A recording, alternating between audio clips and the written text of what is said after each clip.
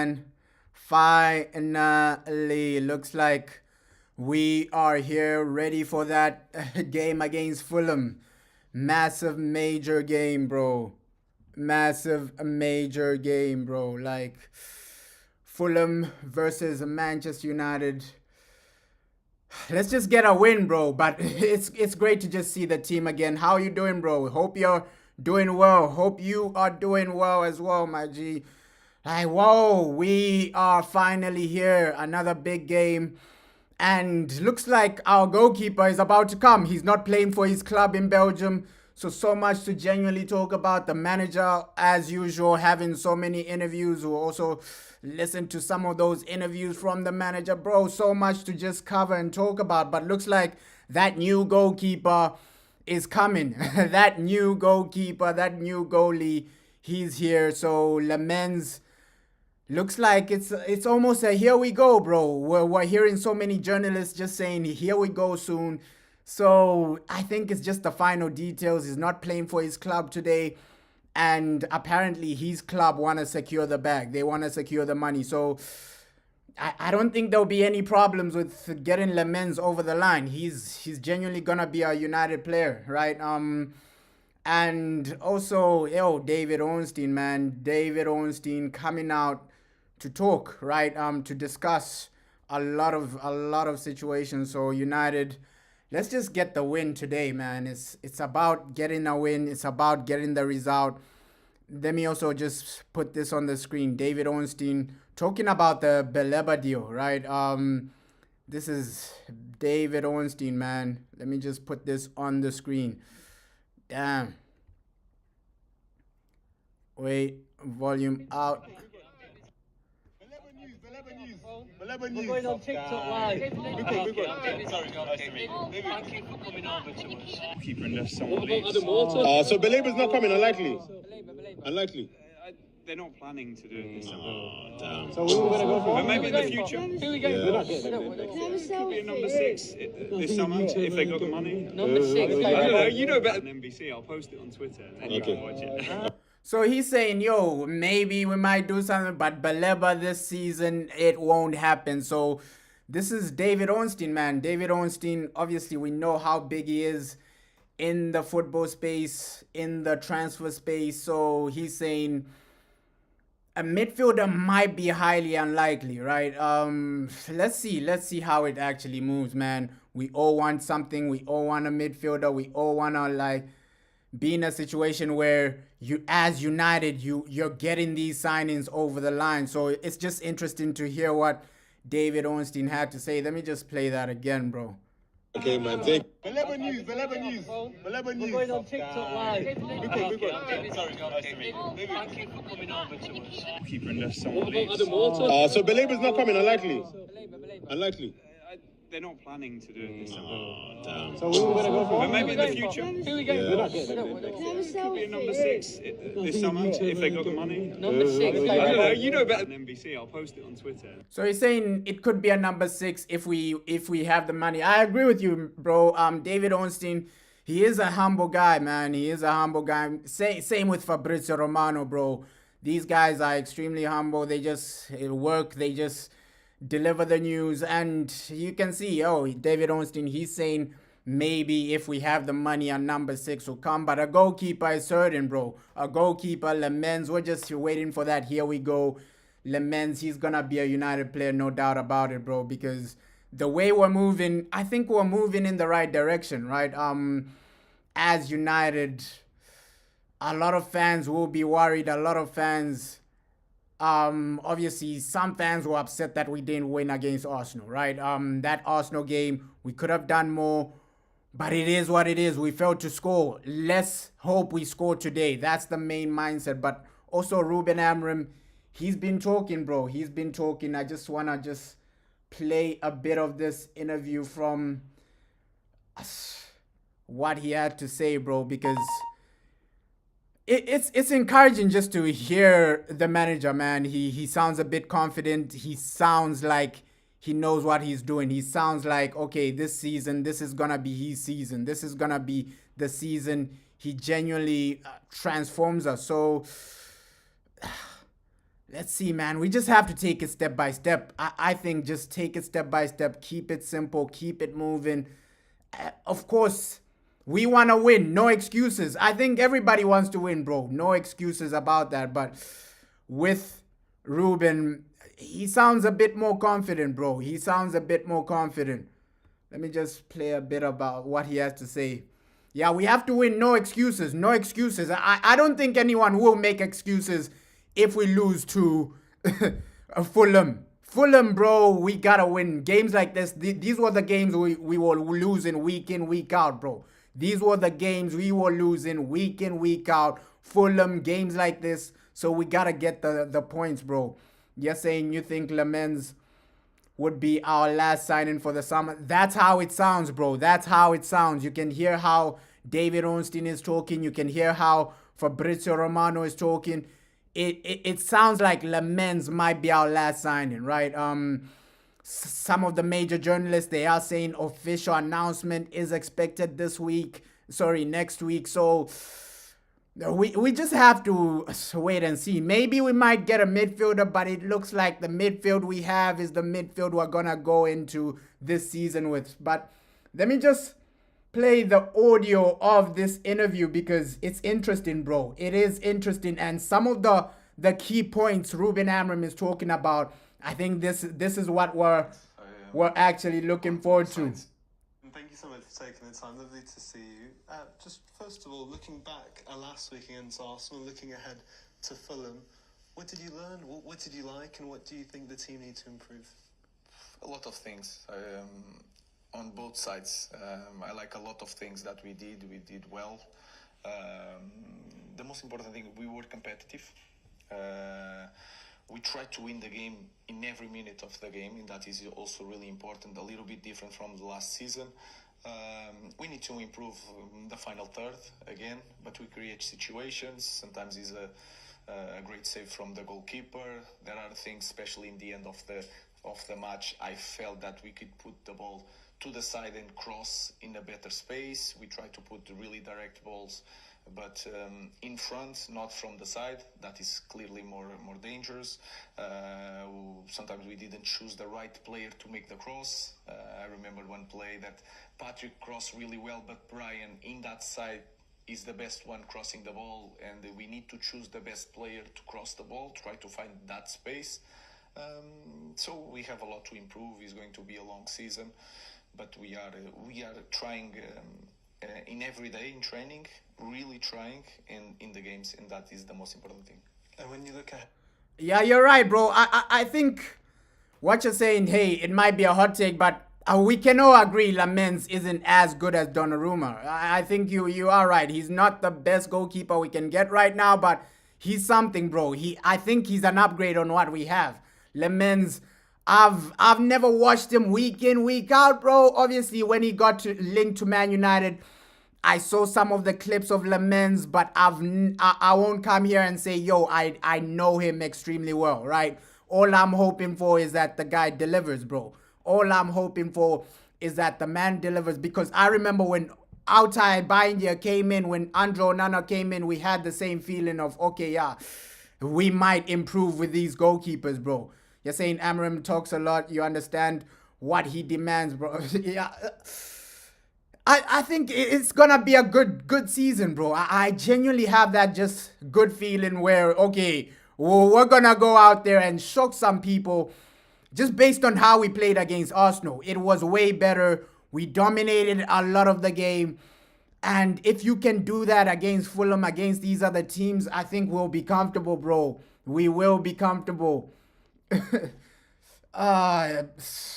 You think we're going to draw today?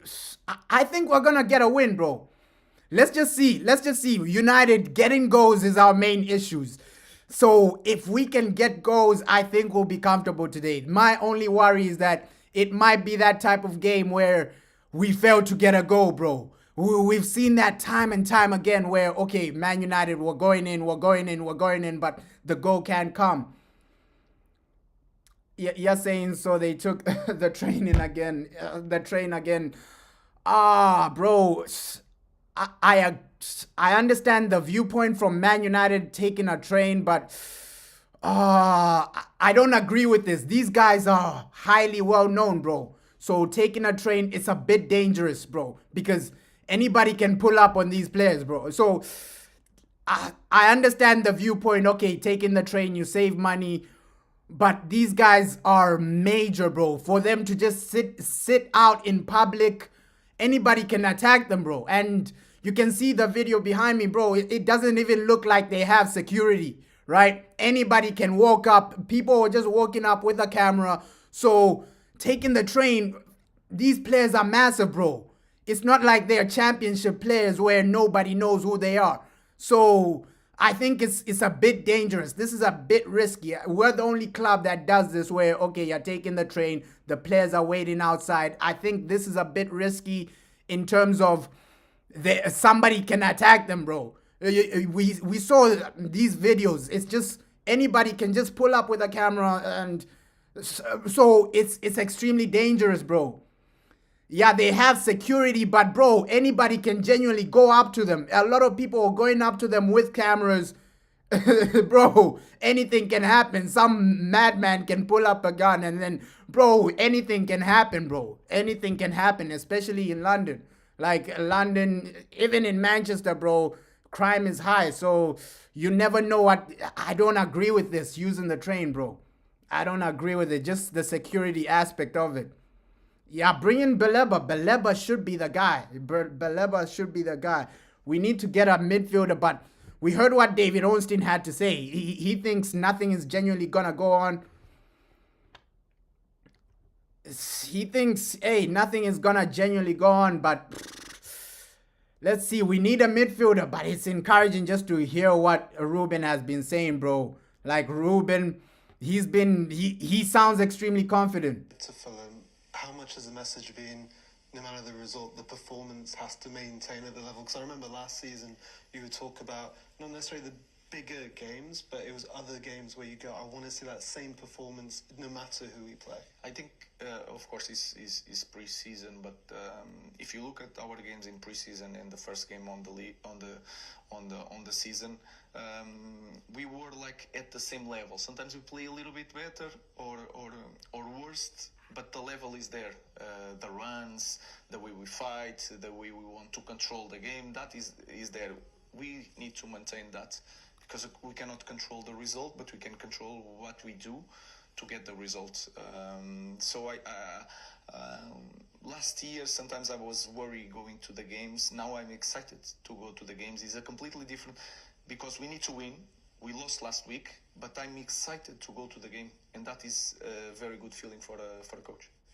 So he's saying we lost last week, but he's excited. He's excited for the Fulham game. He's excited for these games. So obviously he was reflecting with the Arsenal game, right? We failed to score, and he's realized, okay, that is a main issue. Midfield, I think a lot of fans can say, yo, we can see that that's going to be a major issue for us.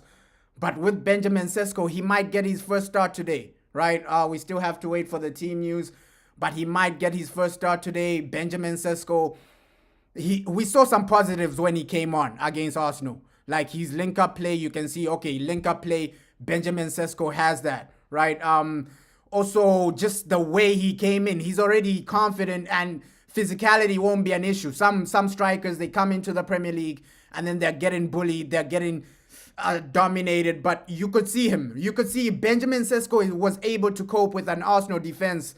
That's one of the best defenses in the league. So I think he'll be okay, man. He'll be okay in the Premier League. No issues physicality-wise. No issues with anything. And the way Ruben is talking, bro, it's just encouraging, man. It's just genuinely encouraging. I think just take it step by step, and he sounds like he knows what he's doing. Just being at Old Trafford last week as well, I mean, there was excitement amongst the fans, especially seeing some of the new players, the attacking players. You talk about the attacking phases last week, just how big of a boost have the likes of Brian Mbeumo, Mateus Cunha, not just for the goals, but also their ability of carrying the ball, taking on defenders. I imagine it gives you different options.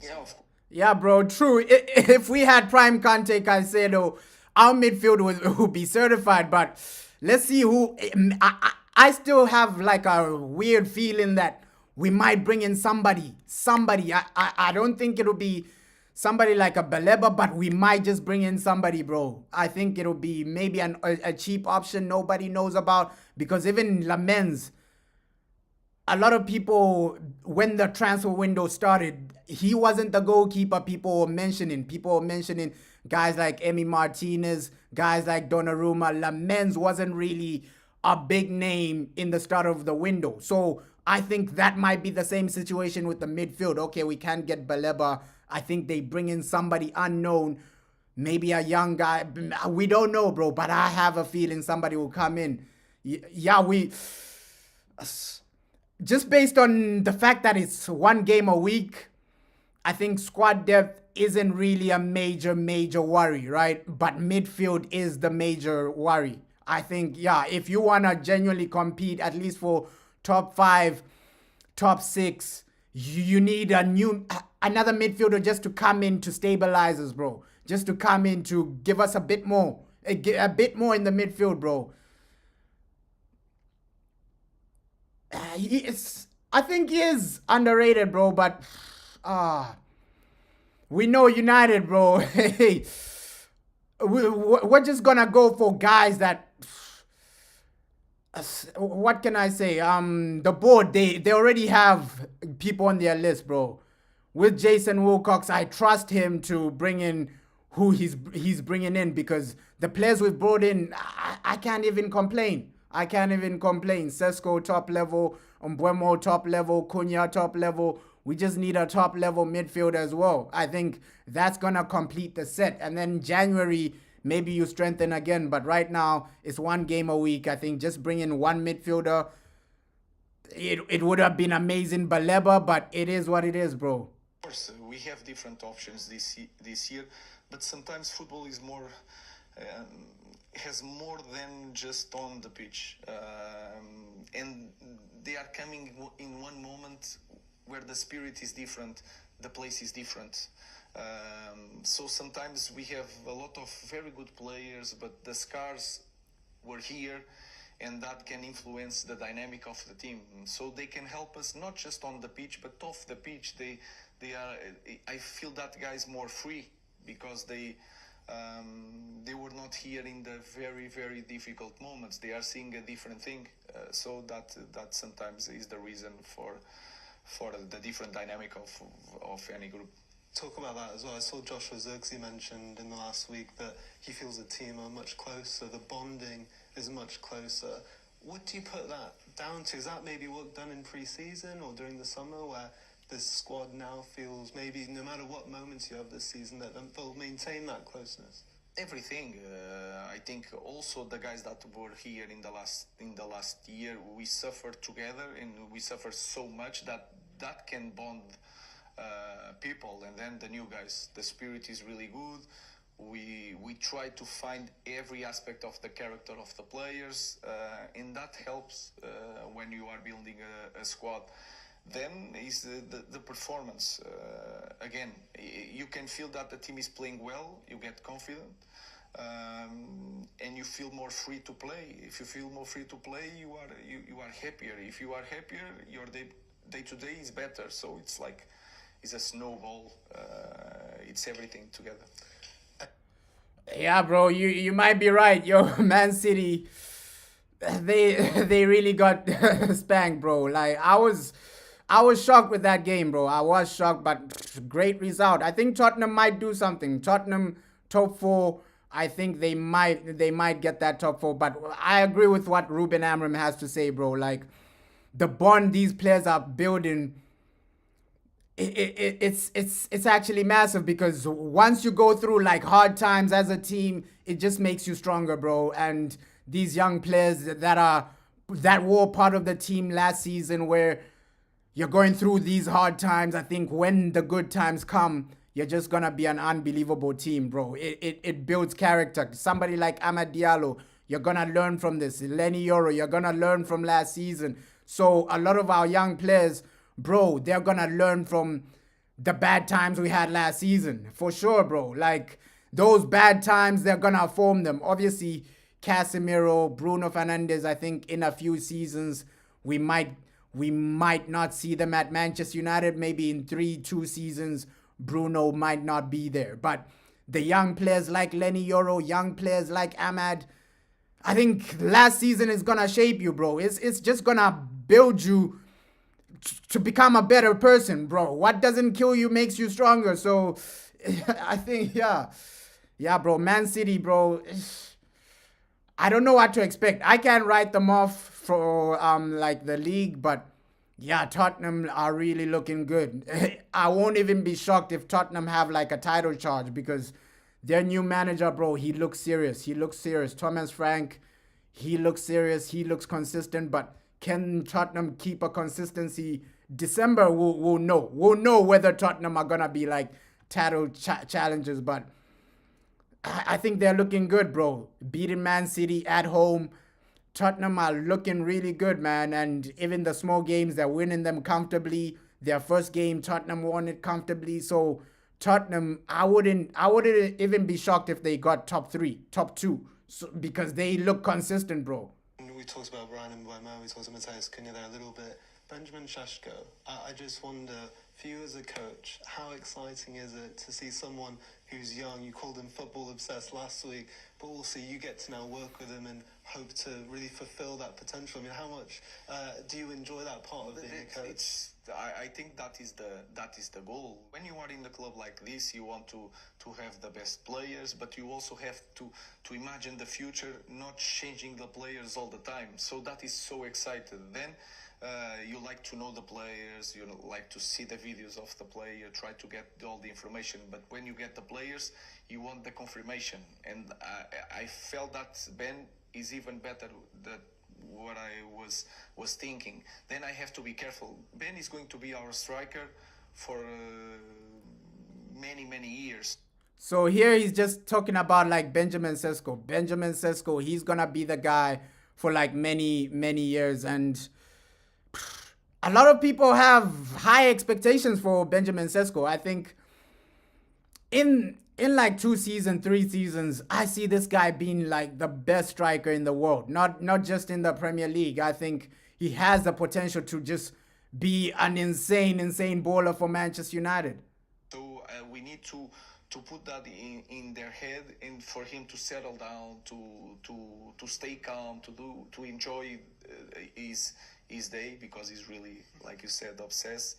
So I'm really happy with that, not just with him, but also with Cunha, even with Diego, with Brian. We know that we have players there that we in our future we are going to have that a base, and that is really important for us. You're saying serious question. Should we consider sacking Ruben Amorim if we lose 5 games in a row again? I don't see that happening, bro. 5 games in a row, I don't see that happening. But if that ever happens, like 5 games in a row, we're in the trenches, bro. So I know that the board are a bit ruthless. So if a situation like that happens where we lose 5 games in a row, I think they might pull the trigger. But I believe Ruben Amorim, bro. I believe in the guy. Yes, it wasn't the best season last season, but you can see after a preseason, the guy's playing better football. He's dominating teams like Arsenal. So I think all he needed was like a preseason, bro. I don't see him losing a lot of games this season. Yes, we lost against Arsenal, but we're building something. We can see a better development. And even behind the scenes, he's doing a lot for Man United, bro. I remember last week, something you said that really stuck with me was, you said last year you learned a lot, and you talked about managing the noise around the club. This week, after last week, and rightly or wrongly, there's been a lot of noise around the goalkeepers. I just wonder, how do you protect them from that noise? Because it'll be every show, every radio, every debate will be around them. The first thing I already said that to my players, and everyone, when you saw so many critics, you get upset, and that is normal. For me, the only way to do that, to protect myself and my players, is tell them not to see anything. You have to be like a monk in this face of, especially when you have problems, and then to protect them is try to present the facts to the people. Nah, bro, no league lineup. Yeah, come on, bro. We can genuinely win this. And I know a lot of people don't really believe in Ruben, but let's just look at the context, bro. Like, we are improving a bit. The style of play is improving. We're keeping position. If we were playing the way we were playing last season, I would understand. Okay, yeah, after 5 games, consider sacking him if he loses 5 in a row. But I don't see him losing that 5 in a row, bro. I don't see him losing 5 in a row. He will be. I think he knows what he's doing now, right? Even behind the scene, the culture he's building, getting rid of the players we don't really want, Jadon Sancho, all these other guys. So he's building something, bro. He's building something. You're saying if the club is smart, we should get De Zerbi. Bro, you're saying De Zerbi, who is a better manager. I understand, okay, yeah, De Zerbi, he made Baleba look unbelievable. De Zerbi, this. But I think Ruben he is doing something, bro. Like, just, let's see. By November, by October, let's see where we're at. Because even De Zerbi, bro, I think you give this team to De Zerbi, he's not doing a lot. I rate De Zerbi highly, bro. But Ruben, just based on context, bro, we've already backed him with a lot of players. Like, let's see it out right now, right? We've already backed the man with a lot of players, right? Dogu has come in. Cunha has come in. Mbuemo has come in. Let's just see the where we are at November, bro. There's no point in saying, okay, yeah, let's replace Ruben Amorim with De Zerbi right now. I understand as a fan, we all want the best for United, bro, right? Whether somebody's Ruben Amorim in, Ruben Amorim out, we all want Man United to be winning trophies. So as a fan base, we just need to come together and just say, yo, okay, let's analyze the actual context. Okay, last season, it was a mess, right? Ruben Amorim, he came in mid-season after Eric Ten Hag, bro. Eric Ten Hag left a massive mess. We have to clean up the Sancho situation. Ruben Amorim has to clean up so many things, bro. Rashford situation, so many things behind the scenes, dealing with the board, things like that. And also, yo, we know his philosophy is based on like having a preseason, having training, and we've seen that, right? I was saying, okay, yeah, last season I was saying, why aren't we performing? But he explained it, okay, yeah, after the preseason, you're gonna see a difference. And now we have seen a difference, bro. We have seen a difference. So I don't think it's time to like say, hey, Ruben Amorim, he needs to go, this and that. And then let's give him a bit more time. We're seeing some improvements, bro. We're seeing some improvements. If a situation comes where we're losing week in, week out, I think that's when we start talking about De Zerbi or other managers, bro. You're saying Bruno as a DM, recipe for disaster. Diego Dalot is another one. With Ruben Amorim, obviously, those are situations where I can't defend him, right? Obviously, I'm always coming here defending Ruben Amorim. No, he'll do better with a preseason. No, he'll do this, he'll do that. But obviously, some decisions, yes, I don't agree with them. Diego Dalot starting, I don't agree with that decision, bro, because you could see Amad Diallo against Arsenal. He brought in more of an attacking threat. So, yes, I won't be here defending Ruben Amorim 24/7, even when he makes a mistake. Like, okay, starting Amad Diallo, I will say, yo, that's a mistake from the manager. How can you start Amad? But obviously, the context is really real, bro, because saying Ruben Amorim needs to be fired, let's just see the board back him. And as fans, let's just get behind him, bro. It is what it is. The man is here. The man might cook, bro. He might cook. Mbuemo is here. A lot of the players are here. Let's just solve our biggest issue, which is scoring goals, bro. You're saying people who don't believe in him are plastic. I don't think they are plastic fans, bro. I just think they think it'll be better. It'll be a better situation if we get rid of Ruben and bring in maybe De Zerbi or whoever they want. But my viewpoint is we've already gone down this road, right? We were here. This is the same situation we were last season. Beginning of last season, it was okay. Erik ten Hag needs to go. Ruben Amorim is the guy that needs to come in, right? A lot of people were hyping up Ruben Amorim. No, Erik ten Hag needs to go. Ruben Amorim is the guy that needs to come in. Now that Ruben Amorim is here, people want another. Let's just try and stick to one thing. And I think the board, they messed up by just, when you fire a manager, bring in a manager with a similar philosophy, bro. Because after firing Jose, you bring in Ole Gunnar Solskjaer, a different philosophy. After Ole, you bring in Erik ten Hag, a different philosophy. So it's like we're going from a defensive manager to an attacking manager to a defensive manager. So the board as well, they haven't helped the situation, right? The types of managers, you can see Man City, they only appoint attacking managers. Attacking managers. If you're not an attacking manager, you don't come in. With Man United, it's just freestyle. Today you have an attacking manager. Tomorrow it's a defensive manager. Tomorrow it's a freestyle manager like Ole Gunnar Solskjaer. So it's all over the place from the board, bro. You're saying we back Amorim 5 games. That's it. Let's see, bro. Just back him, bro. Let's see where he is. I think by October, as fans, let's see by October, how is the situation? Even next month, right?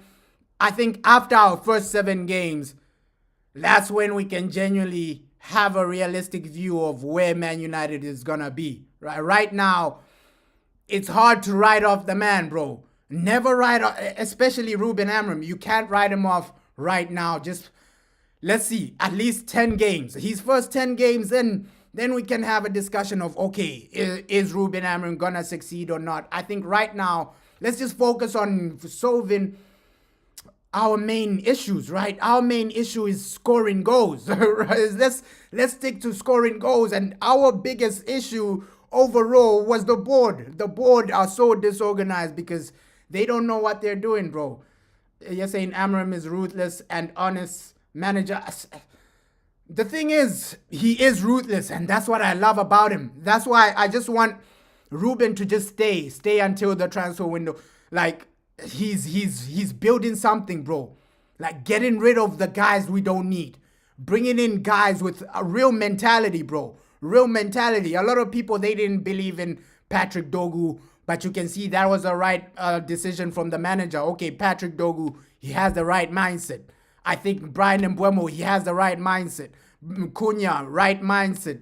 Even the small bits we've seen from Sesko, he has that hunger and the mindset that I want to be the best for Manchester United, bro. So I know we'll have those discussions, bro. We'll have those discussions of whether Ruben Amorim is the right guy, but let's give him at least five games this season, bro. At least let's see what he's cooking in the next 5 games, bro. Yes.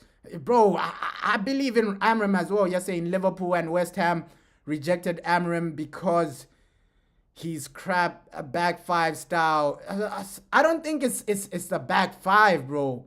I don't think it's the back 5. And of course, a lot of fans are saying, okay, he's a criminal for not playing Kobe Mainoo. We understand that, bro. But it might not be him, bro. It might not be his full decision, because we've seen this from Man United a lot of times, right? We blacklist a player because you're in contract negotiations. That's football in general, bro. I don't think Ruben Amorim doesn't want to play Kobe Mainoo. I just think it's an instruction from the board. Okay, until this boy signs a new contract, we're going to blacklist him. We've seen that so many times in football, bro. They tell the manager, okay, we're in contract negotiations with this boy. Let's see if we can agree a situation. If we don't agree a contract, then yeah, don't play him. Until we agree a contract with this guy, don't play him. We saw that with Ahmad, bro. Before Ahmad signed a new contract, he was really a bench player, right? We were frustrated as fans. Why isn't Amad Diallo starting? Why isn't Amad Diallo starting? But all of a sudden, after he signed a new contract, Amad is starting. So I back him, bro. You're saying you back him, of course, but he has to deliver. Yes, I'm not defending Ruben Amorim saying, yo, he doesn't have to deliver, bro. He has to deliver for sure, bro. I'm just saying, look at the overall context, bro. Let's take it step by step. Yeah, bro, that's another thing. Ruben Amorim was the guy Man City wanted to replace Pep Guardiola, bro. So it shows you he has something, bro. He has something, and we know the people at Man City, they're real scouts. They're real footballing people, bro. So let's not say, yo, he had to deal with a lot, bro. He had to deal with a lot with the squad. We just have to give him at least until October. The people that are Ruben Amorim out, I understand. Okay, yeah, you don't think he's the right guy. You think he might not be the man to take us forward. But at least maybe your viewpoint is, okay, yeah, if we give him more time, it might be another Erik ten Hag situation. But just the viewpoint of, okay, Ruben Amorim, this is the guy Man City wanted, bro. Right? This is the guy Man City wanted to replace Pep Guardiola. So if we mess up, let's just give him the time. Let's just give him some gratitude. You're saying I just want to see goals. Of course, bro. Everybody wants to see goals and great football, aggressive football. But sometimes it does take time. Because looking at the context, bro, of course we've spent a lot of money, right? We've spent a lot of money. We want to see results and goals. But just looking at the context, it's hard, bro. I don't think it would be harsh to say, okay, Ruben Amorim, you gotta perform. But you got a lot of people, we can agree that, okay, this guy, he's on the decline, right? Bruno Fernandes is on the decline. Ugarte, he's inconsistent. Bro, even the players he has to deal with, right? So we're building a better foundation. A lot of people, we can say, okay, midfield, we don't rate our midfield. So it'll be unrealistic to say, yo, Ruben, you got to deliver with a midfield we don't rate, bro. With a midfield we don't rate.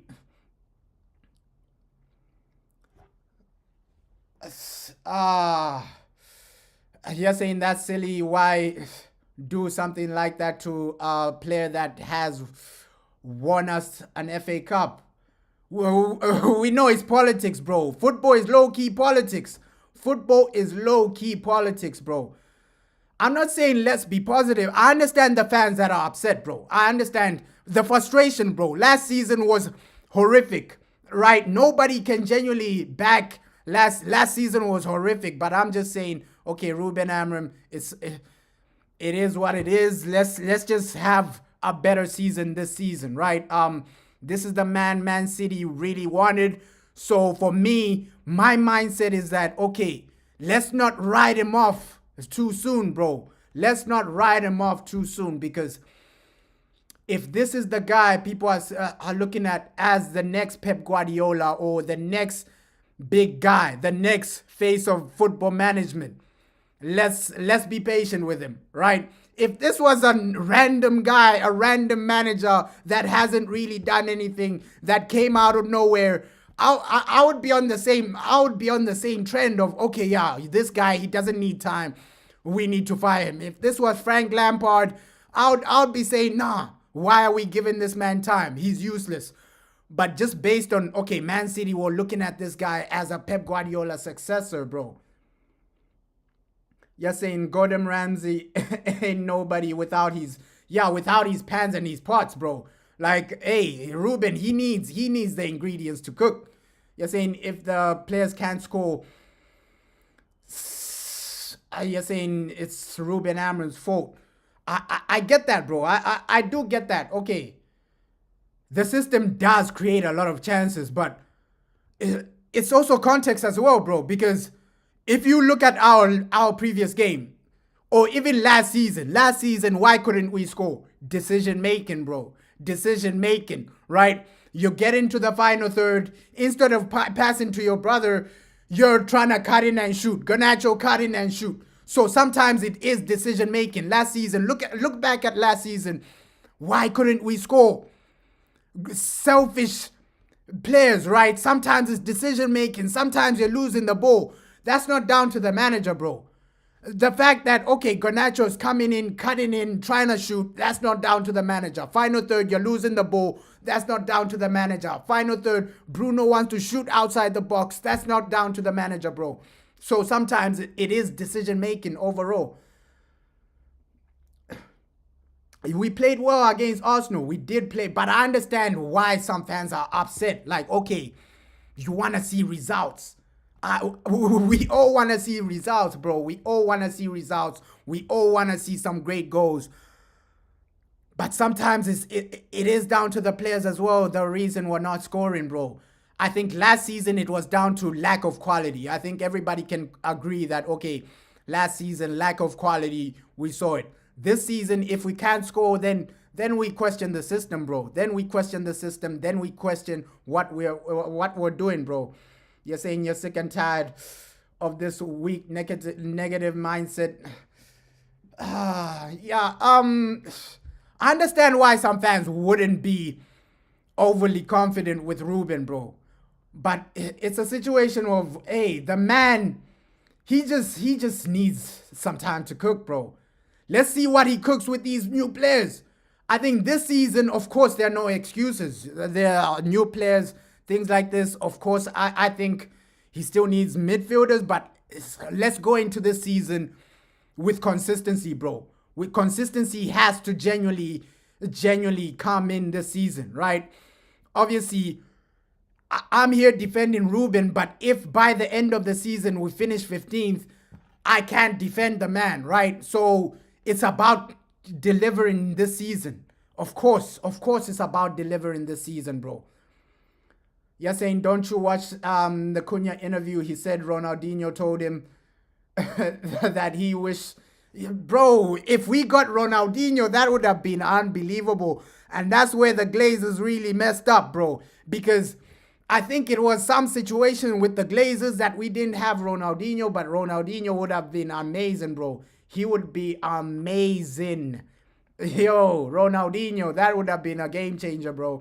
You're saying, okay, Arsenal was Arsenal. I understand that. But now against Fulham, we need goals, bro.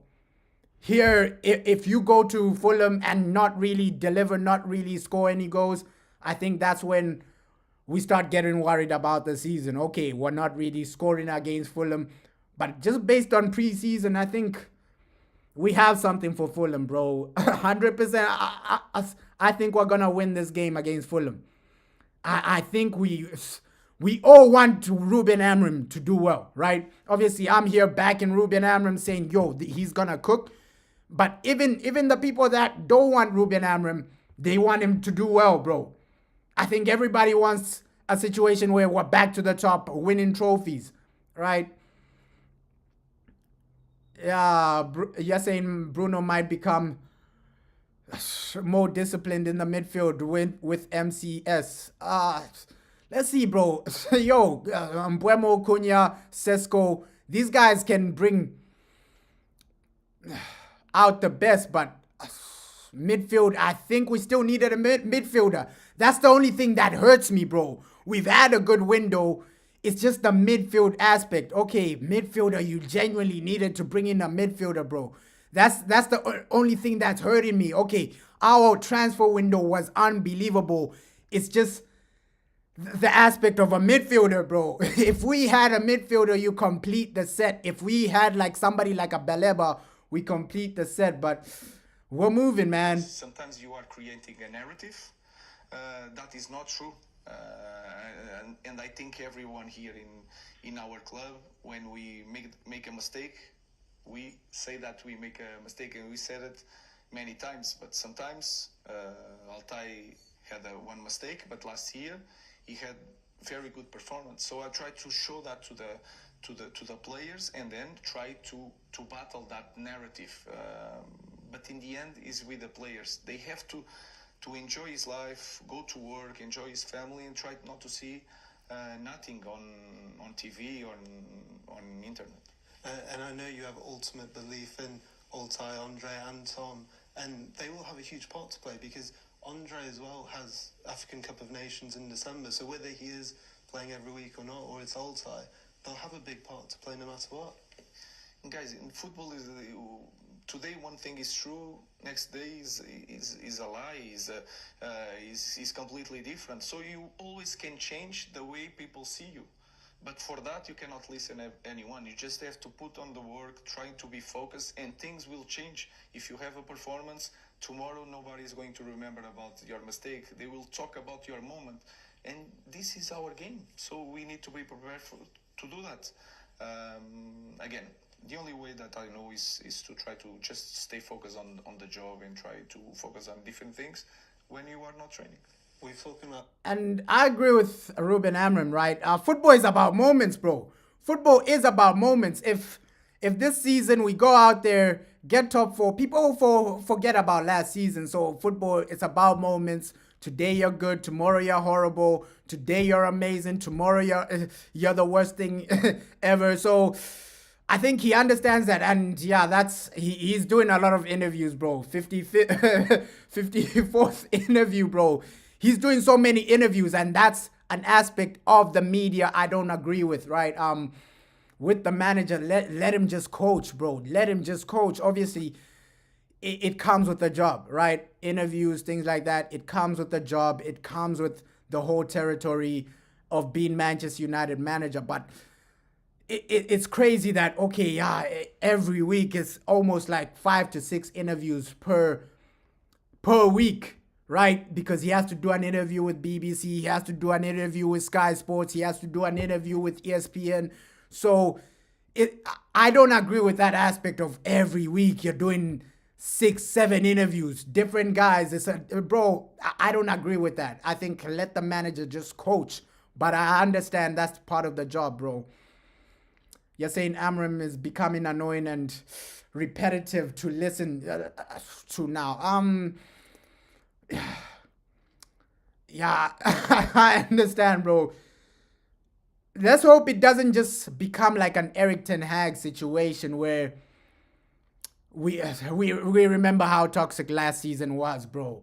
We remember how toxic last season was. I became frustrated just hearing Eric Ten Hag's voice, right? When he was just losing week in, week out, week in, week out. And then he's saying, no, tomorrow it will be better. Tomorrow it will be better. It becomes frustrating in that aspect. But right now, I think Ruben Amram does give us some great points. Okay, behind the scenes, we are changing. He gives us... It's not like Eric Ten Hag, who was just making excuses, bro. Every week we lose, and then he says, no, it's because of this, it's because of that, it's because of this. And then next week we don't see a change. I think with Ruben Amram, at least you can see that he's a manager that backs his words, bro. Last season, he was talking about, I need a preseason. I need this. I need it. I need that. And now you're seeing better football. He was saying, okay, if I get a preseason, a better football will come. With Eric Ten Hag, he was just saying things to say things, right? Ruben Amram, at least you can see that, okay, what he was saying last season, we're seeing it now. We're seeing it now, right? We are seeing it now. He said, okay, the possession will come. I just need a better preseason, right? A preseason, more training. That was his words. The possession, things like that will come. The style of play will come. And now we saw that against Arsenal. Possession or dominating the game, things like that, bro. You're saying what top 4 guys, 6th or 7th is the highest we can... realistically, 6th or 7th might be our destination, bro. Unless we have an unrealistic, out of this world type of season. I think 6, because you have to look at other teams, bro. Right? The teams you are competing with are competitive this season, bro. Tottenham, they're not the same Tottenham from last season. Chelsea, they look a bit more consistent. So that's two teams that have improved, right? Tottenham, Chelsea, Man City. Yes, Man City look inconsistent, but they will get top 4. Liverpool, for sure, Liverpool would do something top 4 wise. So, yo, Man United, bro, it's just based on the guys you're competing with. It's going to be hard to get top 4. It's going to be hard to genuinely get top 4, just based on the competition. But if we do get it, it'll be amazing. You're saying Grealish looks great. Everton, honestly, yeah, Grealish, it's just playing for Pep, bro. Playing for Pep ruined Jack Grealish. He's an unbelievable player, bro. He's an unbelievable player, Jack Grealish. Playing for Pep, that's what set him backwards. I think if he was playing for a team where you give him freedom, no doubt about it, Jack Grealish had talent. He had the talent, but he was wasting time, bro. He was a time waste at Man City, bro. He was a time waste at Man City. I think Jack Grealish, you see the best of him where he's the main guy and you give him freedom. At Man City, that system they play, bro, he was never going to have a situation where you have freedom. With Pep Guardiola, nobody gets freedom, bro.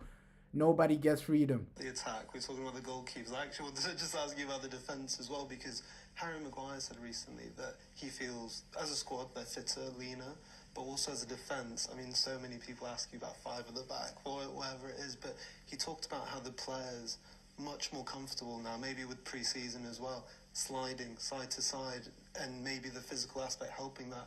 Is that actually one of the biggest improvements you've seen as well in terms of the team? We talk about the goals and attacking phase, but actually the defence being a lot more comfortable with what you'd like them. It's not just comfortable, the way the pace that they use to go up on the pitch when we kick one ball, that thing can change a game. The way we press, the way we defend. And you can see a lot of image against Arsenal is 1-against-1, and they can do it. I think we are defending better, not just because we are pressing better, but also our team is shorter in every moment of the game, and that is the responsibility of that is the defenders. So he's saying we're defending better, and I agree with that, bro. I agree with that. We are defending better than last season. De Ligt has been insane. De Ligt, he's been the guy that's, I think this season he might be our player of the season, bro. Defensively, right? Defensively, he's our most important player because De Ligt in the middle of that back three, he's been immense, bro. He shut down Gyökeres, he shut down Arsenal. Like, I agree with the manager. Defensively, we have improved that defense. And it's just compact defending. Before, we already knew that, okay, we have a quality defense. It's just that last season we were conceding goal after goal after goal after goal, right? That led to a negative goal difference. Of course, it was also an aspect of, okay, Man United last season, you weren't really scoring, but we were conceding a lot of goals. But now I think we are going to concede less. But let's hopefully score more as well, right? Defensively, we have improved, man. Just based on the first game against Arsenal, even preseason, you can see that compact type of defending. De Ligt, he's a real captain, bro. Give this guy the armband right now. I'm genuinely going to say this right now because, of course, I love Bruno, but De Ligt, bro, he just leads in the defense. He just leads in the defense. I think, for me, he's my favorite Man United player right now. Like, De Ligt, bro, this man, he's insane. The way he defends, he's compact. And he's just taken us to our next level. I think this season, he's going to be insane. So I feel that they are more comfortable. We had more time to prepare the small things. Last year was just thinking about the next one. And sometimes you need to look back and to work on the things that you are doing wrong. But we need to improve a lot more. So I'm really happy with the defenders. And just finally, Ruben, I mean, we're in this lovely room. We can see the history of Manchester United behind us with the amount of trophies. This season, I mean, we can talk about Europe and where you want to finish in the table, but what is success to you? Where do you see success for this squad going Again, forward this season? success is to win titles, and we don't know if we are going to achieve that. We are not in the moment that we can say we are clearly fighting for the league. We just need to get small steps, and small steps is to prepare every game like it's a final. And for us, it's a final. We have that pressure in this club. So in the end, I don't know what is going to be success. It depends if the way you are seeing the team. We just want to be really competitive, trying to dominate games, trying to score goals, not get our fans bored to see our games. So we have small things. If we put check, we are going to. In the end, it's going to be better. That is the most important thing. And I think everyone knows that we have a goal, not for this season, but in the 3 years to win the Premier League. And we are going to get these steps done to reach that goal. But of course, in this club, you know that every week the narrative is going to be different. So we need to be prepared for that, block the noise, do the job, and try to win games. Ruben.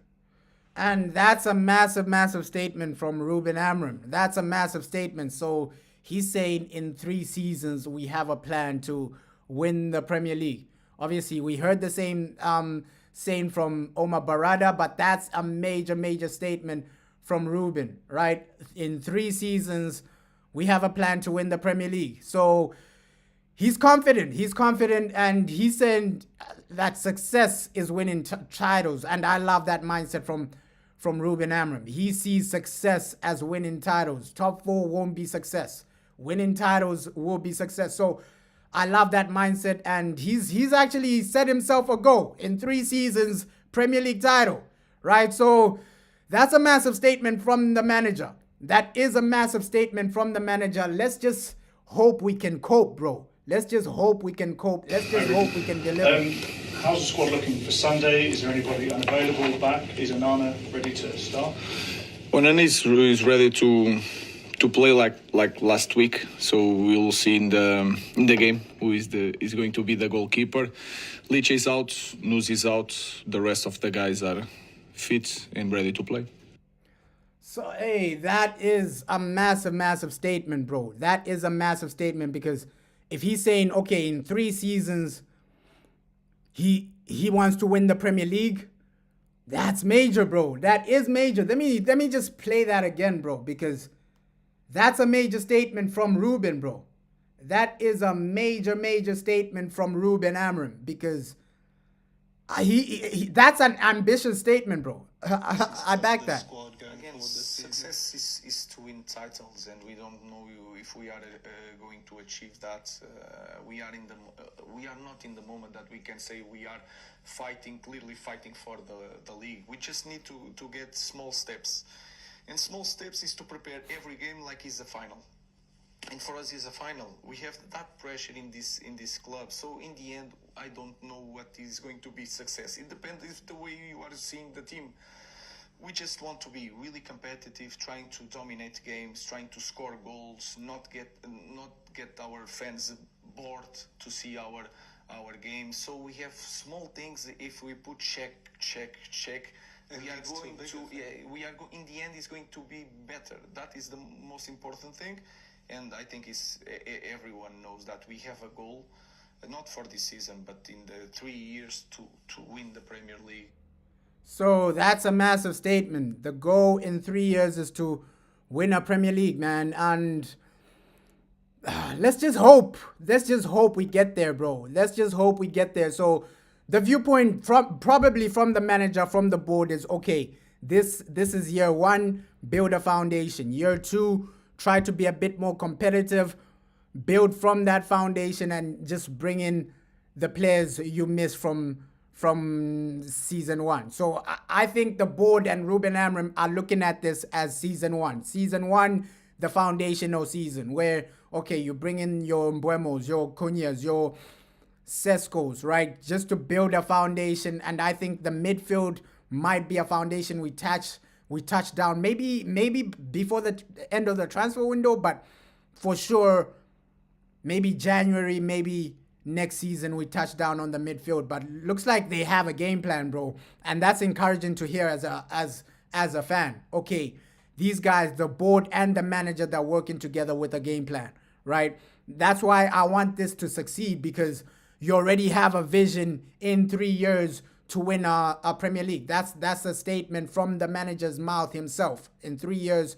that's the ambition, that's the goal, that's their mindset. So let's just do what we need to do, bro. Back this man the way he needs to be backed. I hope it succeeds, bro, because I don't want a scenario where we're back to square one, new manager, and then you got a new philosophy, and then maybe the new manager, he changes system, and then the number 10s you brought in, one of them might need to be sold for that new manager. It's back to... So I just want this to work out for just for the betterment of Manchester United, because if you're back to a situation where you're looking for a new manager, it's back to square one, bro. It's back to square one.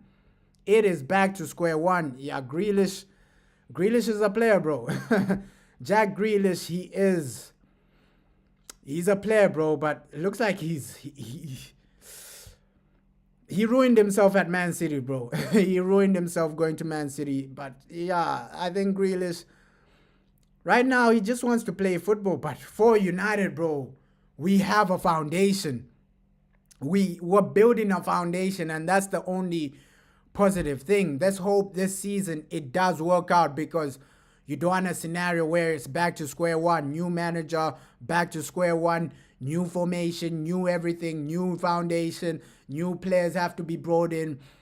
At least now, let's just build as a club, man, build as a team, build as Manchester United, go to that next level. As United fans, we just want to see better results. And even the manager, he's saying, yo, I don't want it to be boring.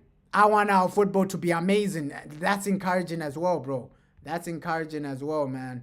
Obviously, Sunday's an important match, but there seems to be a lot going on with the deadline getting closer. There seems to be a lot to sort out in terms of outgoings. Is there any movement on that side? Any hopeful of bringing anyone No, you have to talk with Jason. We have a department that is responsible for that part. I'm just focused on the performance on Sunday and try to win the game. How often do they update you? We talk every day, so it's not a meeting, a formal meeting every day, but we are talking about all the situations, and we are trying to see every situation.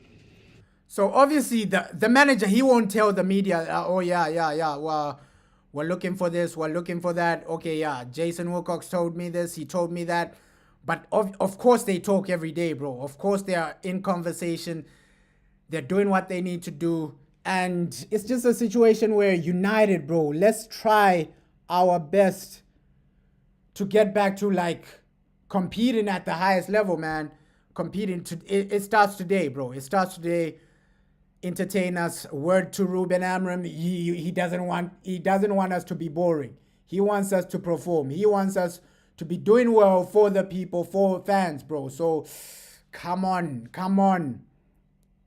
And this Alejandro Garnacho situation looks like there's movement, man. There's movement. We're just waiting for Chelsea to make that bid. Bro, Alejandro Garnacho, this whole situation has dragged on for too long. I think we just need to sell him and Jadon Sancho, at least before the window closes, bro. Get these guys sold and gone, because time is ticking, bro. Time is ticking. Time is moving. Garnacho needs to go. A lot of players, they need to go as well, bro. They need to go as well. So, come on, United, bro. Come on, United. Come on, guys. We just need something. We know the players that may leave, or at least we think we do. But does that mean that you think that there may be more people coming in? No, it's not an idea that these guys are going to leave to play in the different club, and then we are going to receive another player. That we don't know what is going to happen, but we We are not waiting to get to take out someone to bring another player. Yeah, bro. Hey, he's injury prone, bro. Like Chelsea, just give us our money, bro. Like, stop offering us deals like this and that. They want Garnacho for cheap, and I understand why it's taking so long, right? One team wants one valuation, the other team wants the other valuation, but Chelsea, they understand that, okay, we don't want Garnacho anymore, so that's why they're taking their time. They want to offer low money. They want to drag it on so that the price genuinely decreases. The longer you drag it on, the less the price for somebody like Garnacho, who Man United don't really want in the squad, bro.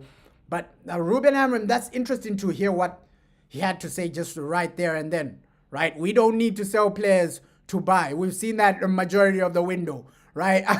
I don't think we've actually sold a player for profit because Rashford is a loan deal, and look at the amount of money we've spent. So we heard this scenario from the beginning of the window. Oh no, Man United, they need to sell to buy, sell to buy, sell to buy. But that hasn't been the situation, bro. We don't need to sell players to buy.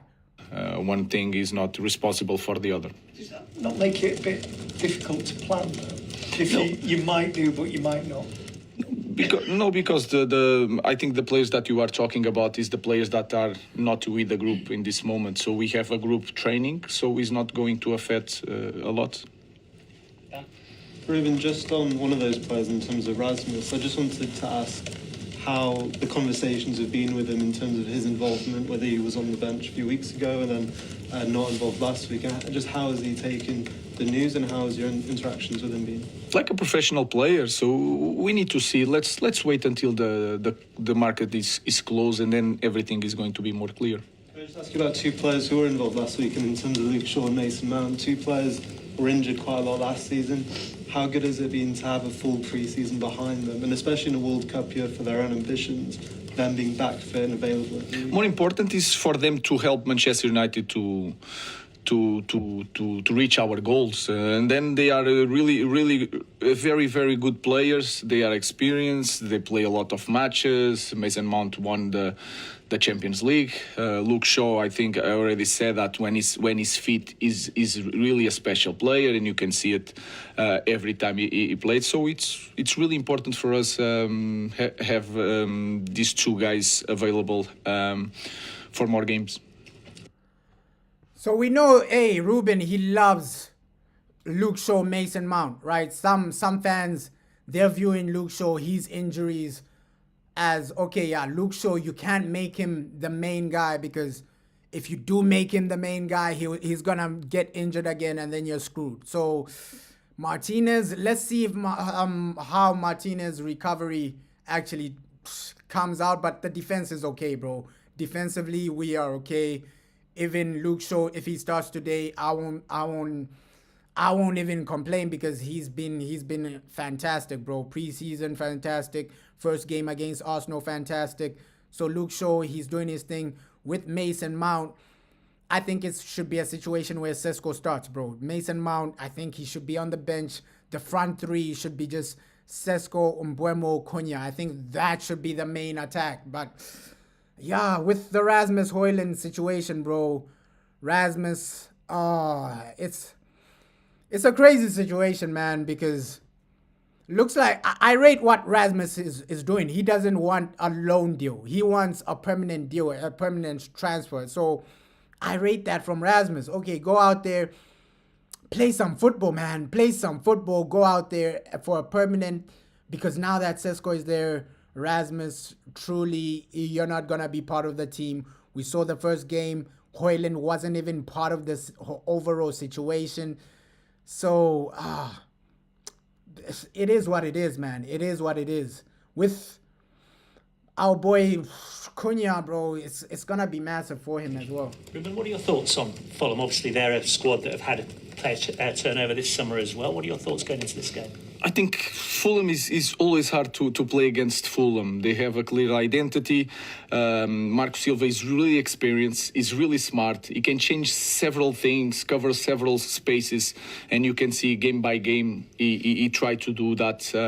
They are really comfortable because they have the experience. They understand the league is long, so they will feel confident and relaxed for the game. So it's going to be a tough match. But if you look at the schedule, I look at the schedule, and every game is really hard to play. So it's going to be a tough match. Look, our first 5 games, none of them are easy, bro. None of those games are easy because first game was Arsenal.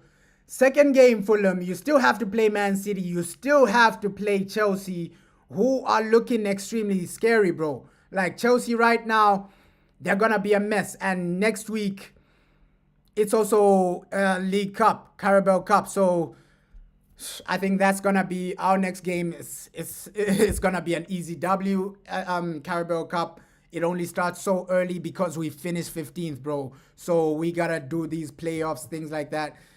For Carabao Cup, it's disappointing. But when you finish 15th, the Carabao Cup starts early. The FA Cup starts early. So, yeah, our next game, Carabao Cup, Wednesday. That's going to be exciting. Then you go to Burnley. A winnable game, bro. A winnable game. So, our next 2 games are winnable. Carabao Cup, winnable on Wednesday. Burnley, winnable. And then after Burnley, September, it starts with a bang, bro. September, after the international break. Because Burnley first...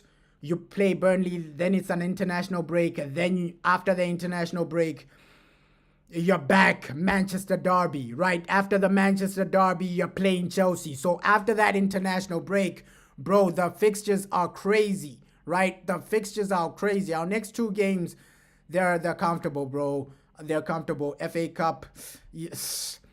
An easy team in the Carabao Cup. Easy team on Wednesday, Carabao Cup.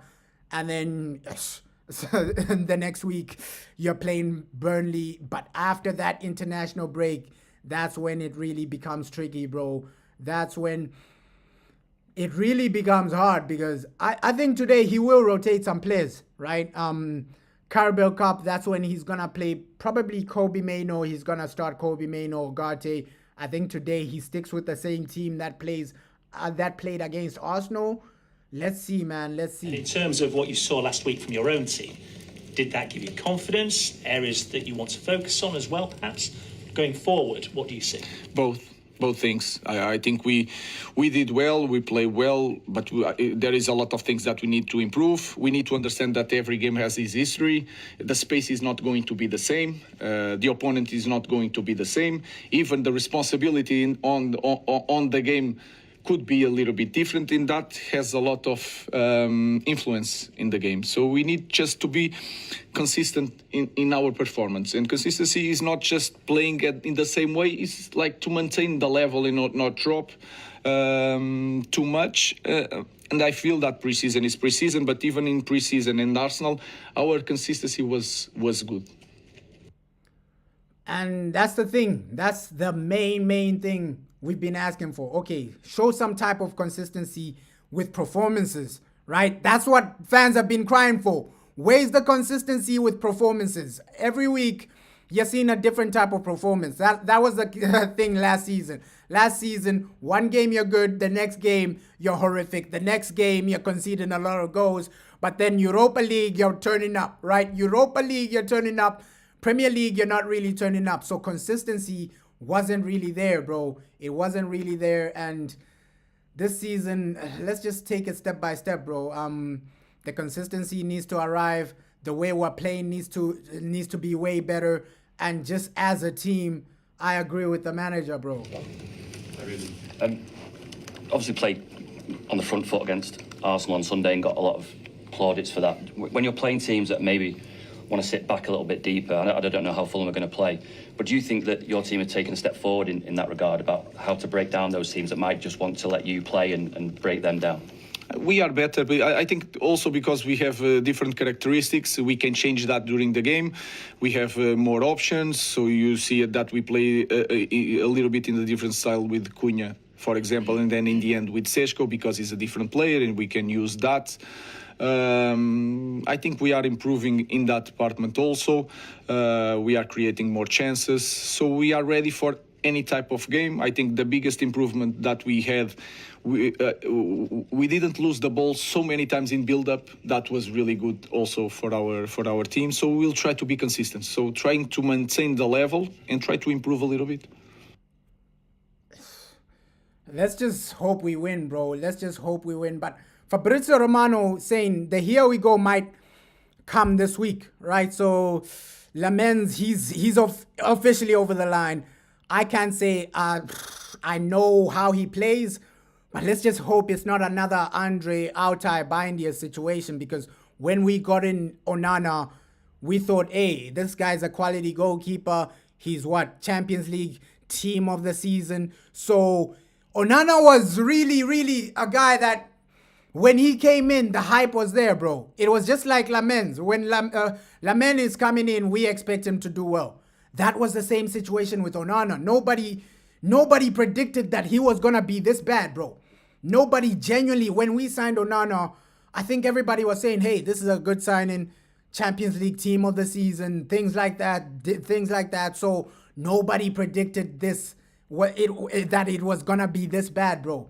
You're saying if Onana concedes today, bro, I wonder what people, yo, bro, it's gonna be a mess, bro.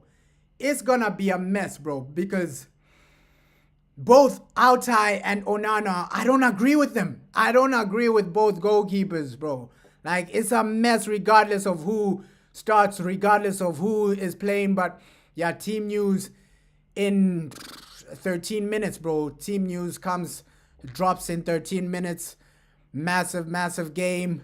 Let's just see who the manager actually picks, bro, because that team news is everything, man. Because I don't want to see Diego Dalot, because obviously Fulham, they'll make it difficult for us to score.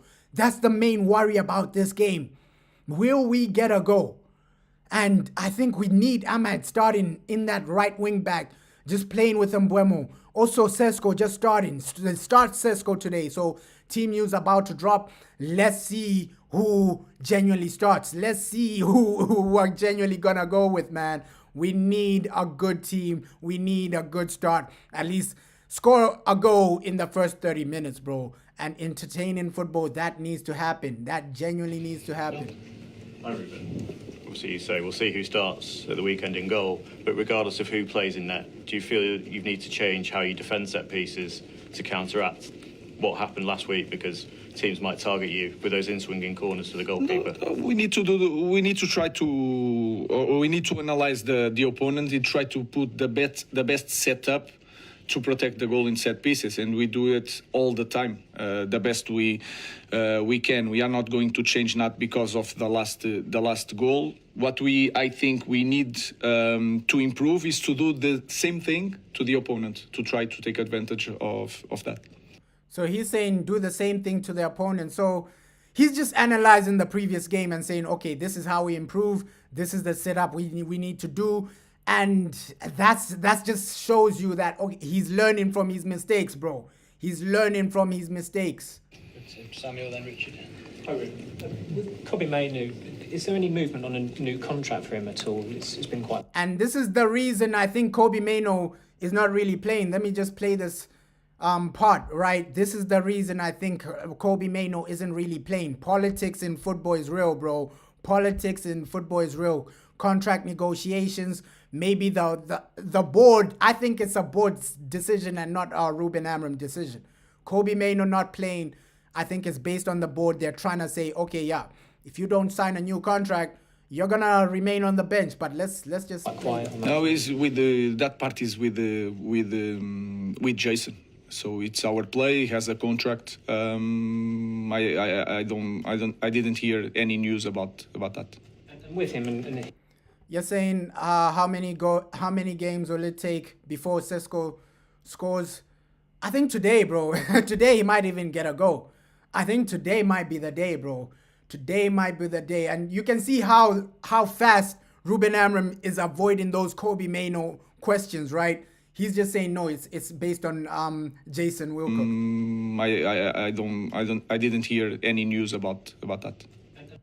So he's saying, yo, I didn't hear any news about Kobe Mainoo's new contract. So you can see this might just be a board situation, bro. The board is probably telling him, nah, don't play this guy until he signs a new contract. We've seen this time and time again, bro, where a player is negotiating for a new contract and then the board just nullify him from the team until he signs a new contract, until he commits himself to Manchester United. Because the thing Man United don't want is a scenario where Kobe Mainoo leaves for free. A Paul Pogba situation where Kobe Mainoo leaves for free, right? So they don't want a situation like that. Maybe the board is trying to force him to sign a new contract by saying, okay, yeah, if you don't sign, you're not going to be playing games. And with him and his development, how's that going? Because I know you spoke quite highly of him on the tour, but he's obviously not started as many games under you where he's had some injury issues. Yeah, we play. We had some issues, but we play with two midfielders, and sometimes it's a different way of playing. So we are trying, and we have to understand. They have to understand, especially the young players, that there is phases in the season. So this is nowadays is normal with a lot of games. Things are going to change, but he's there. He's fighting. He's training. So he's one more option for us to win games. And the players have arrived. I'm trying to get that video. The players have arrived at the stadium, so I'm trying to get that video on the screen. Brian and Mbeumo, all the players have arrived, man. They are at the stadium. Let me try and get this video on the screen, guys. So the players are at the stadium. Team news in a few minutes. So Mbeumo is there. Both Andre Onana and Autai are there. So they are at the stadium now. They have arrived at the stadium now. Hey Ruben, it's a few weeks now since you said the 5 players weren't going to go on the pre-season tour of the United States. Only Marcus has left. Is it frustrating that you still got the other 4? Is there anything that they could have done as players to help sort the situation out for them? Oh, I think it's again. I know that is not a good thing to have players in this situation, but it is clearly that they want to play in the different club, and that is clear. So we try to arrange everything for both parts to be happy. So I have to try to imagine to have the training with the guys that I think are going to be the future, and then the other guys are training and preparing for the next chapter. When the window is closed, it is a different history. When the window is closed, we have to receive the players, and then new life, and anything can happen. So, hey, he's just saying, okay, the players that are not playing, they're not part of the future, bro. He wants to genuinely build a foundation with guys that are part of the future and part of the team, bro. But I'm trying to get this video, man. It's still processing. The players have arrived. Team news almost there. So, hey, the game is about to start, bro. Yo, excited for this game, man. Excited for this game. Let's just bounce back from that Arsenal loss. You got to score. You got to win. And you just got to do what you need to do today, bro.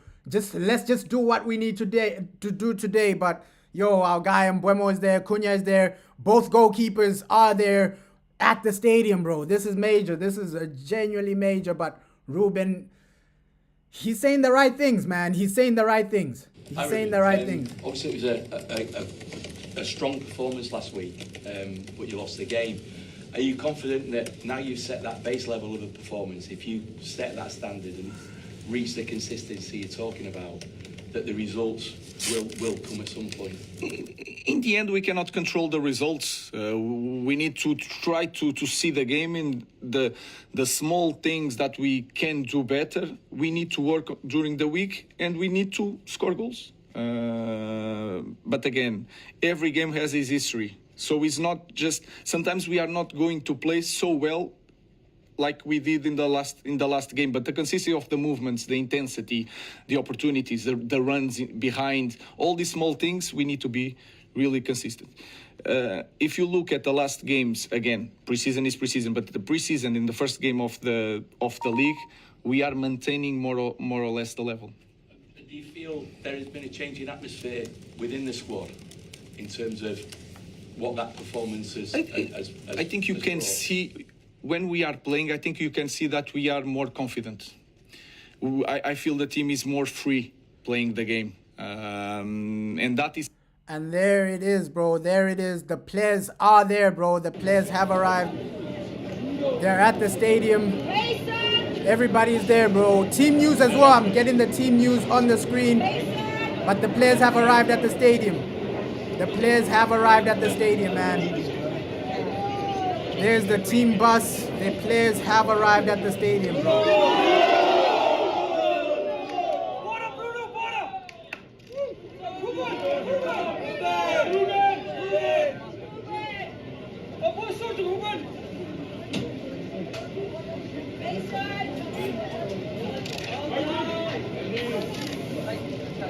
So, hey, team news. Let me get this on the screen.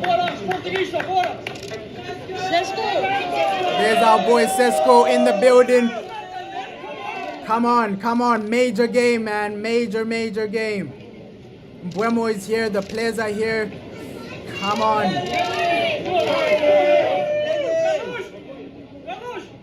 And no Hoyland in the team. So everybody's there except Rasmus Hoyland. Rasmus Hoyland, another game where you've been shut out. Rasmus Hoyland are not there, bro. Rasmus Hoyland are not there.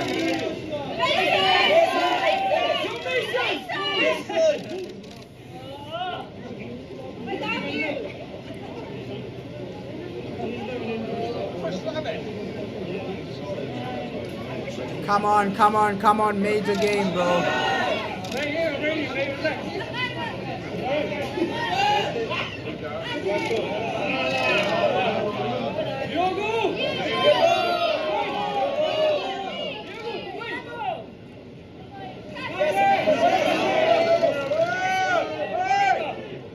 Yeah, that's the sad part, bro.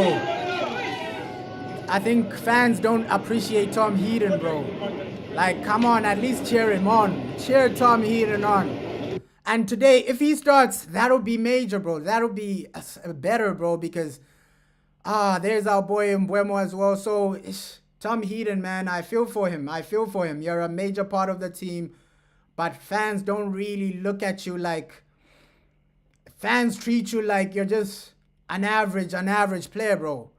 Tom Heaton, he has his uses, man. I know we barely see him play, but hey, bro, he's been at the club for so long. He has his uses. But yeah, Team News trying to get that as well, bro. Team News, 1 minute, man. It's something that I watched during all the games since we start this season. So that is a good thing. So, but every week is a test, and we need to be there. But in the end, the result we cannot control. But we need to do everything to win the games. But we need to be. The first thing is to be consistent in the small things, the important things. One more. You say the more free. What's lifted? What has brought that about, that they're playing with more free? I don't know. Maybe when you have a good performance, even in pre-season, you get confidence. Then you have more time to train. You have more time to understand the way we play. You are free. You don't need to think all the time what I should do in this situation. So it's already in their minds. So it's a lot of things. It's hard to point one reason. Okay, last question for Carl. Mr. Amrin, you mentioned just now about the intensity of the small things. Could you elaborate more? Do you think your team is getting the physicality that you were talking about last season? Yeah, I think you can see that is a fact, because you can see with the data. Then with confidence, sometimes you react a little bit sooner, and you are near the ball. Again, against Arsenal, we sometimes were building up, but we had to kick the ball.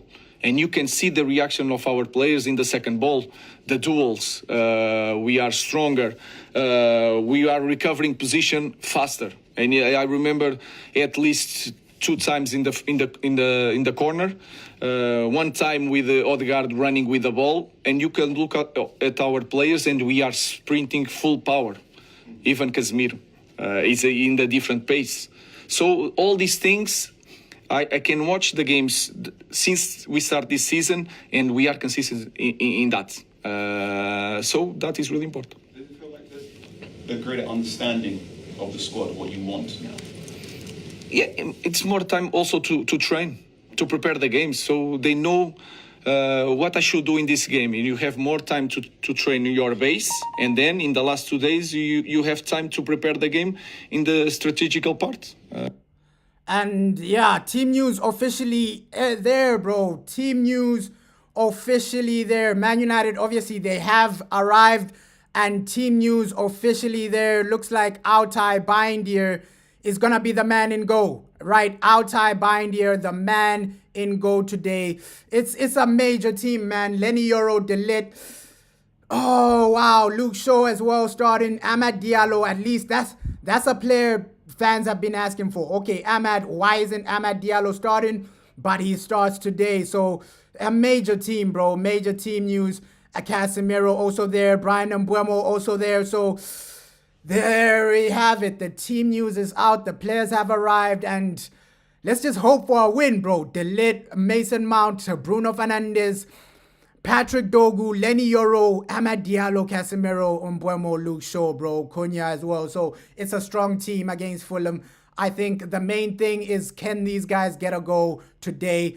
Let's hope so. But hey, massive team news. Massive game for Manchester United. And let's see how we play, man, because I'm happy that, okay, Amad Diallo, he is starting. At least Amad, get him those starts, get him those minutes, get him what he deserves. He deserves to be starting for this club week in, week out. Bruno Fernandes, massive game for him. Although, somebody like Benjamin Sesko, he's not really starting this game. I wanted him to start. I genuinely did want him to start. I think Mason Mount starting over Sesko. I wanted Benjamin Sesko just to get his first start. But we're going to see him in the second half. It is what it is. Zerski looks like he's on the bench, but it's a massive statement from the manager.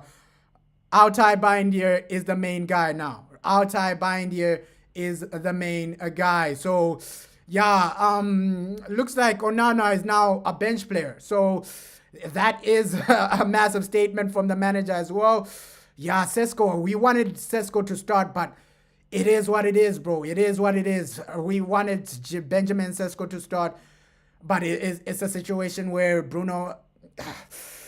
Mason Mount is the guy starting. Let's just hope we win, score goals. And the manager did say he doesn't want to be boring, right? He wants to entertain the fans. So let's hope it's an entertaining game. Dogu, previous game, he was fabulous. He was amazing. Let's hope he keeps the form in this game. But, bro, we just need to win. We just gotta win.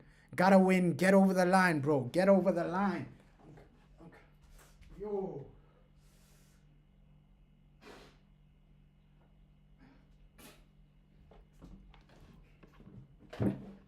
Just try and get over the line, bro. Like, winning this game, it's one of the most important things. I won't even lie. But I understand the frustration from some people saying, Benjamin Sesko, he's not really starting. I wanted the guy to start. I genuinely want the guy to start, because if he got to start, I can confidently say, Sesko today, he's getting a goal. Or Sesko today, this is going to happen. So come on. It's all about a win today. But it's a good team, bro. It's a good lineup. Let's go out there, get the points, right? Let's go out there, get the points, guys. Come on. It's a good team, and you can even hear the noise from the fans. Fans are excited for this. It's a good team, good noise. Come on, man.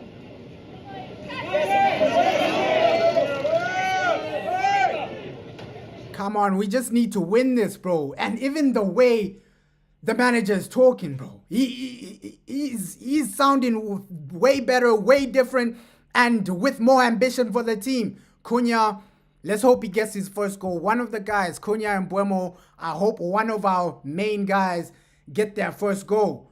Bro, that's all I'm praying for today. At least a Cunha goal, an Mbuemo goal, or even a Sesko goal from the bench, bro. I want these guys to just kickstart their Man United career right now, bro, because that's what we genuinely need, bro. That is what we genuinely need. Kickstart your career right now with a goal, with some performances, and it's encouraging to see, this might be the end of Onana, right? This might be the end of Onana. I think that's the main positive. Okay, Andre, he's on the bench. I know Altai made a mistake, but long term, Altai won't be the guy, bro. Our boy Lemens, he's coming in. I think Altai, he's just gonna play this game, and then by the Burnley game, I expect Lemens to be our number one, bro. I won't even lie. By the Burnley game, and I think the reason they brought in Lemens, I saw a few comps of him. I won't say I know him 100%, but I saw some comps of him. This guy playing out from the back, he can do it, bro. He's comfortable. He's comfortable. Just based on the few things I saw from him. Playing out from the back, he's comfortable. So the passing we saw from Altai, Bindia, that's what a lot of fans were saying. Oh, Bindia, he made a mistake, but his passing from the back was good. I think Lemens can do that, right? His passing isn't too bad, Lemens, bro. His passing isn't too bad. He's a guy that can play out from the back, and looks like in the modern game, in modern football, that's what a goalkeeper needs to do. Right, playing out from the back. We saw Man City, the second goal they conceded against Tottenham, bro. Their goalkeeper messed up in the back, and then Tottenham capitalized. So I think a goalkeeper that can play out from the back, especially based on the manager we have, Lemens is amazing, bro. Lemens is amazing. I think low-key, that's why they never went all out for somebody like a Donnarumma. Sorry, not Donnarumma. Somebody like a Martinez is impressive, bro. But the age aspect as well. I think the mindset from Man United is that, okay, let's get a young keeper that can be there for 10 years or 20 years or 11 years, 7 years, something like that, right? So with Emi Martinez, you won't get longevity, right? Donnarumma is still young, though. Donnarumma is still young. I think he's like, what, 26, 27? So Donnarumma is still young. For a goalkeeper, that is extremely young. But Lemens, I think the age, he ticks that box. The way he plays, he ticks that box. And just the scouts, bro. The scouts are the reason we bought Lemens. The scouts are the reason we bought Lemens. So I'm happy that we're doing things like the new Man United. The old Man United, you would have gone for Emi Martinez, and then with no longevity, because that's the only complaint you have with somebody like an Emi Martinez. There's no longevity with Emi, bro. There's no longevity with Emi Martinez, right? There's no longevity with Emi Martinez. So at least we're moving better as a team, as a club. But let's just hope for the win today, bro. The win, that's what we're praying for. That's what we're hoping for. And United, get over the line, do what you need to do. You're saying Donnarumma has a massive career still to go easily. Yeah, I wanted somebody like a Donnarumma as well, bro. With Lemens, the only thing I'm scared of is that he's unknown, right? The unknown scares me a bit, bro. The unknown scares me a bit. But he's somebody that I think he's going to succeed, bro. I genuinely think he's going to succeed. Obviously, I was saying the same thing with Onana, right? Onana is going to succeed. And then Onana never really and truly succeeded, right? But Lemens, at least we're scouting. We're not going for the obvious guy. Donnarumma would have been my number one guy, because at least Donnarumma, we've seen what he's doing. We've seen a lot of what he's doing. You're saying Amorim is sacking himself. Sorry. Let's see, bro.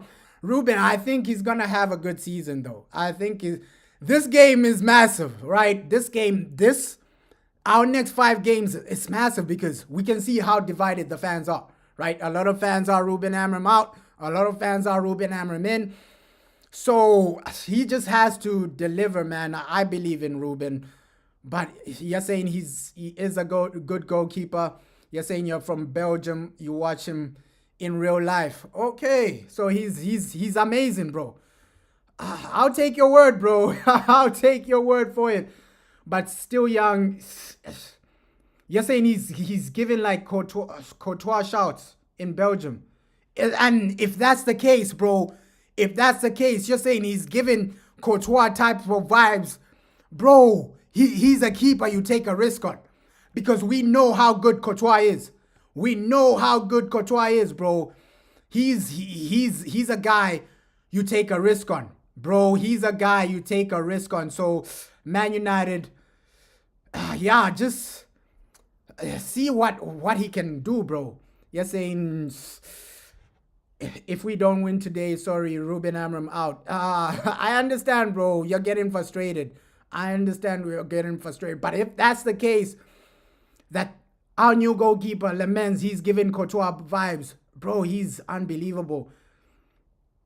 From Leipzig was getting... let's see how he performs, bro. Let's see how he performs. You're saying it's the little mistakes that bother you. Oh, but he's still very young. So he does have mistakes, Lemens. Ooh, let's just see, bro. Let's just see how he develops as a goalkeeper. Obviously, he's still young. He's still going to develop. So if you're saying his potential is like Courtois, bro, you got to take that. You got to take a goalkeeper like that. You got to take the risk. If that's his potential, if that's his ceiling, bro, you go for it. You genuinely go for it. Because we know how good Courtois is. Genuinely, we know how good Courtois is. And a lot of fans, bro, I back Thibaut Courtois. Highly back Thibaut Courtois. So if those are the vibes he's given, you genuinely go for him. You genuinely go for him, bro. But yeah, let's hope we win, bro. It's all about winning today. It's all about winning today.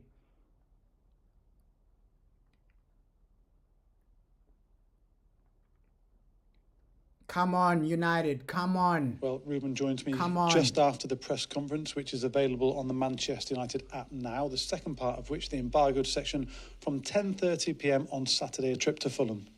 Now is just to finalize the starting 11. Has been hard in this beginning of the season, and that is a good thing. I arrange everything for the training, all the information, trying to be really basic on the information. So all the sheets, trying to put that in the 6 sentences for them. Yeah, bro, Sesko is not really starting. So it's a good lineup, though. It's a good lineup. De Ligt, we know. I think he's going to be our most important player. De Ligt, I think with a De Ligt injury, we might fall apart. But De Ligt, impressive in this new Ruben Amorim system, right? The way he's defending from the back, the way he's carrying the team. De Ligt is the guy. For me, De Ligt is the guy, bro. For me, De Ligt is the guy. You're saying Sesko is supposed to start. I agree with you, bro. I didn't want Mount to start over Sesko, right? I wanted Sesko to start his first game. This was the game for Sesko to just come in, start. I think if he started, he was going to get a goal. Genuinely, I see a situation where Sesko comes in, gets a goal. But it is what it is, bro. It is what it is. All I'm praying for is that we get a win, right? We get some goals. We get some goals. Because as fans, we're tired of a situation where you're failing to score, you're failing to dominate. Obviously, we dominated Arsenal. Let's hope that continues, bro. Let's hope that does continue. But today, it's just about getting wins, bro. It's just about getting wins, entertain the fans, and do what you need to do. Do what you genuinely need to do. But this, I think everybody's going to be disappointed that Sesko isn't starting. I think everybody's going to be disappointed. But I'm happy Ahmad is there. I'm happy that, okay, Patrick Dogu, he has found his form. He's been insane for us. Luke Shaw was good in the previous game against Arsenal. So I understand why he's starting Luke Shaw. But the bench is really good, bro. I hope for early substitutions, bro. Like, the bench is really, really good. Kobe Maino, let's hope he gets some game time today. Zerski, I think he's going to come in second half, but you need to bring in Sesko at least early. With Ruben, I know how Ruben Amorim is, bro. I know how Ruben Amorim is. He loves making late substitutions, 70th minute, 80th minute. So I hope Sesko comes in maybe 60th minute, early minutes of the second half, right? That should be the situation. And by then, I hope we're winning the game. By the 60th minute, I hope it's a situation where it's 2-0 Man United, bro. Yes, and you're not even gonna lie. You would be mad if we subbed out Bruno in the 60th minute for Kobe Mainoo. I think that sub makes sense if we're winning, bro. If we're winning 2-0, 3-0, I think that early subs really, really do make sense, bro. You're saying maybe Amram doesn't want him to stink like Hoyland.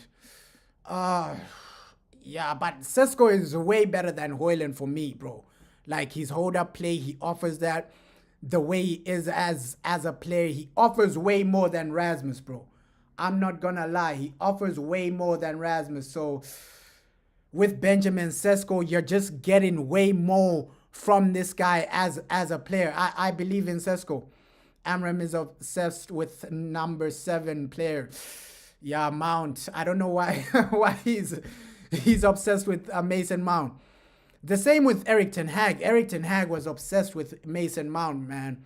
Maybe it's something we're not seeing that he sees, but I would have loved if Sesko started, bro. I don't know why. Both the managers we've had, Eric and Ruben, they've been obsessed with Mason Mount, bro. They've been obsession with Mason Mount. But looks like breaking news.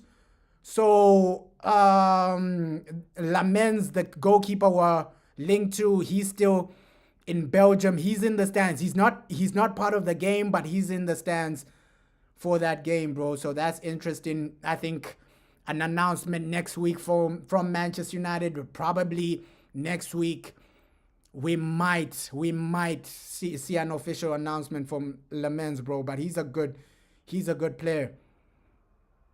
You're saying sometimes play better without Bruno. Bruno, sometimes he can be a liability. Sometimes he's a massive positive. But you just need to bring in a midfielder that is consistent week in, week out, bro. That's my viewpoint. You're saying this is the whole, man. Mainoo, bro. Mainoo does need to play, but I think it's politics, bro. I genuinely do think it's politics behind the scenes just because of his contract situation. The whole board are saying, okay, Kobe Mainoo, we won't be starting you just for political reasons, bro. Political situations. We've seen so many situations where Man United cut out a player just because he hasn't signed a contract, bro. Like, we've seen that so many times. Yeah, Ten Hag was a messed up manager, bro. I'm just happy the Ten Hag era is over, and he's struggling in the Bundesliga. I think he lost his first game preseason. He lost majority of his games. So Ruben Amram, he's already struggling in the Bundesliga, bro. I'm just happy. Sorry, not Ruben. Eric Ten Hag. He's already struggling in the Bundesliga. Mount is great. Mount, bro. We just need to get over the Mount, bro. Like, Sekou Kone needs to be the guy you bring in. You're saying we have never played better without Bruno. Not. I've seen games where we have played better without Bruno, bro. We've played a lot of games where, okay, without Bruno, it's a better situation. It's a better overall game. I saw obviously it's preseason, but that Bournemouth game, it's just that the lack of consistency from Mainoo and Ugarte, bro. That game, bro, they were really played. I know it's preseason. People say, yo, it's preseason, but that's the only time I've seen, okay, Kobe Mainoo and Ugarte together balling out. I was like, wow, that midfield made sense, bro. And we smashed those guys in preseason. But it's only preseason, of course. Of course, it's only preseason, but they played extremely well. Mainoo and Ugarte, they played extremely well playing together, bro. But long term, we just need a midfielder. You're saying it's not the worst thing that could happen because Cunha wasn't terrible as a pure number 9. Let's just hope it works out, bro. Let's just hope it works out. Good to see you too, bro. Good to see you too. You're saying we're all pretending that every time Mano plays, he's amazing. And I've said this a lot of times, right? Mano in the past, he needs to prove that he's gonna be the main guy, bro. Because if Man United were moving forward, you need guys that are delivering week in, week out, right? You need guys that are delivering with consistency in that midfield. Because if we do bring in a Baleba, I think Kobe Mano, your future doesn't really look too certain, right? Because do I see a scenario where next season you bring in a Baleba, maybe Bruno might still be there. It's another season of Kobe Mano being on the bench, bro. It's another season of Kobe Mano being on the bench. Yeah, bro. Cunha is unbelievable, bro. He kept picking the ball deep. He's the player we needed last season. Like, Cunha is the guy we needed last season, but at least we see his quality. He's an unbelievable player, right? He adds so much, and he always wants the ball.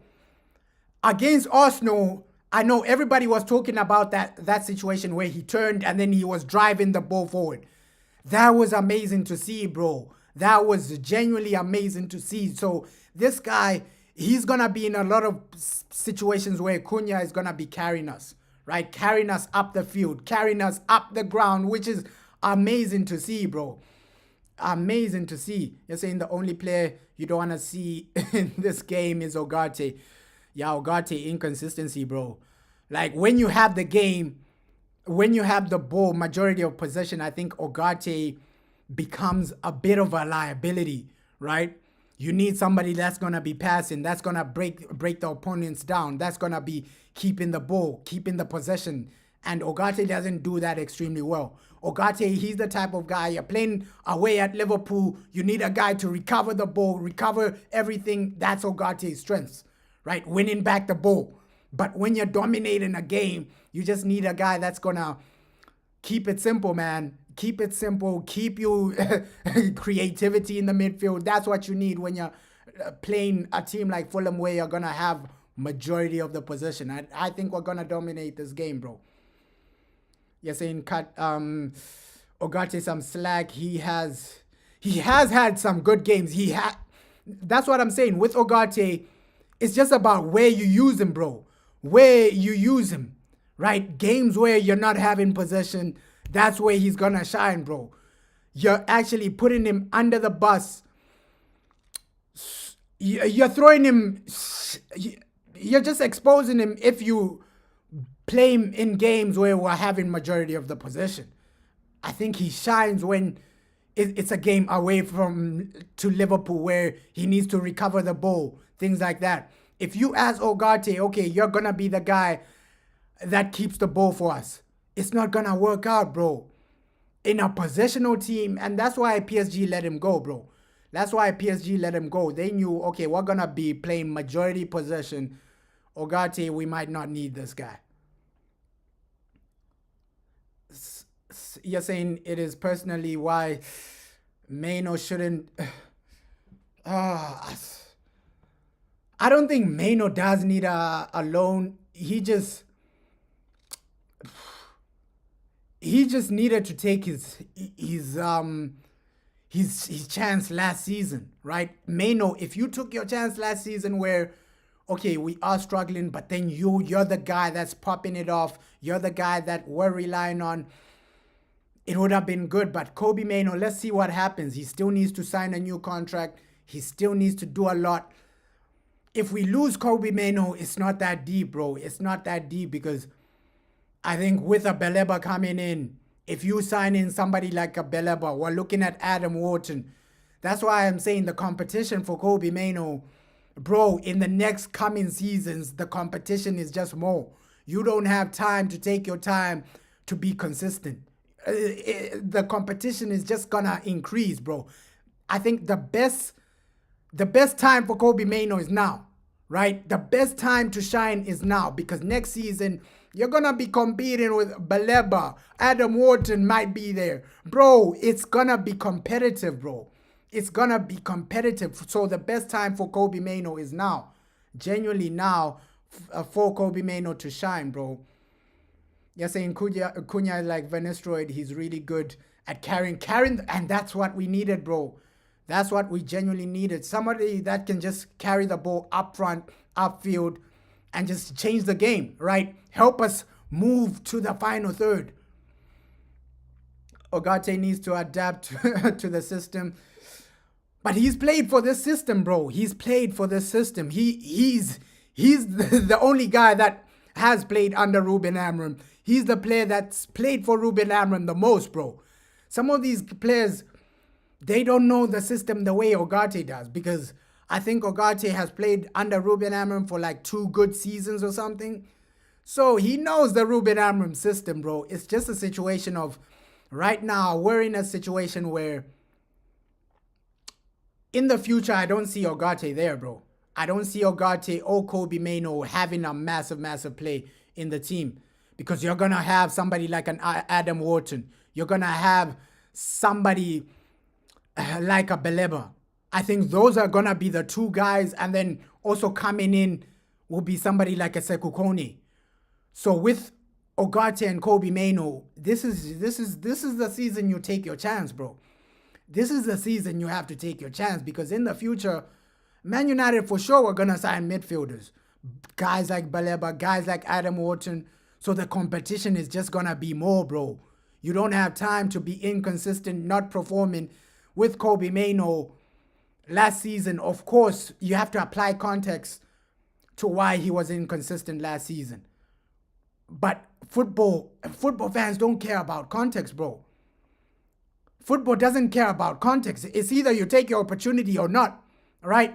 Because a team like Man United, they're always bringing in somebody. Somebody's always coming up from the academy. Somebody's always being bought from another team. So the midfield will definitely change. It's up to Kobe Mainoo to take his chance this season, bro. And it's going to be harder because he's not getting game time, bro. Well, yeah, he played under Ruben before, but his playing style is just not what Ruben Amorim wants to see. I understand that, bro. With Ruben, he's changing a bit of the playing style, right? He's changing a bit of how he's playing. At Man United, you can see more.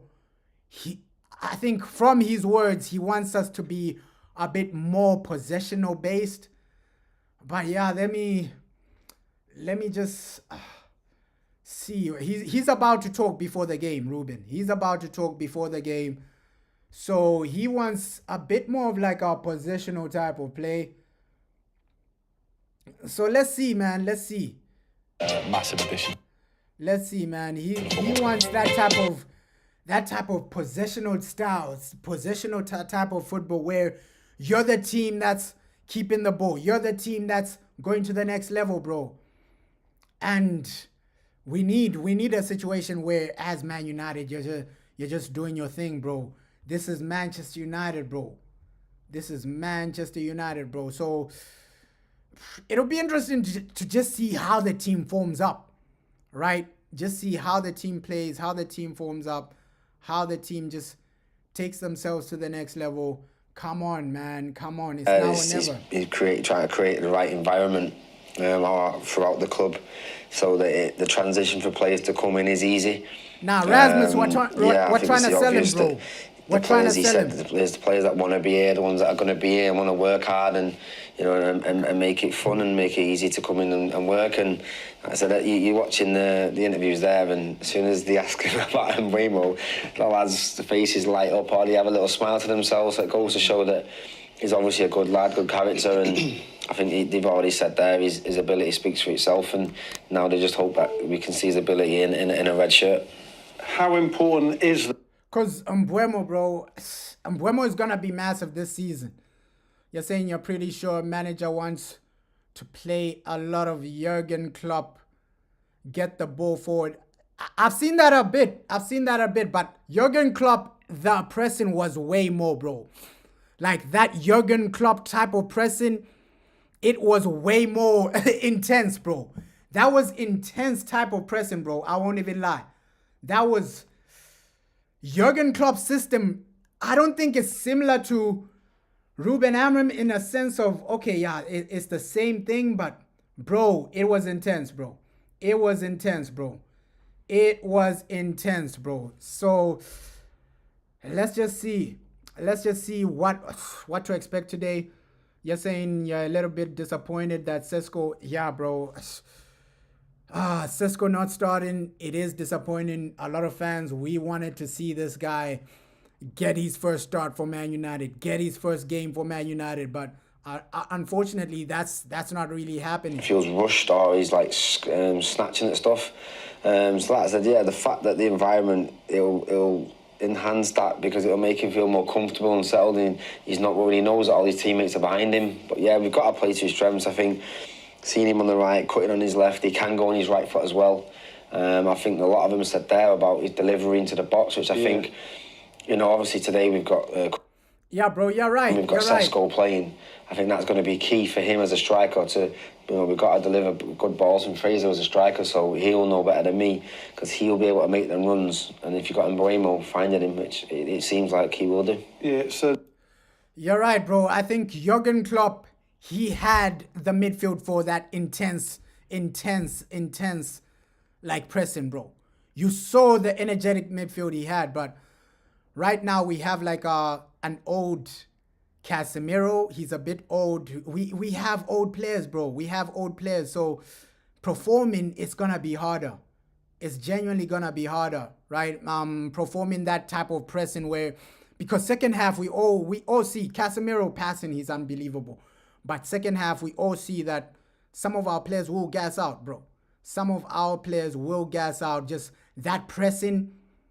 Even Bruno, he's getting to that age where he can press for 90 minutes, right? We don't have that type of midfield that can press endless for 90 minutes, bro. We see, okay, 60th minute, you got to remove Casemiro because he starts gassing out. I think Bruno, he still has an engine, but he's aging as well. So United, bro, obviously, we want to see a situation where you are on that level of like a Liverpool, that prime Liverpool that won the Champions League. We want to see that, right? That's going to be the positive for me where I think you're doing what you need to do, bro. You're doing what you need to do, but come on, today it's all about It was like Wazza. Yeah. When we first saw Wazza come on and we were like, wow, you just let him, obviously you've got to give him some kind of instructions, but he sees things that we don't. I think he was on last week, he was on the halfway line when he took it on a Cruyff in the middle of the air and burst through and we got a chance from it. And I think with him and Bruno and the creativity we've got now, I think it's really exciting. And for me, he's the one I'm really excited about and I just love watching. Yeah, I mean, he's going to be a brilliant player for us for a long time and we just hope to... Just waiting to like hear a bit of what Ruben Amorim has to say, bro, because at least him, he's going to explain, okay, why isn't Sesko starting? Obviously, he said he's trying to ease in Sesko. I know fans are disappointed that that's the situation. But for me, it's just about playing good football, bro. If Sesko comes into a situation where we're 2-0 up by halftime and then second half Sesko comes in, it's going to be easier for him to score, bro. It's going to be genuinely easier for him to score. But Premier League is back. Premier League is back. Let's just get some consistency. Don't allow these other guys to genuinely... Let's not allow what happened last season to happen again, where other teams, they're just accumulating points while you're just losing game after game. Games like Fulham, those are the teams you gotta pick up points immediately, right? Hey, good win from Everton, man. Good win from Everton. I have that on the screen as well. Yo, good win from Everton, man. 2-0. 2-0. These guys are doing their thing against Brighton. That's a great win for Everton, though. That is a great win for Everton. So Premier League is going to be a bit more competitive. A team like Brighton, I think, Baleba, you got to see this and just force your way out, bro. Force your way out of Brighton right now because I don't see Brighton having a good season this season. Baleba, force your way out, man. Come to Manchester United. Come to the dream team.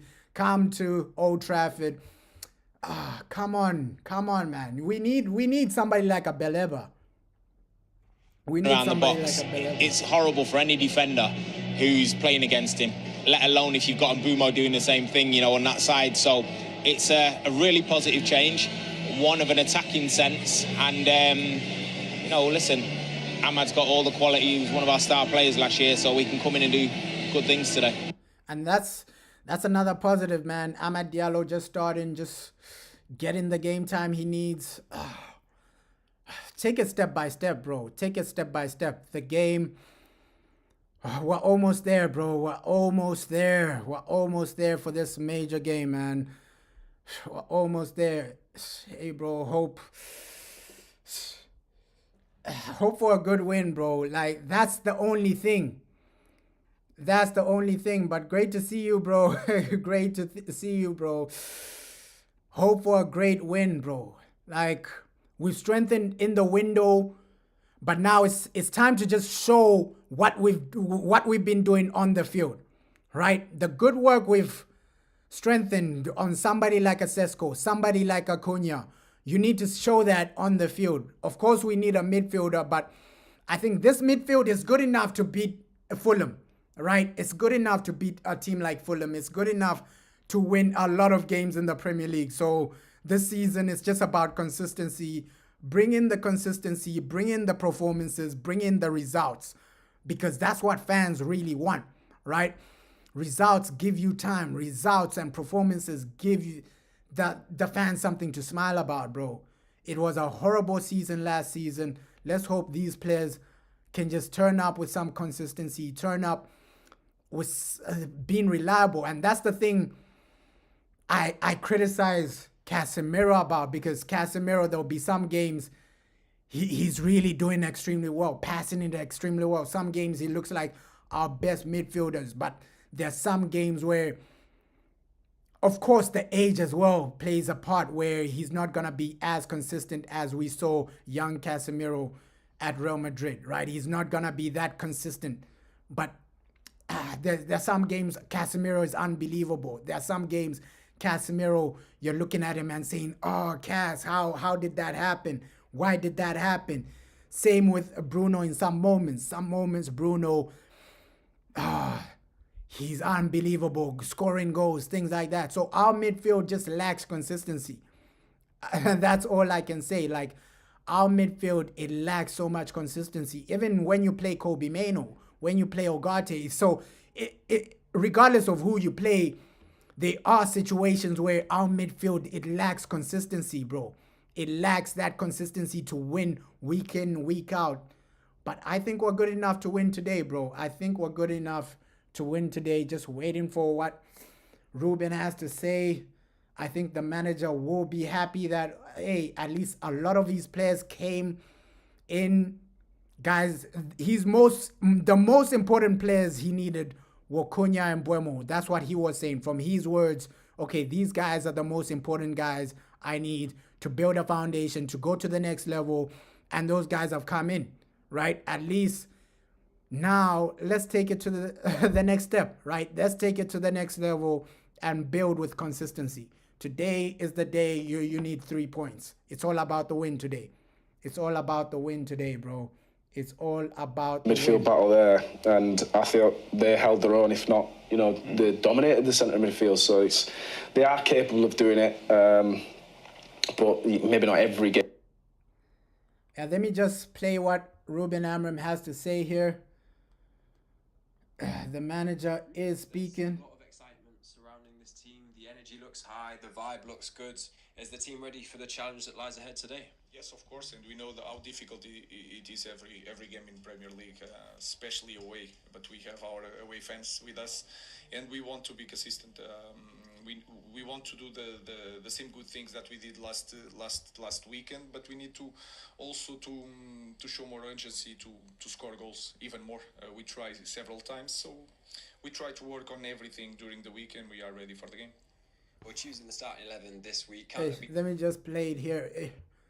think the volume is a bit low. Ruben, there's a lot of excitement surrounding this team. The energy looks high, the vibe looks good. Is the team ready for the challenge that lies ahead today? Yes, of course, and we know how difficult it is every game in Premier League, especially away. But we have our away fans with us, and we want to be consistent. We want to do the same good things that we did last weekend, but we need to also to show more urgency to score goals even more. We tried several times, so we try to work on everything during the week, and we are ready for the game. Well, choosing the starting 11 this week can't have been an easy job. You've got a lot of players ready, available, hungry to play. But I guess as a manager, that's a good problem to have. It's an amazing problem. I think the problem was for example, last season. This season it's perfect because you have to think a lot. You have to imagine how the game is going to unfold and trying to imagine the best way to win the game. So, and then we choose the starting 11, sometimes with an idea that we are going to finish with a different 11. So we try to do that during the week, and let's see. And you mentioned the need to score the goals today. The one change sees Ahmad come in. Is that to adopt more of an attacking approach? It has to be with also with the opponents, the way they defend, the way they attack. I think we can defend with Ahmad in that position. Give us 1 against 1. Is different from Dalot. So was just the idea to watch the opponent, try to imagine the game. I think he did a very good job. He's a really talented boy. So again, let's see. Thanks, Ruben. All the best. So, hey, that's interesting to see. He explains that Ahmad will bring in way more. Defensively, he's defensively okay. And, attacking, Ahmad is the guy. Yeah, we need a goalkeeper, but Lamens is coming, bro. Lamens is coming. And, hey, I think he's going to do well, bro. I think he's going to do well, Lamens. Because I see him, our main goalkeeper, at least maybe even by the time we play Manchester City, I think he's going to start that game. Obviously, Altay Bindia starting.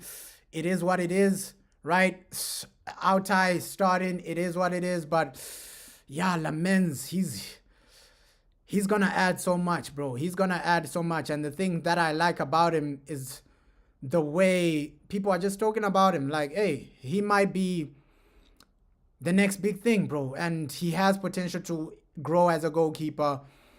Let's just bring him in and stabilize, build with this guy, bro. Build with Lamens, build with a new midfielder. A young midfielder probably will come in. But, we're doing our thing. We are doing our thing. Bruno Fernandes, go out there and get us a win. But we're building a foundation. That new goalkeeper is massive. I don't trust Bindia or Nana, bro. I don't trust Bindia or Onana. I won't be shocked if today Altay Bindia makes a mistake. I won't be shocked. If it was Onana, same thing. I won't be shocked if one of those guys make a mistake. But overall, long term, I think Lamens, even from the small clips I've seen of him, playing out from the back won't be an issue for him. His passing is pretty decent. So he's a goalkeeper you can build with, man. He's a goalkeeper you can build with. He has the attributes to just grow, man. He has the attributes to grow, to go to the next level. And he's seen as one of the best young goalkeepers in Belgium. So Lamens, bro, bring him in. And Belgium, they produce high-quality goalkeepers, man. I can't even lie. Courtois is a massive example of that. So, hey, I think he's going to succeed, bro. I think he's going to succeed, Lamens. And that's the foundation we've just been begging for. Bring in somebody like a Lamens to take us to the next level. At least games like this, it's about winning. You're saying, can Lamens handle the Man United pressure? Yeah, that's what worries me as well, bro. Can he handle the pressure of Man United? Because it's different. It's a different type of pressure, bro. It's a different type of pressure because we saw Onana. No disrespect to Inter Milan, bro, but Inter Milan, the media pressure, the fans, it's nowhere close to Man United, bro. It's nowhere close to Man United. So that's another aspect we can think about. Okay, Lamens, when he comes in, the pressure at Man United is way different. Media pressure, fan pressure, everything, bro. Everywhere you go, there'll be a camera. There'll be a camera there, bro. Like when you make a mistake, social media, your social media account is gonna be crazy. So Lamens, before we were linked to him, he had like less than 10,000 followers on Instagram, and now it's like the guy. Let me just double check, because before we were linked to him, he had like less than 10,000 people following him on Instagram, but now it's just blowing up for him. It's just blowing up for him. So Lamens, bro. Yeah, and that's what I was saying, because yesterday I checked on him. He had like 10K, and now he's like on 20-something K. So by the time Man United officially announced Lamens, he'll be on over 1 million followers. So going from 10K to like over 1 million, can he cope with the pressure? Because we know what happened with Onana, bro. Every time Onana makes a mistake, his social media account, bro, people will be sending him messages. People will be commenting on his posts, things like that. So Lamens, can he cope with the pressure? Because it's a different upgrade, bro. It's a different upgrade. Media pressure, fan pressure, social media pressure. Everywhere you go, there'll be a camera, bro. It's not because right now, Lamens, I'm seeing like his Instagram, his social media, bro. He's a guy that likes going out, social places, things like that. But now you gotta be way more mindful of where you go, bro, because now it's like you're a Man United player. You can just go anywhere in public. When you go out, there'll be a camera there. There'll be somebody recording you. So the pressure is real, bro. The Man United pressure is real. So that's the only thing I'm like, okay, Lamens, he has to adapt to the pressure. He has to adapt to the magnitude of Man United. And I think he'll adapt, bro. Mentally, let's hope he has that capabilities. I can't come here and say, okay, I know how Lamens will cope mentally. Mentally, I don't know how he's going to cope with the Manchester United pressure, right? I've never seen like a Lamens interview. I think after this, I'll try and like watch more Lamens interviews just to see the mindset of this guy. Okay, is he mentally strong enough to cope with the pressure, right? Is he one of those goalkeepers where, okay, you make a mistake and then your mindset ain't there to recover from that, right? Because we've seen situations like that a lot of times. One bad moment and then it's all mental health situations. That's what happened with Jadon Sancho last season. Last season, I saw Sancho. He had to go out for like some other mental health situation, and even Sancho, he's a guy we need to get rid of, bro. So we're still active. We're still active. Transfer window. Get rid of Jadon Sancho. Get rid of some of these guys. Garnacho, Chelsea, please pay us our money. We're moving, man. At least we are moving. We're moving. Selling players, we're moving. Buying players, we're moving. But let me just get the official formation on the screen, man. The official formation on the screen. But Premier League is back. At least we get to watch our team, man. Manchester United. Away games are always... I think last season, away games were more favorable than home games. Because that last season, it's the home games where we're failing to win. We are failing to win. It's the home games where we're failing to get over the line. We're failing to win. We're failing to do what is needed to be done. So for me, it was the home games where I was worried about last season. I think away games, we were coping really, really well. Really well, because I think last season away, that's where we beat Man City or something like that at the Etihad. So away games, we were coping. It's just the home games where, oh no, Liverpool 3-0. Oh no, this Bournemouth came 3-0. Wolves, I think Wolves beat us at home as well. So the home games, they were the ones that were difficult for us last season. Away games like this, Fulham, just do your thing. You can dominate these guys. You can genuinely just get the win, get the results. But the new players that we've signed, I think it's only Sesko that might need some time to settle in. Maybe Lamens as well. But Cunha looks like he's already stable. He's already carrying the team. He's already having some good performances. Same with Mbeumo. So it's not a situation where our new signings need to settle in. They already look like the main guys. They already look like the main performers in this team, bro. So it's encouraging to see. And let's just hope we win, bro. That's all I'm begging for today. That's all I'm begging for today. Win this game. Get the performances. Get the wins. Get what you need to do, right? Do what you need to do, man. Do what you need to do. But let's see, man. Let's see. Lamens.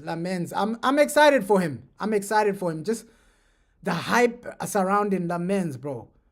Because if he does develop into somebody like a Thibaut Courtois, bro, we have somebody. We have a goalkeeper. We have a genuine goalkeeper, and I don't think he's short either.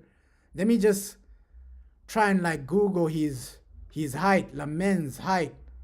Because I don't think he's a short goalkeeper. Lamens' height. Lamens' height. I don't think he's a short goalkeeper, bro. I think he's really taller than Andre Onana. Lamens' height. What is this? Yo, he is really tall. What is this? So what, this thing is saying 6'4". Some of them are saying 6'5". So Wikipedia is saying 6'4", right? Damn, that's really tall. He's genuinely 6 foot tall is really tall, bro. Because if you research like Onana height, what's Onana's height? Yeah, he's taller than Onana. He's taller than Andre Onana, bro.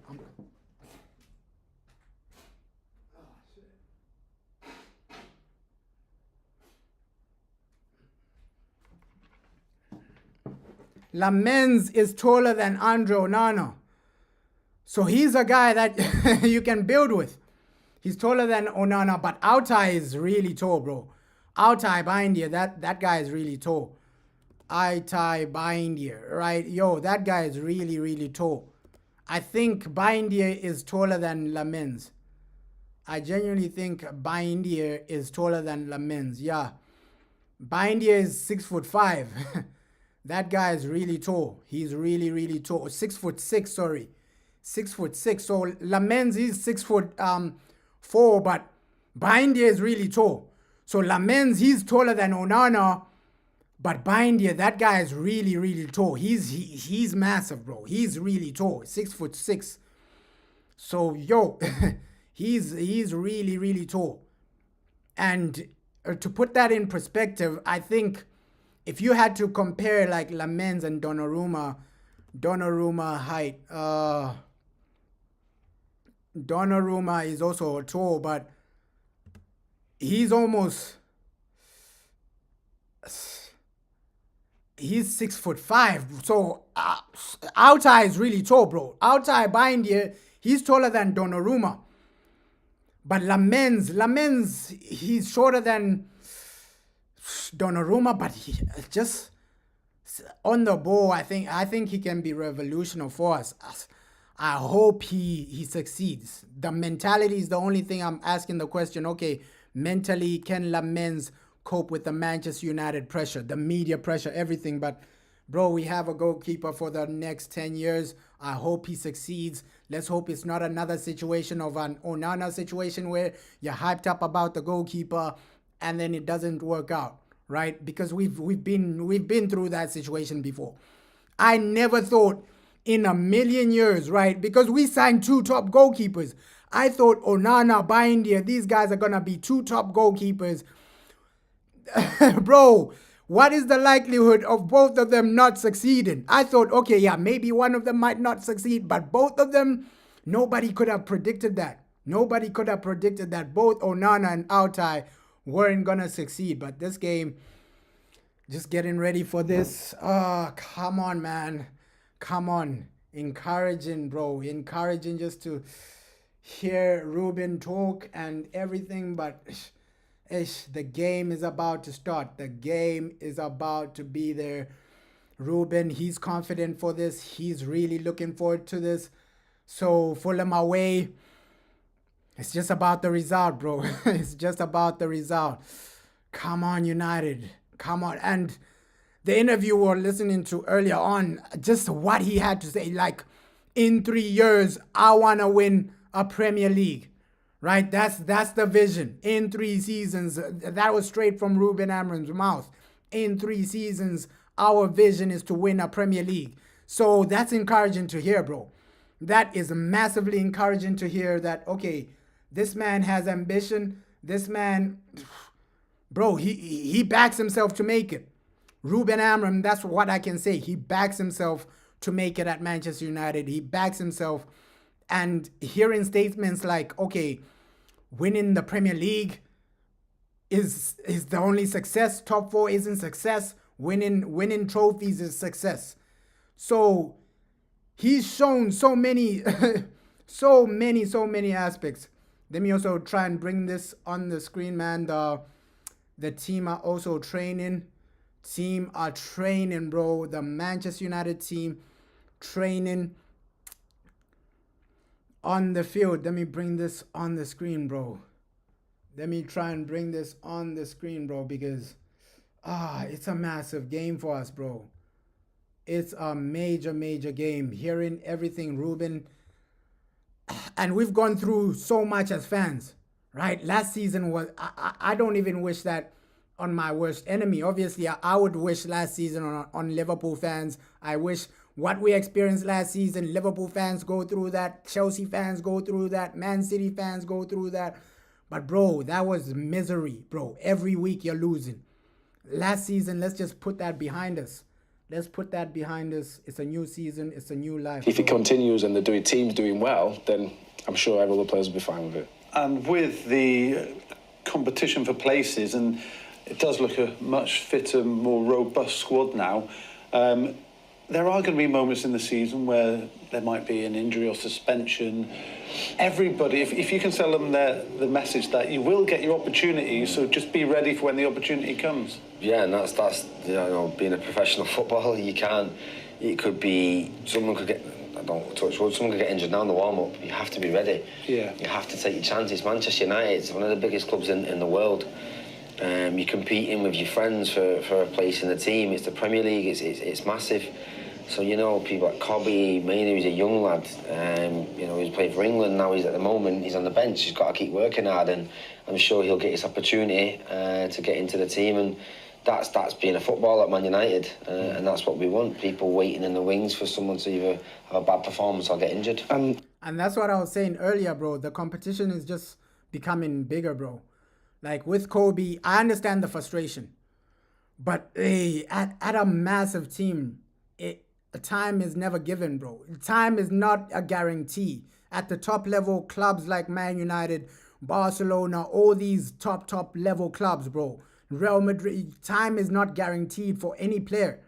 Today you're the next big thing. Tomorrow you're forgotten about easily. So it's about performing, bro. It's about performing, because if you don't really perform, nobody will have the patience. Like, time is never given at the top level. That's the sad reality, bro. That's the sad reality. Obviously, I'm somebody that wants Kobe Mainoo to do what he needs to do to be the best he can, right? To be the guy we're building a team around, right? I was really excited when I saw Kobe Mainoo come through. I was so excited. But just looking at the overall situation, I think this is the only season he's going to have to prove himself. Because next season, you might have two new midfielders coming in. It's possibly Beleba and Adam Wharton. Plus, Sekou Kone might be breaking through as well. So, it's a tricky situation for Kobe Mainoo, man. It's a tricky situation for Kobe Mainoo, because I was praying for his success. But overall, bro, time is never given at the top level. Time is never given at the top level. Let me just bring a video on the screen as well. The team are doing their thing, man. Team are doing their thing. on the field, some team warm-ups. There's some team warm-ups there. The team are doing their thing, man. Team are doing their thing, some early team warm-ups. So, come on. You just gotta win today, bro. Just gotta win today. Some good team warm-ups, some... And let's see. Aiden Heaven is another guy I just want to see maybe second half. Aiden Heaven, can he have a part to play in the second half? Right, Joshua Zersky. Let's see, bro. But hey, it's good to see the team just warming up before the game, getting ready, and settling in, bro. Because it's a major game. If you can score within the first 20 minutes, within the first 30 minutes, obviously Sesko is the guy. You can even see there Sesko in the warm-ups, bro. Sesko in the warm-ups. You can see, I wanted him to start. I genuinely wanted him to start. Of course, Bruno, he's going to be a major, major player in this. Casemiro, Bruno, let's see how that midfield operates. But I hope one of our new signings, they genuinely get a go. Somebody like Acuna, somebody like Anembuemo. I think scoring in the first 30 minutes is massively important because previously Man United getting that early goal, getting a goal in general has been a problem, has been an issue. So with the team just doing like some team warm-ups, it's really good, man. It's really good. It's really good to see, man. It's really good to see. And let's hope we're in a situation where we are dominating the game. We are playing some good football. It's entertaining. Ruben said, yo, I don't want to be boring. So, hey, today's the day, man. Today's the day to impress the fans. Take us to the next level. And obviously, this isn't intense, but hey, we got to win, bro. We got to win. Come on, Manchester United. It's now or never. It's now or never, man. So, we got to, we have to win versus Fulham today. It's about the win, but I'm excited, bro. I'm excited, genuinely excited for this game. Genuinely excited for this game, excited for United just to perform, to do what they need to do, and just to go to that next level, all right? This is big Manchester United, bro. So take it step by step. Take it step by step. Early goal, that's all I'm praying for as well. An early goal, that's all I'm praying for as well. Get that early goal over the line. Cunha and Buemo, one of them get a goal. One of you guys get a goal. You know, slowly sort of. Yeah, let me just get the game underway, bro. Let me get the game underway. We're almost there, man. 10 minutes. 10 minutes of this game, bro. 10 minutes. United, don't let us down. We don't want a situation like last season. The big teams are turning up, but then the little boys, you're not really turning up, bro. You're not really turning up. Come on, come on. It's about winning today. It's about winning. Any better for Everton Football Club? It's about winning today. Come on, come on. Ooh. Ooh. You're saying Gyökeres without preseason starts every game, but Sesko is always on the bench. I understand the frustration from you, bro. Hey, Sesko on the bench. Gyökeres was the guy just given the confidence from his manager. So I understand the frustration, but maybe Ruben Amorim is just testing this whole thing out. The thing with me is that Ruben, he loves, I don't know what's this obsession with him and his boy, because we know that this guy is his boy, Mason Mount, right? He loves Mason Mount, and I think that's why Sesko hasn't started, bro. I think that's why Sesko hasn't started. Yeah, Altay is starting. Altay is starting. For me, just, I would have loved a Tom Heaton situation, bro. I would have loved a situation where Tom Heaton, he's the guy, he's the man for the game. So, unfortunately, that's not the situation we're in. Tom Heaton would have been my guy, bro. Tom Heaton would have been my guy, bro. But Unfortunately, that's not the overall situation. Tom Heaton, our boy, not really starting. It is what it is with Tom. But today, Altay Bindier, I don't fully trust him. That's why I'm just saying, yo, Lamens, bring this guy in as soon as possible. But with Tom, I hope Tom Heaton gets some game time in that Carabao Cup. Next game, Carabao Cup. Like, just play Tom Heaton for me. Give him that game time, because in preseason, the guy, he did his thing, Tom. He did his thing, Tom Heaton. He did his thing. Yes, I don't think it's a clear signal that Onana is leaving, bro. I don't think it's a clear signal. Yo, peace and blessings, bro. Let's hope you're good. Let's hope you're excited for this game. I don't think it's a clear indication that Onana is leaving, bro. Onana, we've seen so many situations where the guy just survives, bro. I won't be shocked if he doesn't leave, bro. You're saying you'd rather have a Bindier over Onana? Yeah, bro. Onana has just had so many opportunities where he's messed up time and time again. So right now, hey, let's see. Give Bindier some consistency before Lamens comes in. See what he does. But I would have loved Tom Heaton, bro. I can't even lie. I would have loved Tom Heaton to come in and just do what he needs to do, bro. Do what he needs to do. But it's an Altay Bindier situation. It is what it is. Yeah, big games, bro. Big game today. Big game today. Please, United, turn up, win the game, and just perform, right? Performances is all we beg for from this team. Performances is all we beg for from this team. You're saying Baleba second, and he was barely getting subbed off, bro. He was barely getting subbed off. Wow. That is major, bro. That is major, bro. But part of me wants a scenario where we go in for Baleba, bro. Part of me just wants that situation, that scenario where late bid for Baleba, late situation for Baleba, you're going in for Baleba, but part of me knows that won't really happen. Yeah, first half, man. First half about to start. Manchester United.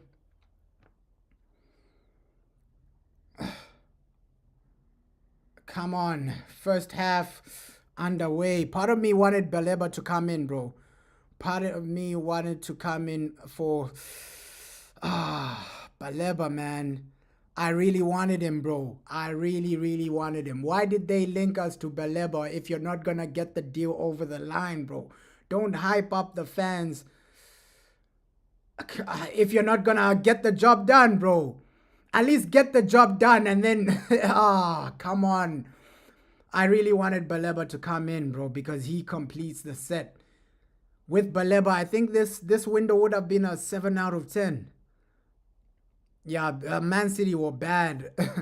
And that just shows you that, City, they're there for the taking. A lot of teams are going to be inconsistent.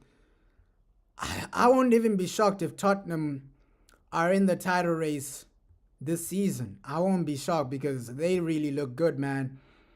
They would really look good. Like Thomas Frank, he's doing his thing. Like if he gets Tottenham into a title race, it's gonna be crazy. You're saying you're going for 4-1. It's gonna be. I'm going for like a 2-0, bro. 2-0. I think this might be the game Mbeumo and Cunha score. I'm going with like a 2-0. 3-0 as well, bro. I think we keep a clean sheet. I hope we keep a clean sheet. Just pray that Bindier doesn't allow a weird goal to go in, bro. I just pray that Altay, you're just defense. You don't make any mistakes, but 2-0, I think we can achieve that, bro. 2-0, I think we can achieve a situation where it's 2-0 and we're doing our thing. We're going over the line, but come on, United, win the game, win the game, win the game. Less than 5 minutes, man. Less than 5 minutes to this game. We need to do what we need to do. Go over the line and perform. Performances are everything for me. Like, getting those performances, getting those wins, getting those goals. It's really important, bro. Score within at least the first few minutes, bro. A goal in the first few minutes, just score. That would be amazing. That would be lovely, bro. Come on, United. Come on, Sesko goal. I pray for that, bro. I pray for a situation where my boy Sesko gets a goal. Gets a goal, but I'm just trying to get the official formation from this whole thing, bro. The official formation. Let me just try and get this official formation down and dusted. Because United, we're doing our thing. And, let's just hope for I'm praying for a win, bro. I'm praying for a win. I'm praying for a win. But come on, come on. The game is about to start. Obviously, some of the players are going onto the field. We're here, man. It's time to turn up. It's time to perform. We're here, man. Manchester United versus our boys Fulham. Come on. It's now or never, United. It's now or never. Perform. Do what you need to do. Score some good goals. It's just the defense for me where...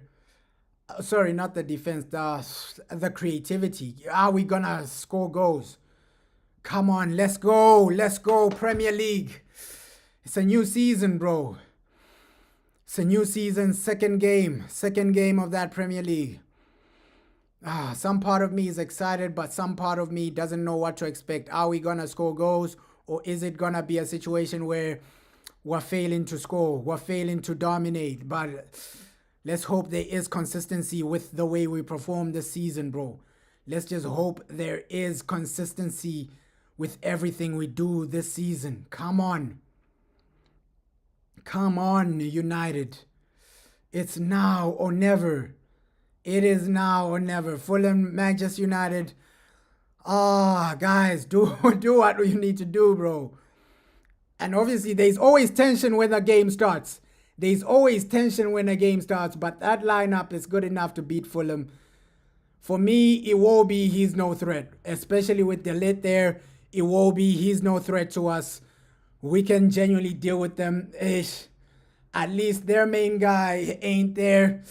Raul Jimenez, that was the striker where I'm saying, okay, Raul Jimenez, he's on the bench.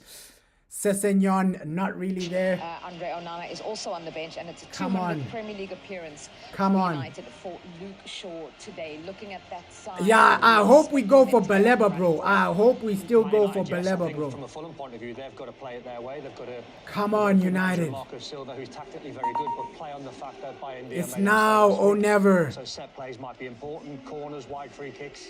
Put Man United under pressure. Play it your way. Keep the tempo high. And see where you are 20 minutes into Come on, come on. It's now or never. But I go back to it. This is the test. You can play. Yeah, this is a massive test, bro. Arsenal, what you like second game in away from home. I love Craven Cottage. This is a massive test, bro. Come on. Stadium looks absolutely fantastic. But a big game for Bayindir. Obviously, Onana, you know, and talk of a club signing a goalkeeper. It's a big game for him. Obviously, I think he made that. Come on, come on, come on, United. Onana's obviously not happy, but... Yeah, Onana doesn't look happy on the bench. Come on. Manchester United looking for their first goal and their first win of the season. Fulham are also chasing their first victory of the season after a dramatic late equalizer last time out. Both sides desperate for 3 points today, but it's Manchester United who have a wonderful record at Craven Cottage. Can they continue that Come today? on. Or can Fulham break that curse? The live action is with you. We're ready for it, and you'll be hearing... Yo, let's go, let's go, let's go. Let's go. And here we go. The game is underway. Let's start this. The timer might be a bit behind. Come on, come on, come on, come on. Game time. Game time, showtime, Manchester United. Come on. A good start is all I'm praying for, bro. It will be, obviously, a lot of people will see this guy as a threat, but it's not gonna do anything. Yeah, bro. Let me get some water, bro. Yo.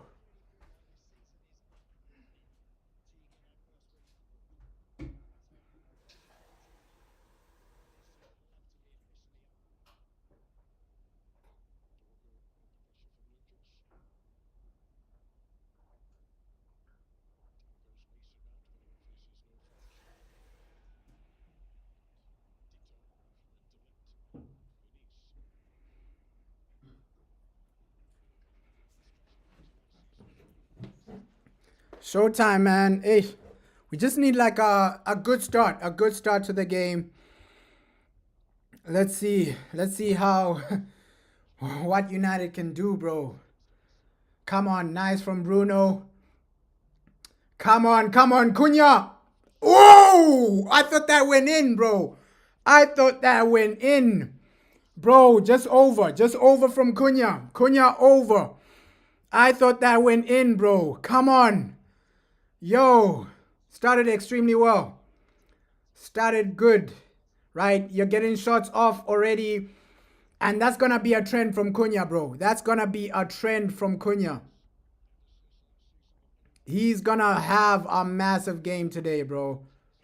That's going to be a trend from Cunha. Like, getting some shots over the line.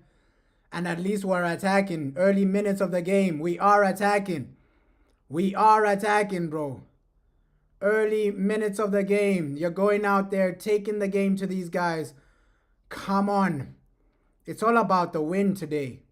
It is all about the win today. Early minutes, get a win, get the result, and get the 3 points, bro. Get the win, get the result, get the 3 points, bro. Come on. Yo, we are doing our thing, bro. Like, we're getting shots, bro. He's hitting the post, bro. We are playing. We are playing right now. And I said this, bro. It's not like last season. We look way better. I wish Cunha scored.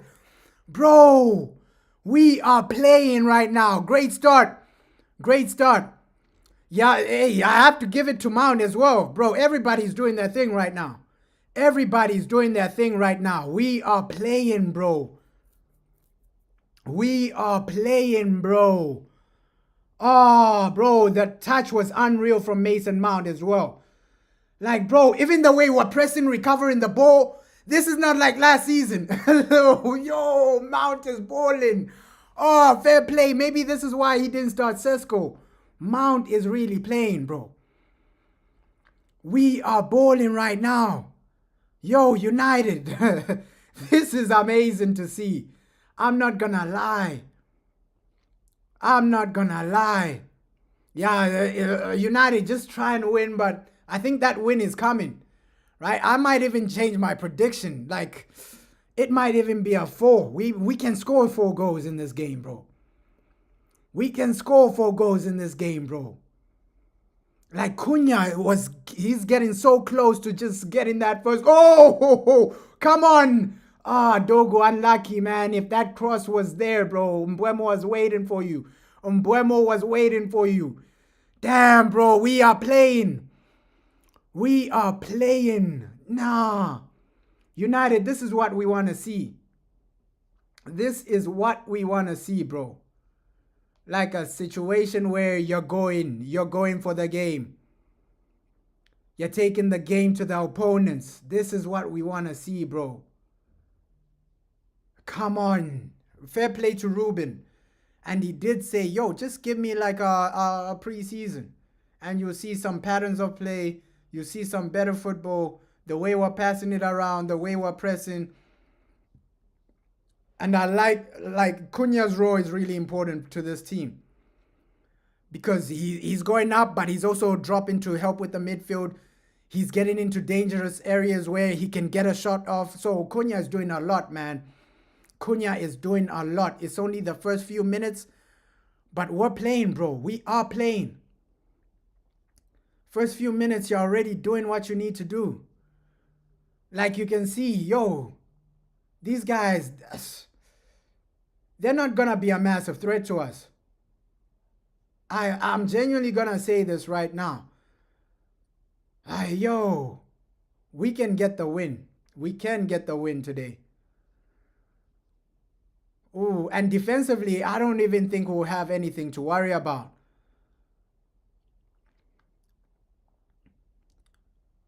But with United, it's just about, can we keep this consistency throughout the game, bro? We've seen a lot of situations where Man United were an up and down team. Today, you're dominating.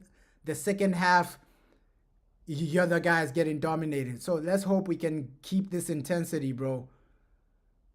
Even Ahmad, I want him to go a bit forward, a bit more forward, because right now, Fulham are there for the taking, bro.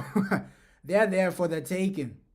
Unlucky early on from Cunha to hit the post, but we should have been 1-0 up. Fulham are there for the taking, bro. Mbuemo, Cunha, they're doing their thing. Mount, he's doing his thing. Even the midfield, nothing to complain about, bro. Fulham are there for the taking right now. Fulham are there for the taking, bro. Come on, United. Come on, this team. Bro, you've let us down in a lot of games, but today is the day you perform. Today is your day. Right? Today is your day, Manchester United. Come on. Come on. And the thing I'm just trying to avoid is where it's like a stalemate. You have chances, but then you're failing to score. I want that overall situation to just cut out situations like that where you have chances, but you're failing to score the entire game. We saw it against Arsenal, bro. We never had the chances we're having right now. Like, we're doing something, bro. We are doing something. Come on, United. Come on, get that first goal. And I remember last season, my memories of Fulham is when they knocked us out of the FA Cup. I remember last season like it was yesterday. I remember that game like it was yesterday. They knocked us out of the FA Cup under Ruben Amorim. Fulham, man. So they have the capabilities to win, but today I think they're there for the taking, bro. We've been the better team so far. We're doing what we need to do. Fair play to Ruben Amorim for the setup as well, man. Fair play to Ruben Amorim for the setup as well, because as fans, we've been crying for some consistency. We've been crying for a style of play. Come on, man. Come on.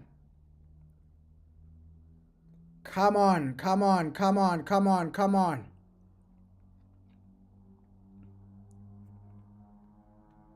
Come on, United. Take it step by step.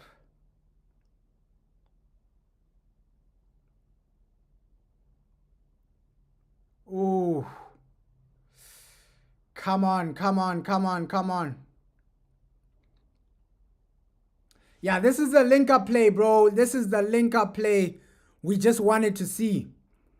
This is the link-up play we just wanted to see, bro. We're getting shots. We're getting opportunities. And defensively, we're coping. We're coping, bro. This is way better football. And people were right to say, yo, this man, all he needs is a preseason. Like, now we're seeing a better scenario for Manchester United. All he needed was a preseason, bro. Ruben, your preseason came, and we're seeing something, bro. We're seeing something. Fair play to the manager. Like, fair play to Ruben Amorim, bro. Fair play. Fair play. First few minutes, seeing some encouraging signs, seeing some great. Yeah, that's why he chose Mason Mount. Mason Mount is making sense. He's making sense. Apologies to Mason Mount. I'll say nah. Sesko was a better situation, but hey, Mason Mount doing his thing. Mason Mount doing his thing right now, man. I can't even complain. I cannot even complain. Fair play to Mason. Like, that's why you chose the guy. To bring in some type of stability, to bring in a better overall play. Like, we're playing well. But we need to get over the line with a goal, right? I don't want a situation where the whole game is still 0-0, bro. I don't want that situation. The whole game is still 0-0. Yeah, Manchester United can win, bro. Today we can win, bro. I think going for Champions League, it's a bit of a stretch, but if we get something like a Champions League, I think, obviously, idealistically, every fan wants Champions League, but let's see, man. Anything can happen in football, but right now, it's just about moving step by step. Step by step progress. Let's see how we move step by step. We might be talking about Champions League. Maybe, bro. Maybe. But right now, it's just step by... Oh, Cunha! What? Bro! Bro! Cunha, bro! He's a threat. He's a threat, bro. Yeah, let's see if we... Maybe even Europa we can get it. But Cunha, bro... He's a threat. He's a threat, bro. He should have scored, but bro, look at the way we're playing. He has to score that, but bro, look at the way we're playing, bro. Way better. We're getting into dangerous areas now. We are getting into dangerous areas. My Brazilian, bro. My Brazilian Cunha. He had to score, but... We're getting into those dangerous areas. My Brazilian. My Brazilian flair. Matthias Cunha. That's a great pass from Baindir. Wow. Wow. Fair play to Autai. Fair play to Autai. That was a great pass. Like, fair play to the goalkeeper. You're really passing it well. Like, what a pass. What a pass from Autai, man. What a pass from Autai Baindir. Whoa. Cause that type of pass is game changing, bro. Wow. I never knew he had that from his locker, bro. Maybe that's why Autai also started. I don't think Onana makes that pass. What a pass from the goalkeeper to... And we need way more passes like that, bro. You really break teams down when you make passes like that. What a pass, bro. What a pass. But yeah, Wolves... Sorry, Fulham, we're going to deal with them defensively. It's just about, can we score the goal, bro? We're creating chances. We are creating chances. Like, this is encouraging United. This is way better. This is encouraging. This is amazing, bro. I won't even lie. Come on. Come on. Ooh. Just defend properly. Ooh, great save from Autai as well. Another corner. Great save from Autai as well. So, yeah. So we'll be... I think UEFA Conference League will be okay, bro. Yeah, he's taking risks. He is taking risks, but bro. We've started okay, bro. He's taking risks, but bro, we've started okay, bro. Oh my god, and that's where I get scared. Corners, bro. That's where I get scared, bro. Corners, bro. That's where I get scared because these guys, they saw how Arsenal bullied Autai Baindir. I think he almost tripped. Baindir almost tripped there. He almost tripped during that corner. Oh my god. Corners scare me, bro. Corners scare me. Damn. But Baindir has started well. Autai has started well. Yo, corners. That's where I feel like, okay, that's where Fulham can get something. Corners. Let's just avoid corners at all costs. But besides the corner, I think defensively we are good, bro. You can see there, yo, Onana and Maguire, bro. These are the days we were praying for. Both of these guys on the bench. Now you got De Ligt starting. And people forget that, yo, Martinez ain't even there, bro. And we're still doing well defensively. So Luke Shaw, he's been good. He's been comfortable so far. He is good. He's been comfortable. The thing I worry about is Altai. He's poor with corners. Corners, I think people can bully him. People can genuinely bully him during the corner. But let's see, man. Let's see. Let's see.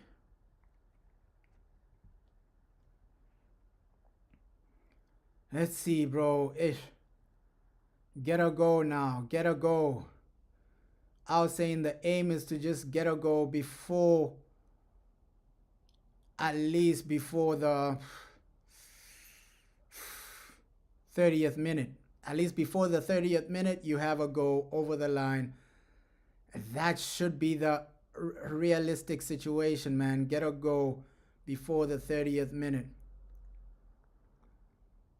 Come on, United, bro. Come on.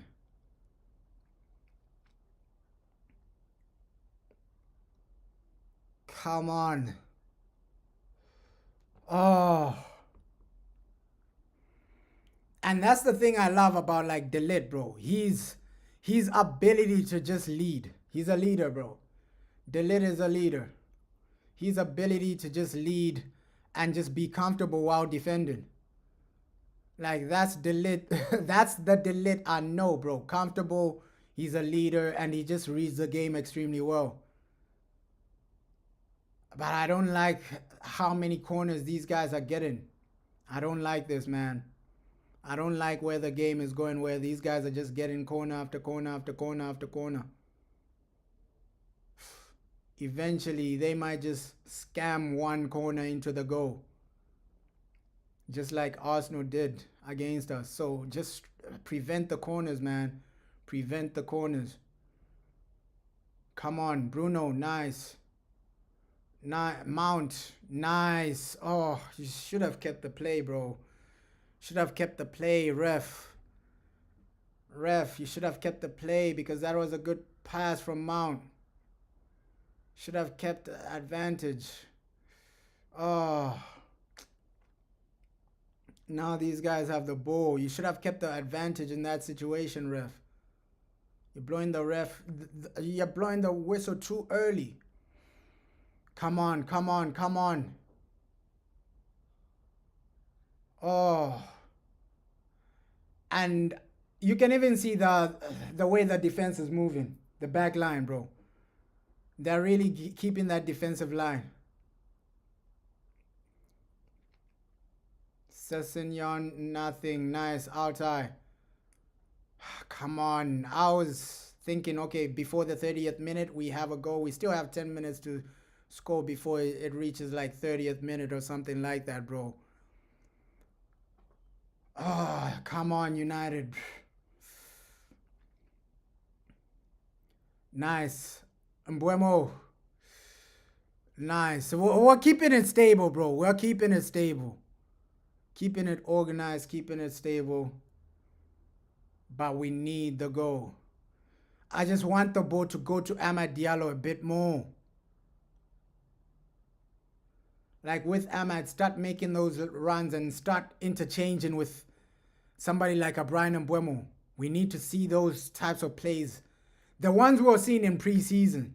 I think we haven't seen that too much, right? That Amad Mbuemo connection we were seeing in preseason. I want to see it right now, bro. I want to see it right now in this game. But Cunha has been magnificent, bro. Cunha has been magnificent. He could have had 2 goals, but it is what it is. He hit the post with one. The other one-on-one with the keeper. He should have scored that one, but you can see he's getting into areas and positions where like we can get a goal. Ooh, Mbuemo. Ah, poor pass, poor pass, poor pass. But this team, bro, this team got what it takes. We just need, I see a situation where we are consistent. Against Arsenal, good performance. Against Fulham, we started okay, bro. We started good. We should have had at least one goal. Genuinely. Oh, Mbuemo. Ah, unlucky there. Unlucky. Come on, just keep pressuring these guys. They'll make a mistake. They'll make a mistake. Keep pressuring them in their final third. They'll make a mistake. They will make a mistake. Nice from Ahmad. Ooh. Great from Luke. Come on, come on. Nice from Ahmad. Great from Luke. Everybody's doing what they need to do, bro. Everybody is doing what they need to do.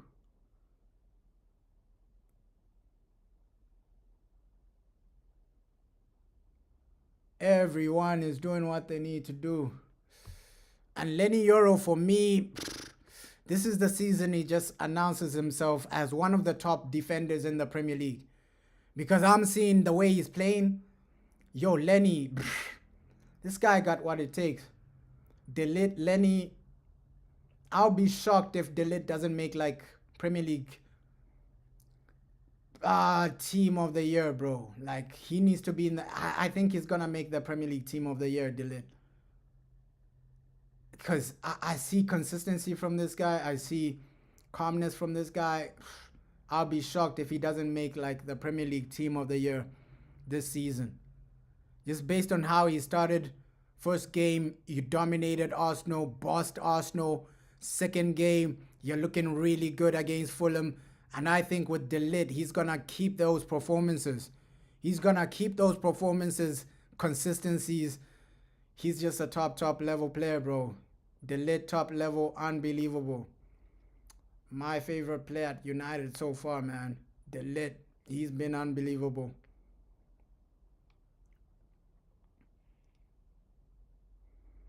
And it's been a while since like Man United, we've won like PFA Player of the Year or an award like that. Because I think last 3 seasons, it's been somebody like a Mo Salah.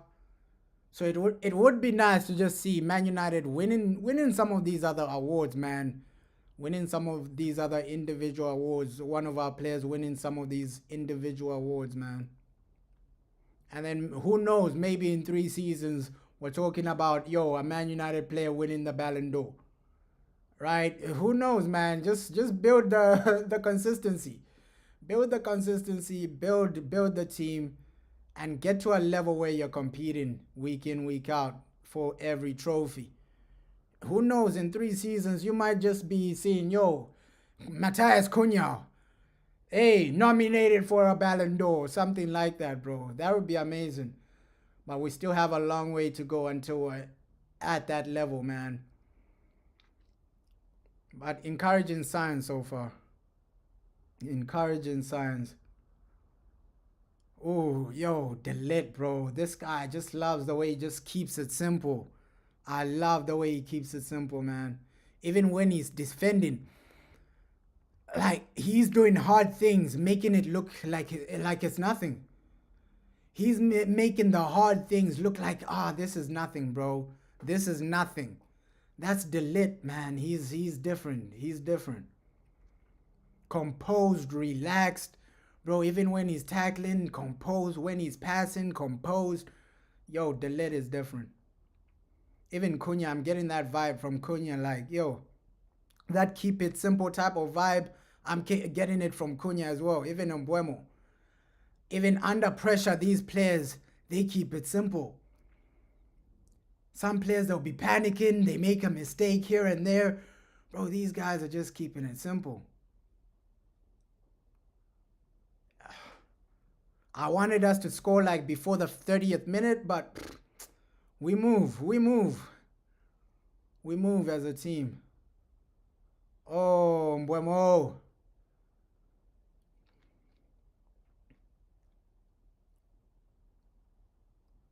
Because before the game started, I said, let's hope it's not that game where we have a lot of chances, but then the ball doesn't go in the back of the net. We've seen that too many times, bro. We have a lot of chances, but the ball is not going in the back of the net. Somehow, some way, the ball isn't going in the back of the net, bro. But yeah, this jacket from Man United, oh, I love it, man. The black and like yellow. Adidas are making some good merchandise for Man United. I won't even lie. Because there's also like that training kit. The training kit Man United just use. That one is also, it also looks amazing, bro. It also looks amazing. And I won't even lie, our third kit, that one is cold. Our third kit is amazing as well. So Adidas, they're doing their thing. Come on. And breaking this team down. Like, that's why sometimes I see the value of just having a number 9, right? Having that striker presence. Because in the last few minutes, it might come to that situation where second half you need to bring in Cunha as soon as possible. Because he'll bring that striker presence. Of course, Mason Mount has done well, bro. I won't even lie. But you can see that striker presence, it needs to come in right now. Right now, we're losing a bit of the control. And attacking-wise, we just need to keep the pressure until we get that first goal.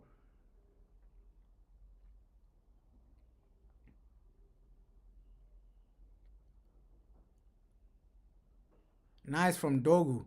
I love Dogu, but I also want to see a situation where, okay, our next game, it's a little Carabao Cup, early stages of the Carabao Cup. Play Diego Leon next game, man. Play Diego Leon next game. And then Dogu can start the Premier League game, because Wednesday, it's a comfortable game, bro. It's an easy game. Carabao Cup, bro, we should be able to win that game. Play my boy Diego Leon. He needs some game time in games like that. Games like that, play Diego Leon, play Kobe Mainoo, all these guys that are not really getting game time. Ooh. Nice. And that's the thing you can't really question from Mason Mount. Of course, some games he won't really perform at the highest level, but the work rate is there, bro. The pressing, the work rate is there. Sometimes his passing isn't at where you want it to be, but the work rate is there, bro. Sometimes his passing is unbelievable. Sometimes he has misplaced passes, but that's football in general, bro. But the work rate is there from the guy. That's something you can't really question from a lot of, like, guys like Ahmad, Mason Mount. You know they're gonna give you that pressing, hard work rate. Even Bruno, sometimes Bruno, he will. Those are the guys where you can't really say, yo, the work rate, the pressing wasn't there.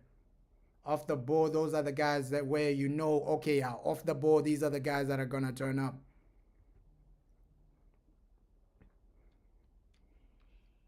But yeah, let's hope it's not like a stalemate, because right now, the game is not really shaping up to where I want it to be, man. The ball is too much in our own half now. Getting into their final third. Getting into the final third where you're testing the goalkeeper a bit more. I don't want the momentum to completely switch to Fulham, bro.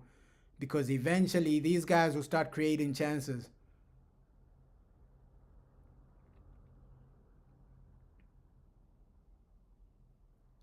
Nice switch of play. Come on, drive up the field, man. Drive up the field. Go to that final third. Drive up the field. Hey.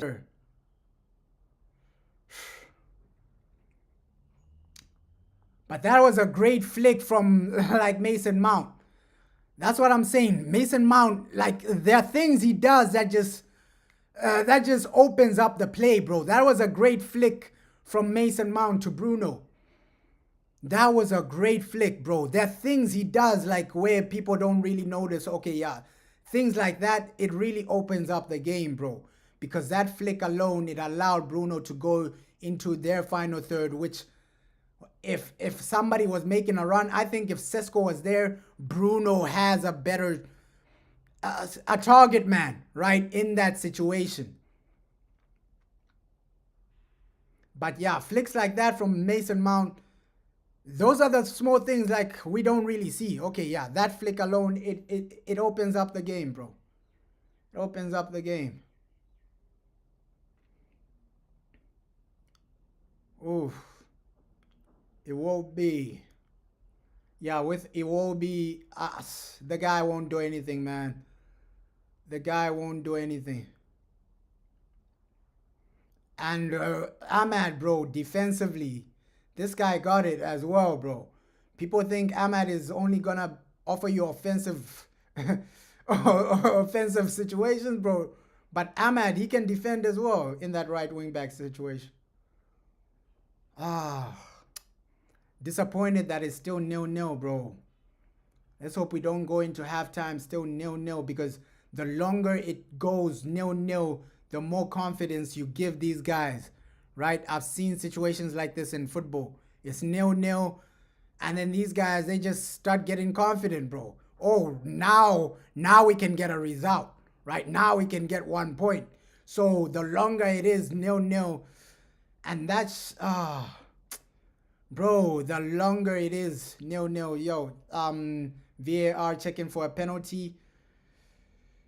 Oh, man, VAR checking for a penalty, man. Damn. Penalty on Mason Mount. And you know, if it is a penalty, it's a goal, because Bruno doesn't miss, bro. Bruno doesn't miss. So VAR, do your thing, man. Do your thing, VAR. Potential penalty, man. Penalty. And you already know it's 1-0, bro. Bruno doesn't miss. Bruno doesn't miss. You know it's a goal. I would love Bruno to give it to Cunha or Mbeumo, but yo, penalty, you know Bruno doesn't miss. I can change the scores, man. Yo, it's 1-0, bro. It is 1-0, bro, because, yo, Bruno, the guy doesn't miss penalties, bro. The man doesn't miss penalties. The man does not miss pens. Penalty, we needed this. Come on.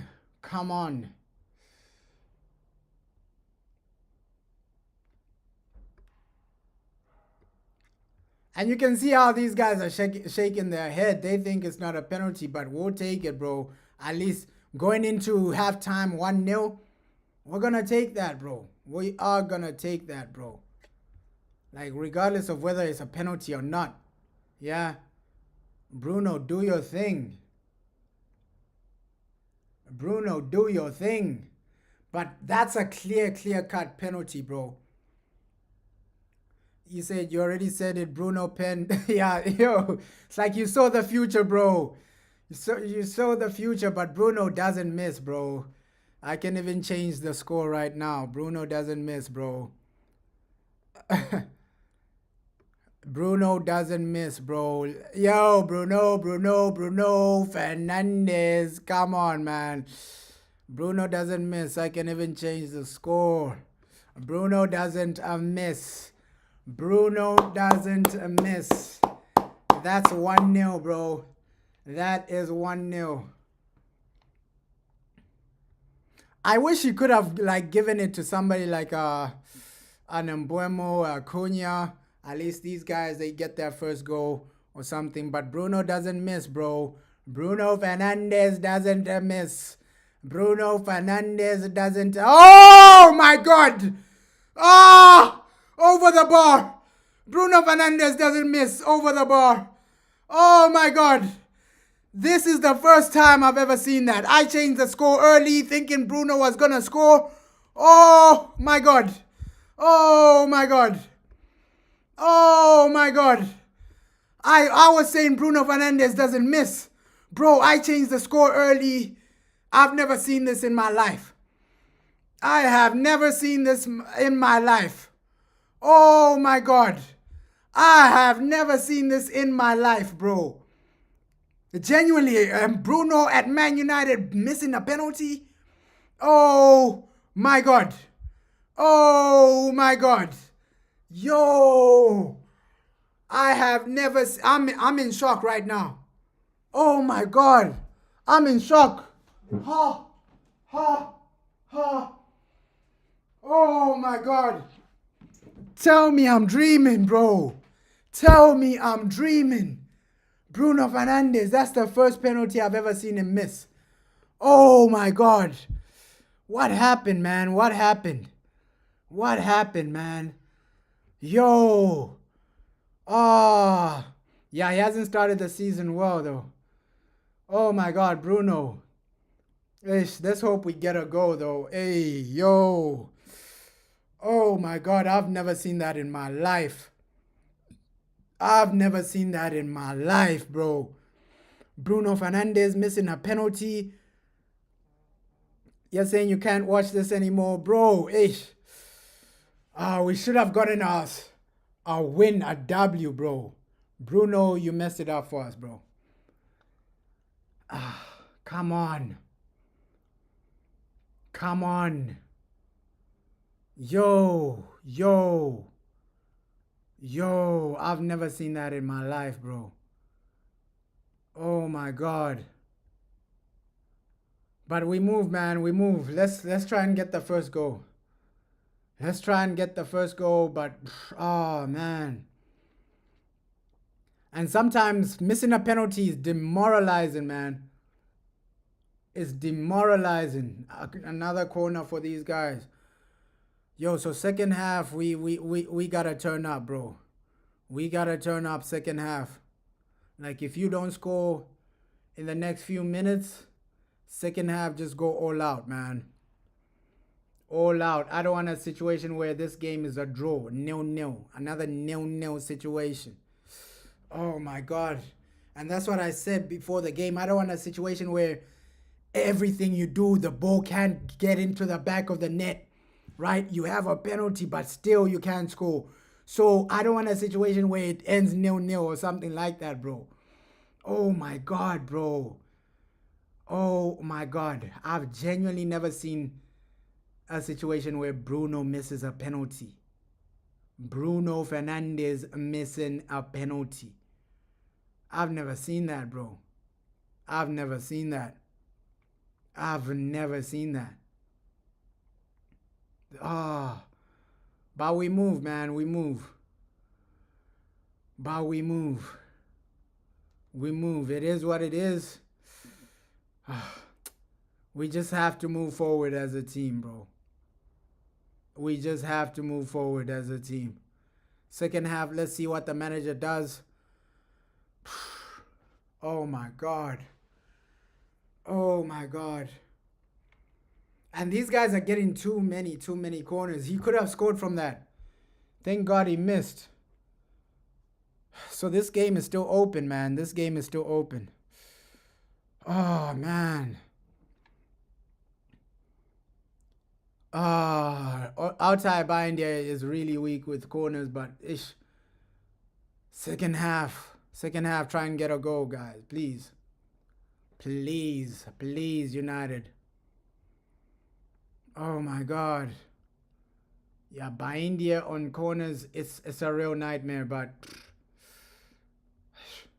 that's why I'm just praying that, okay, Lamens against Man City, he's our main guy. Right? Because that gives us enough time, bro.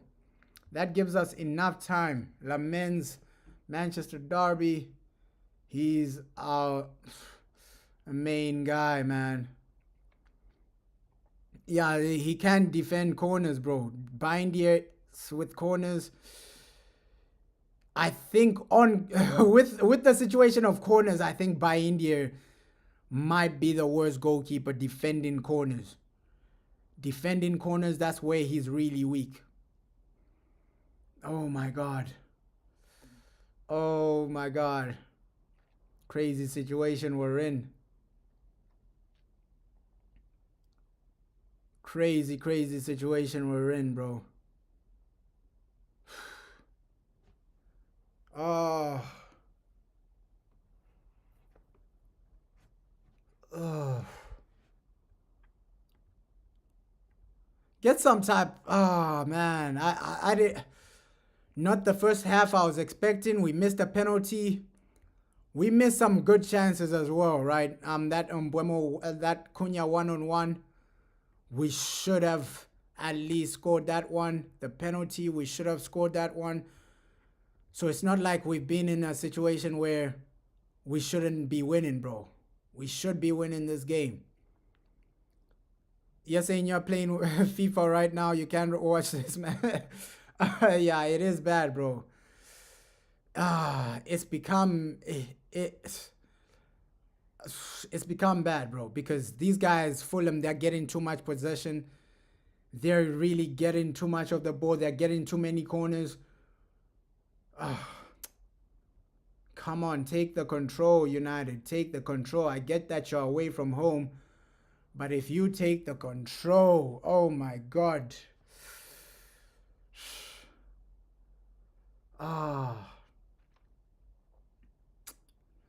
don't like the way this game is going. It's like we need halftime more than Fulham. Because they're getting too many corners. They're getting too many free kicks. We need halftime more than these guys, bro.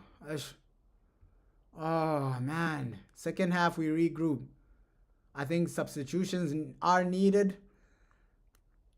Sesko needs to come in just to bring in like a striker presence, right? A striker, number 9 presence right now. Because final minutes of the game, it's been all Fulham, bro. Fulham, they're getting corners. They're getting into our final third. It's just that, oh my God, oh my God, oh my God, oh my God. Patrick Dogu, what are you doing, brother? Yeah, Fulham, they'll be happy with this final few minutes of the game, bro. Final few minutes, they're in our final third, bro. It's like we can't get the ball out of our final third, but there it is, man. Halftime. Oh, man. Oh, man. We haven't really done what we needed to do.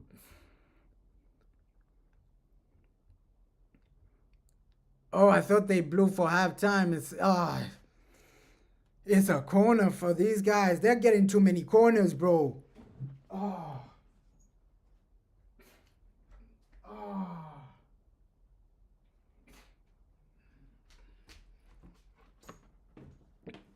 Oh my God! Bind here! Bro! Oh my God! Bind here! Bro! What? Bro! He's always falling during a corner. Oh my God, Bind here. He's really weak during a corner. We can see that, okay, long term, you can't have Bind here starting. Because yes, he'll make some great passes, but long term, if this was a better team, they capitalize from how bad he is from corners, bro. Oh my God. Oh my God. If we're playing a better team, they capitalize from how bad Baindia is from corners, bro. So long term, Lamens needs to come in quickly, bro. He needs to come in quick. Ref, man. I think the ref just blow the whistle, we recoup, man. Blow the whistle, we recoup, because Lamens, he needs to come in real quick. I'm not confident long term with Baindia. Onana, I'm not confident with him. And those small situations, they just show you why a keeper is needed, man. At least halftime, 0-0, regroup, see how you can improve second half. But bro, we started okay, man. We started okay. First 5 minutes, it was like first 20 minutes, bro, we saw that Cunha one-on-one chance, Bindia over the top to Cunha. So that was a great opportunity. Penalty, Bruno missed it, but it is what it is, bro. Halftime, let's just recoup. Let's just do what we need to do. Let's just try and have a better second half. If you need to make substitutions, make them. All right, make them. But I do believe, Man United, we should have been the team ahead. It was bad towards the end, but we should have been ahead. We had a penalty. We had some good chances in the first 20 minutes, bro. In the first 20, 25 minutes, we had some good chances. So we should have been a team that is in front right now, bro. We should have been in front right now, but Bahindir on corners isn't really the best, but obviously the major talking point is Bruno Fernandes missing the penalty. I've never seen a situation like that in my life, right? Where Bruno is missing a pen. I've never seen that, bro. I've never seen that. So, that could have changed the game massively, bro, because we should have been here halftime saying it's 1-0. I've never seen a situation where Bruno misses a penalty. Bro, I've never seen that. I have never, ever seen that. So realistically, we should have been at least 1-0 up. We should have been at least 1-0 up. Cunha had some good chances, but he's been good. I won't even lie. De Ligt has been good. Defensively, nothing to really worry about, but the only scary thing is Altay. Altay Bindia, when he gets, during a corner, he's too weak. He's too weak with corners, bro. He's too weak. It's either they bully him to the floor or this or that. I've never seen that with any other goalkeeper. Bindia is too weak with corners. Let's see how we go on the second half, bro. Second half is massive. I do think you need a situation where you're bringing in somebody like Ameno in the midfield. Let's see if the manager will make some substitutions, but midfield substitutions need to happen. Mount had some great moments. He's had some great moments. I won't even lie. Cunha, he's getting himself into great areas. I won't lie about that. Cunha is getting himself into some great areas. Yeah, Baleba is needed, bro. We need a midfielder, no doubt about it, but we should have been ahead, bro. That's my only regret. I think Cunha should have had at least one goal. Bruno should have had a goal from the penalty. So we should have been ahead. The only regret is that we're not ahead at halftime, right? We don't want a situation where second half is the same situation. You're failing to get the ball in the back of the net. That's the main issue for Man United, bro. We started well, no doubt about it. We did start well. Mason Mount doing some nice flicks, things like that. So Mbeumo he's been okay, but we need to go to that next level second half, bro. That next level, getting a goal should be your only mindset, right? Getting a goal should be your only mindset in the second half, because I don't want a situation where we drop points, another game, it's a draw, right? It's a draw, 1-1 situation. And then 2 out of your first 5 games, you're failing to win. Because our next fixture list, it's massive, bro. This game, 3 points is massive. You got to get those 3 points. Because we play City, we play Chelsea. You don't want a scenario in your first 5 games, you've only won Burnley. Right? Burnley's the only win you have. And then Fulham, you have a draw. So we need to capitalize from this. I think, of course, we've seen some positives, but second half, it's now or never, man. It's now or never in the second half. Just go out there and try. Try your best, man. Try your best to win. Try your best to get over the line and try your best to score. That should be the main thing. If you need to bring on Joshua Zirkzee, then bring him on. Because I think 60th minute, a change will be needed. Casemiro, we know second half, he always gasses out. He always gets tired. So I think second half changes are going to be needed. Let's just see who the manager brings in. Defensively, nothing to really complain about. I was saying during the game that, okay, De Ligt, this guy, I think he's going to be our player of the season. Because the way he's defending and his consistency throughout the game, I think against Arsenal, he was probably one of our best players. And even today, he's really keeping that same level. So De Ligt, you see some type of consistency from him. With Luke Shaw, it wasn't too bad, right? He was okay. He was good. He was okay, right? Amad Diallo, I just wanted to see a bit more attacking-wise from Amad. But it's all about a goal, man. It's all about a goal right now, right? Because if the game ends 0-0, we'll be regretting, bro. We will be regretting if the game ends 0-0. Like, that would be a massive regret from us as Manchester United. Ending the game 0-0, I don't want to see a scenario like that. So, second half, your main objective is to score a goal. I think fans they won't really care about, okay, we're playing fancy football, this or that. Right now, accumulate some points. And these are the games where we always mess up to gain the points, gaining the points, bro. It's all about getting the points right now, right? Accumulate the points. That top 6 race, it's really tight, bro. Every point you need is massive. But yeah, second half, let's see. And here, obviously, people will talk about that Bruno Fernandes miss. I mean, what are you doing? Is that enough to knock Bruno off his stride? Well, look, Bruno, he said it, obviously. He misses, in which he almost never misses, but I mean, he probably could do with a bit more space awareness, the referee. No, he just... I mean, you never see... I mean, I know the boys are pampered. I know the boys are pampered, but it shouldn't knock your confidence. I'm semi-joking. I know. It's very unlike him, though, isn't it? Yeah. But to be fair, he actually mentioned it when he straight away. There's like, you know, because I think if you take a penalty or free kick, you put the ball down and you have a run up. I don't think it's Bruno's fault, though. Hey, it happens. Missing penalties, it happens. Just saying, this Amarim of a man is very stubborn. I understand. Okay, the situation we're in, bro.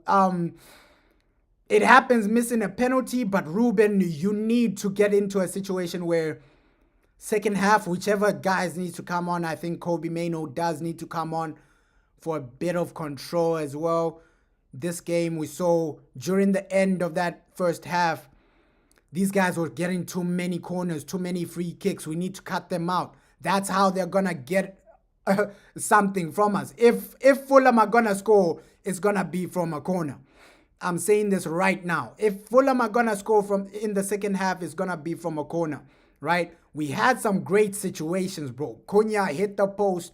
So it's not like we were not supposed to be in front at halftime, bro. We are supposed to be ahead. We're supposed to be ahead right now.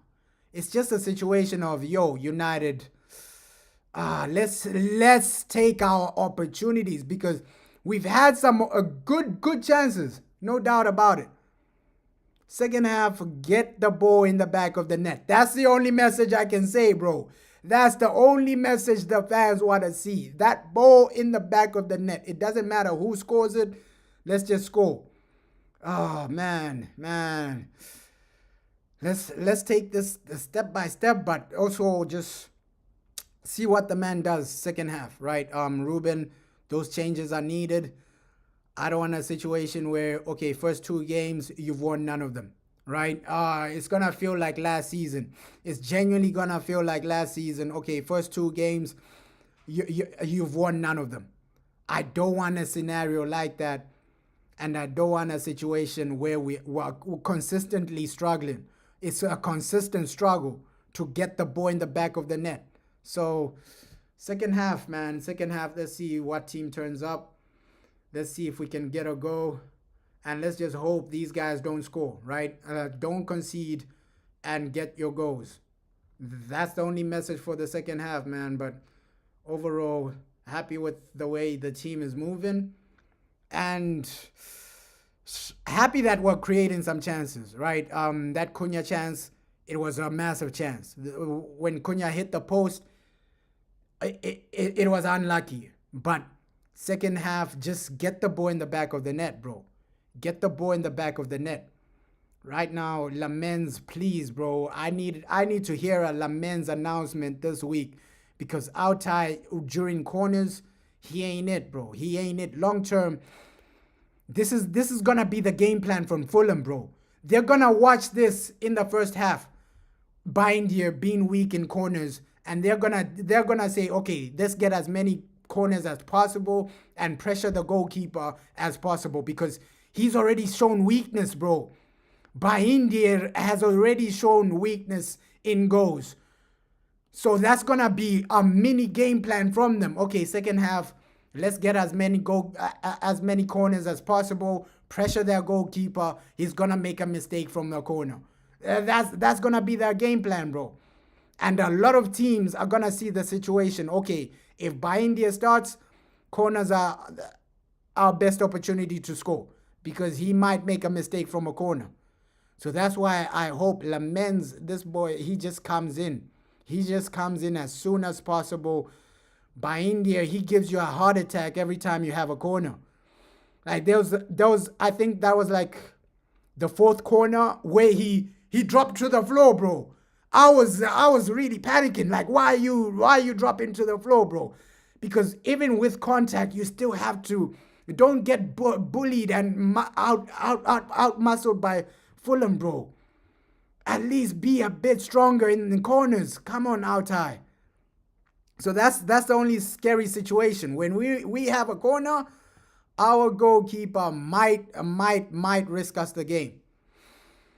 Oh man, it is what it is, man. The second half, just get the goal that goal is needed, right? That goal is needed. Second half, do what you need to do, and United.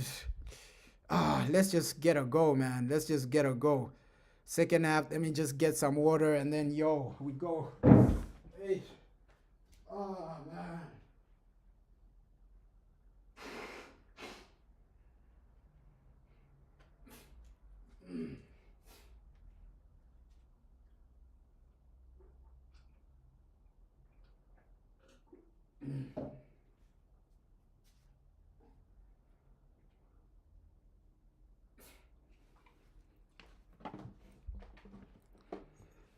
Come on, guys. Ish. And the manager promised us like some entertaining football, bro. The manager did promise us like some entertaining football. I think second half we gotta see that. But every fan just wants like a goal. That first goal, it's the only thing we're begging for. It's the only thing we're begging for right now. So, come on, United. Do what you need to do. Looks like there are no substitutions. That's okay. That's comfortable. But I think 60th minute, you got to make a sub to try and impact the game. To try and get the goal over the line.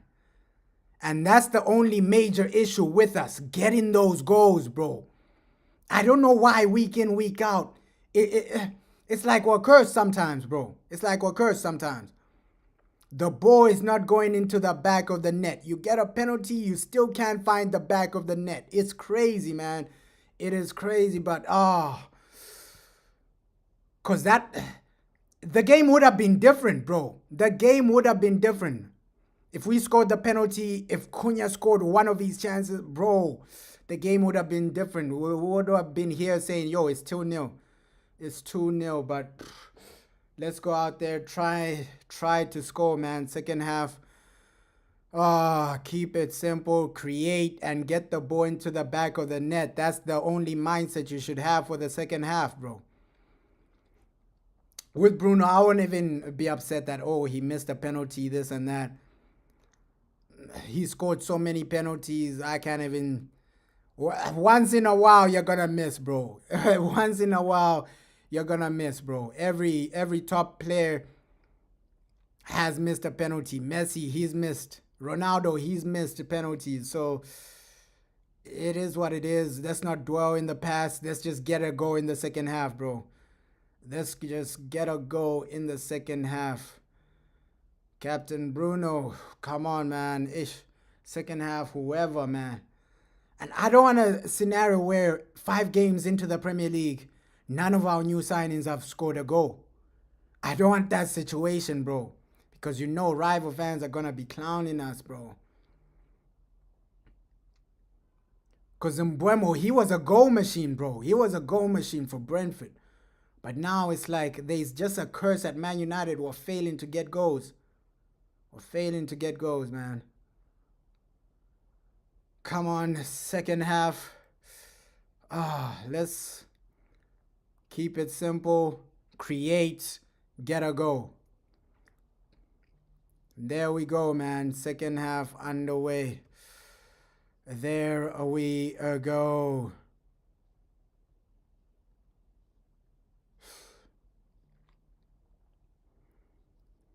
Yeah, bro. Let's see, man. Let's see. Let's see, bro, how this game goes. Mbeumo, early cast into the box. Nothing, bro. Nothing.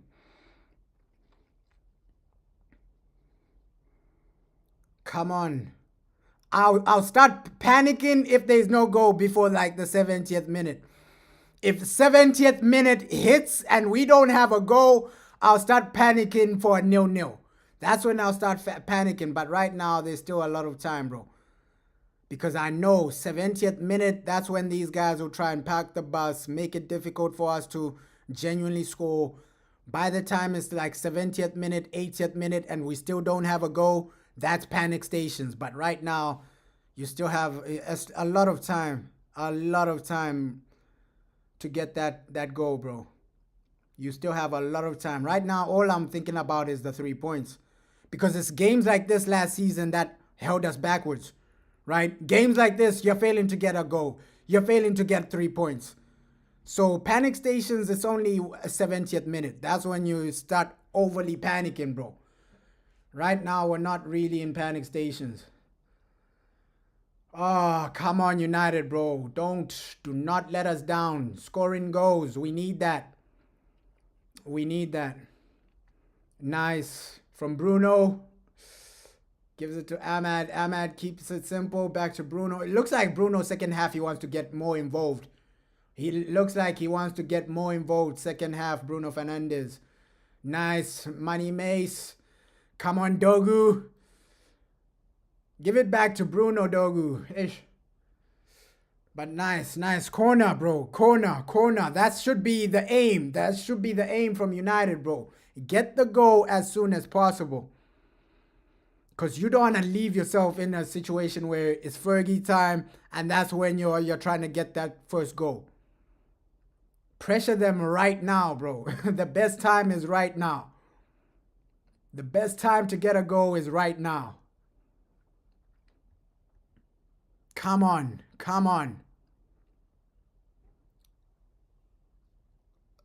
Oh. Nice, Ahmad. Oh! Ooh, nice from Ahmad, bro. Nice from Ahmad. But he should have cut it back instead of shooting. There were a lot of people in the box. But I like this. I like the way we started. I like the way we started, bro. I love the way we started. At least you're showing intensity. You're showing that, okay, we want to score. Before last season, it would have been Fulham pressuring us, bro. It would have been Fulham getting shots on goal. Cut out their corners, cut out their supply line, and just apply pressure in the final third, bro. Apply that pressure in the final third. That's all we're praying for right now. Oof. I do think 60th minute, you got to take off Cass because we know he's going to gas out. Just bring in some more energy into the midfield, 60th minute. Because we know Casemiro, once that 60th minute hits, that's when he gets tired, bro.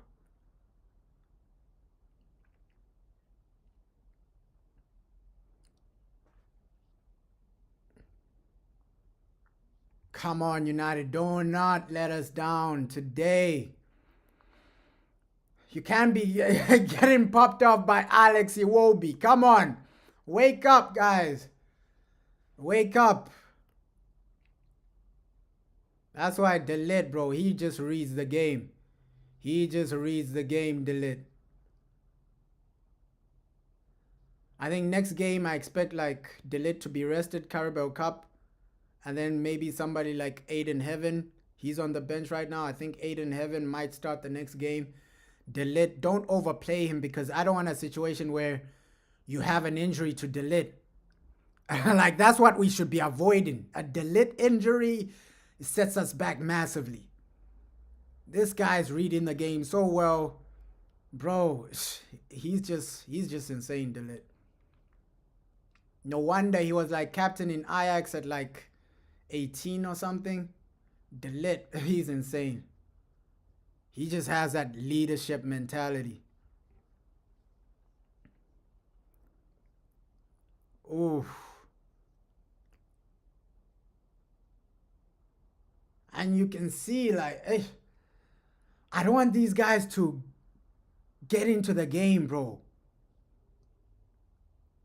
Because once you give them more confidence, more corners, it's gonna be devastating. Reduce the corners, bro. Second half, we need to reduce the Fulham corners. Looks like Sesko is coming on, at least. At least. But Diego Dalot, I don't know why he's coming on. Looks like Ahmad might be off. I don't agree with the Diego Dalot one, but ish. Because Diego Dalot, offensively, we need a goal, bro. Offensively, will Diego Dalot give you what you need offensively? Sesko, I agree with Sesko. Bring him on. We need that striker presence up top. But Diego Dalot, I don't know. I don't know, man. I don't know. Right now, we're in need of a goal. Does Diego Dalot add a lot of value attacking-wise? I think it's even better you just go all-out attack, bro. Diego Dalot, attacking-wise, he's not really overly convincing. Maybe it's a situation where, oh, man. Yeah, we expected Ahmad, and I said it, yo, Casemiro, he gasses out 60th minute, so Casemiro coming off. I understand that. Ahmad coming off, I don't understand that, bro. I do not understand that, but looks like one of our guys, Mason Mount, is going to drop into the midfield, right? Sesko has come in, Casemiro off. I think it might be a Mason Mount, Bruno double pivot. Looks like Mason Mount might just drop into the midfield, man.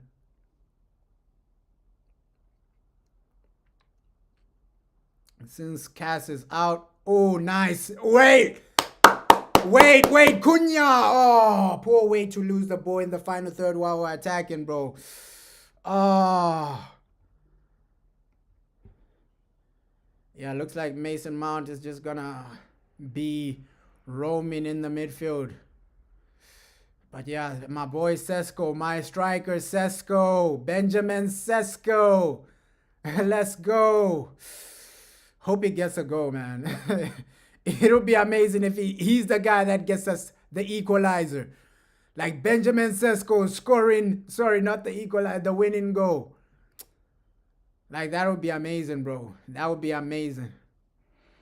No, Fulham, great from Lenny. Bro. Lenny, yo. That's why our defenders are just spot on, bro. You got Delete, you got Lenny Euro, bro. These are top defenders. Top defenders, man. Oof. It's just attacking wise where we need to get a rhythm where you're scoring goals. That goal scoring needs to start clicking now. Defensively, we have improved, bro. Like the manager did say, yo, the defensive shape, the way we're defending, it's more compact. But yeah, great from Lenny as well, man. Hey, 70th minute, that's when I'll start panicking. Come on, United. Don't go into a situation where it's still 0-0. Come on. Get us a goal, guys. Get us a goal.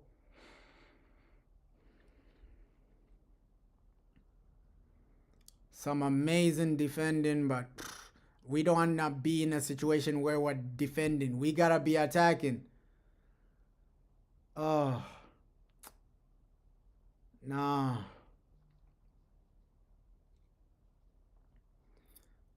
This possession from Fulham, I don't like it either, bro. Oh, come on, United. Give us a goal. I know we're away from home, but it's Fulham, man. It's Fulham. The other teams that are competing for the top 6, they're getting goals against Fulham, bro. They're getting goals against Fulham. You can't go back-to-back games, no goals. Arsenal game, you failed to score. Bro, you can't go back-to-back games.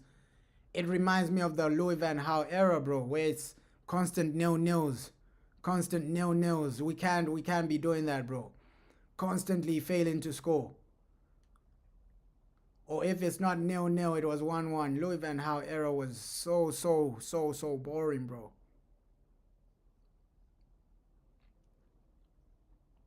But to be fair, we should have been 1-0 up by now. We had a penalty. First half, we should have genuinely just taken this game away. And, yo, these guys are getting so many corners. 7 corners for them, bro. 7 corners. That's crazy. That is insane. And that's what I said at halftime. That's going to be their game plan. Corners, Altay Bayindia is weak. So they'll try and just capitalize from corners, bro. Let's prevent corners.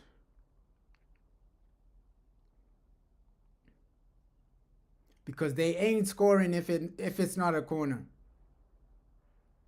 That's one thing I know for sure. That's one thing I can be confident. Like, yo, Fulham, they're not scoring unless it's a corner or a set piece or something like that. One of those fluky goals where you score from a corner or a set piece, like what Arsenal did against us, bro. Nice. Sesko. The hold-up play from Sesko is just beautiful, man.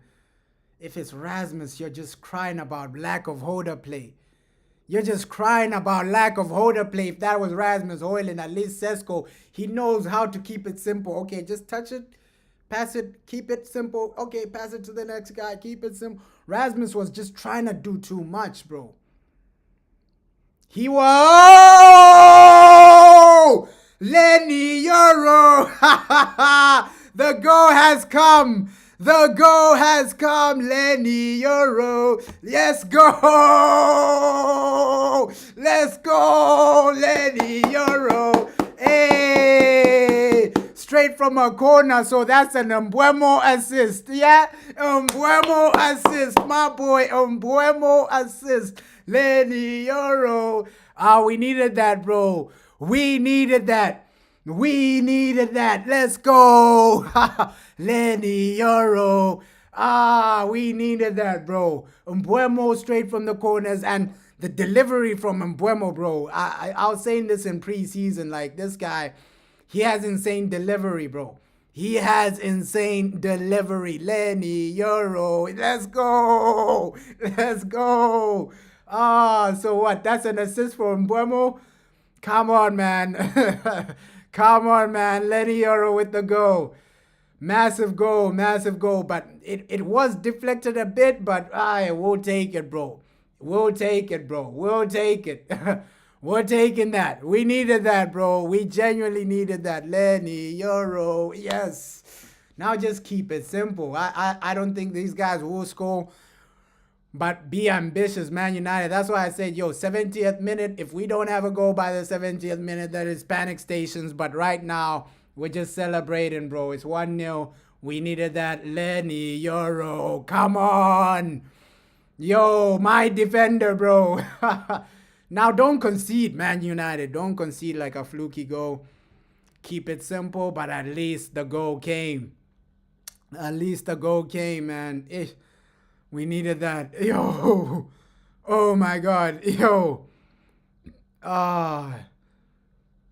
So, looks like it's been given as an own goal. So, unfortunately, it's not a Lenny Yoro goal. Looks like it's been given as an own goal. That's disappointing, man. That's disappointing that it's an own goal. But we're taking it, bro. Now just score more goals, man. We have a lot of time. I don't see Fulham scoring unless it's a corner. So right now, they're going to try and attack us a bit more, which will open them up, bro. That first goal just brings in so much. That first goal is just a catalyst for more goals. And that's why the first goal is the most important. Sometimes the first goal is just the most important to open up your opponents, bro. Open them up, bro. Open them up. Start scoring more goals. You need that. That first goal is always a catalyst, bro. It's always a massive catalyst to open up others, bro. Oh, Lenny. Come on. My boy Lenny Yoro. He did his thing, man. He did his thing. They'll give us as an own goal, but he did his thing. Even Mbuemo, his delivery. At least we got that goal, man. Comfortable, man. Because these first 5 games, at least you can say, okay, Fulham, Burnley, those are the games that those were supposed to be guaranteed points. Because last season, that's where you're struggling. The guaranteed points, the points where it's a bit easier, those are the ones you're dropping points in. So at least, Man United, bro, we're doing our thing. We're doing our thing. Let's just try and score another goal. That goal difference, obviously, get that goal difference up. Get that goal difference up. We lost to Arsenal, so the goal difference is like 0 right now. Get that goal difference up, right? Get some more goals, man. Get that goal difference up. And just get games like this, they'll build your confidence as well, bro. Like, get some more goals, man. You can never have too many goals in football. You can never have too many goals, man. Get that goal difference up and just use this as a catalyst to just win the game in style. Right? I'm just happy that the ball finally found its way in the back of the net. I'm just so gassed up, man. Luke Shaw has been decent, man. I won't even lie. Luke Shaw has been decent. He's been unbelievable. Defense have been turning up. And it's sad that, okay, your defense is the one that are getting the goals, bro. It feels like last season where your defenders are the guys getting the goals.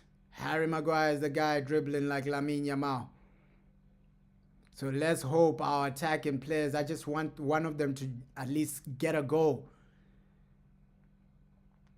Because I've heard like so many interviews from attacking players, strikers, things like that.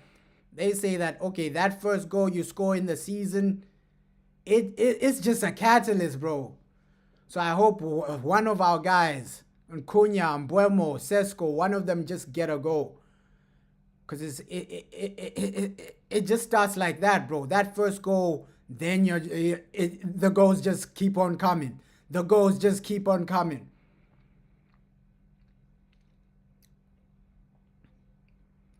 Oh, yeah, Lenny Yoro is class, man. He is world class. I think he's still young, but as a defender, I consider him world class. I know he hasn't shown it at the top level. I know last season we had a season where we were conceding I think the 4th highest goals conceded. Outside the teams that got relegated, we conceded like almost the most or something like that. Outside the teams that got relegated.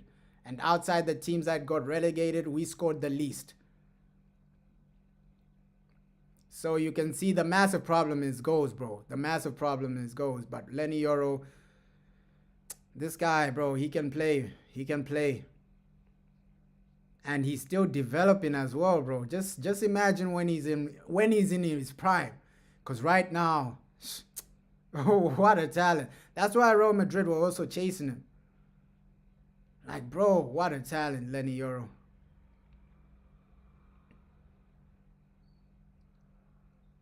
Come on.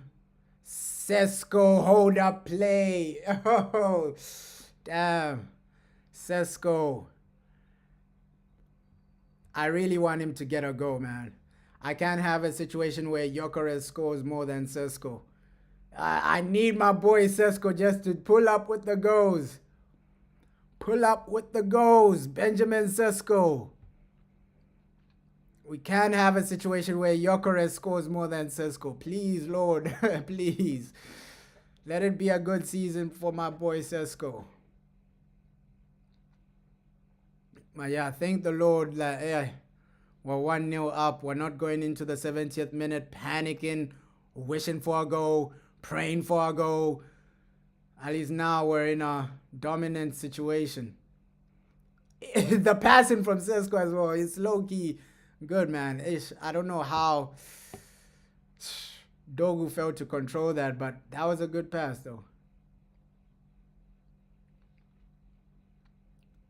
Come on.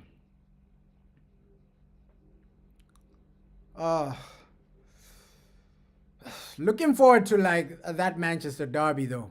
Looking forward to that Manchester derby because, of course, the Arsenal game, we saw us dominate Arsenal, right? We dominated Arsenal. If we can dominate another major team, let's say Liverpool, Man City, then we can start getting excited. You're saying Bruno has been bad? Bro, Bruno... just bring on Lenny Yoro, though. Bring on Kobe Mainoo, though. But we know the manager won't sub off Bruno. He will never sub off Bruno. But it looks like this is when Mbeumo is coming alive. Yeah, Bruno, man. Even the passing, not too good from Bruno, man. Misplaced passing. Think he's tired, low-key. That penalty miss might have got into his head, bro. He hasn't been great. Even like the passing, it's misplaced passes from Bruno. Second half hasn't been the best from Bruno. But at least we're not worrying about, okay, yeah, this and that. Wow, it's still 0-0. At least we have a goal, bro. We have a goal. The other problems, we can solve them on the training field, right? And sometimes winning a game, it just, yes, it matters how you win, but sometimes you take it. You take it. Okay, yeah, it was a corner, deflected goal. Sometimes you're going to take it, bro. You improve in the training ground, bro. Because right now, Premier League, it's better to win than get a draw and then you're set backwards, bro. You're set backwards and then it's another difficult situation. Ugarte, man. Ugh. So let's see. Does he remove Bruno? I doubt it. I think Ugarte might come on for Mason Mount. Yeah, Ugarte for Mason Mount.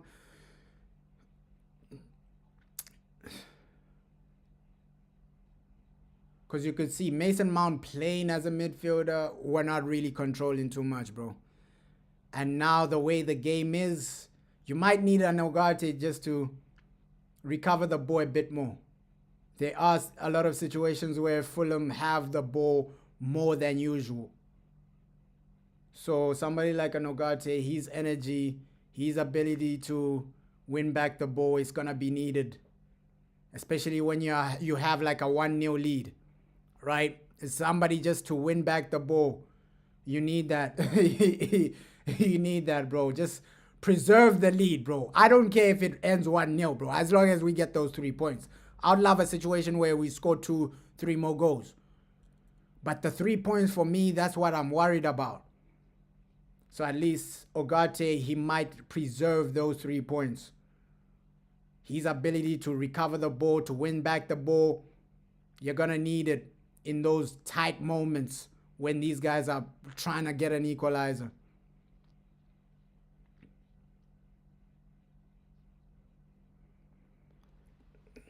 Yeah, but not the greatest performance, right? Not the greatest in the final third.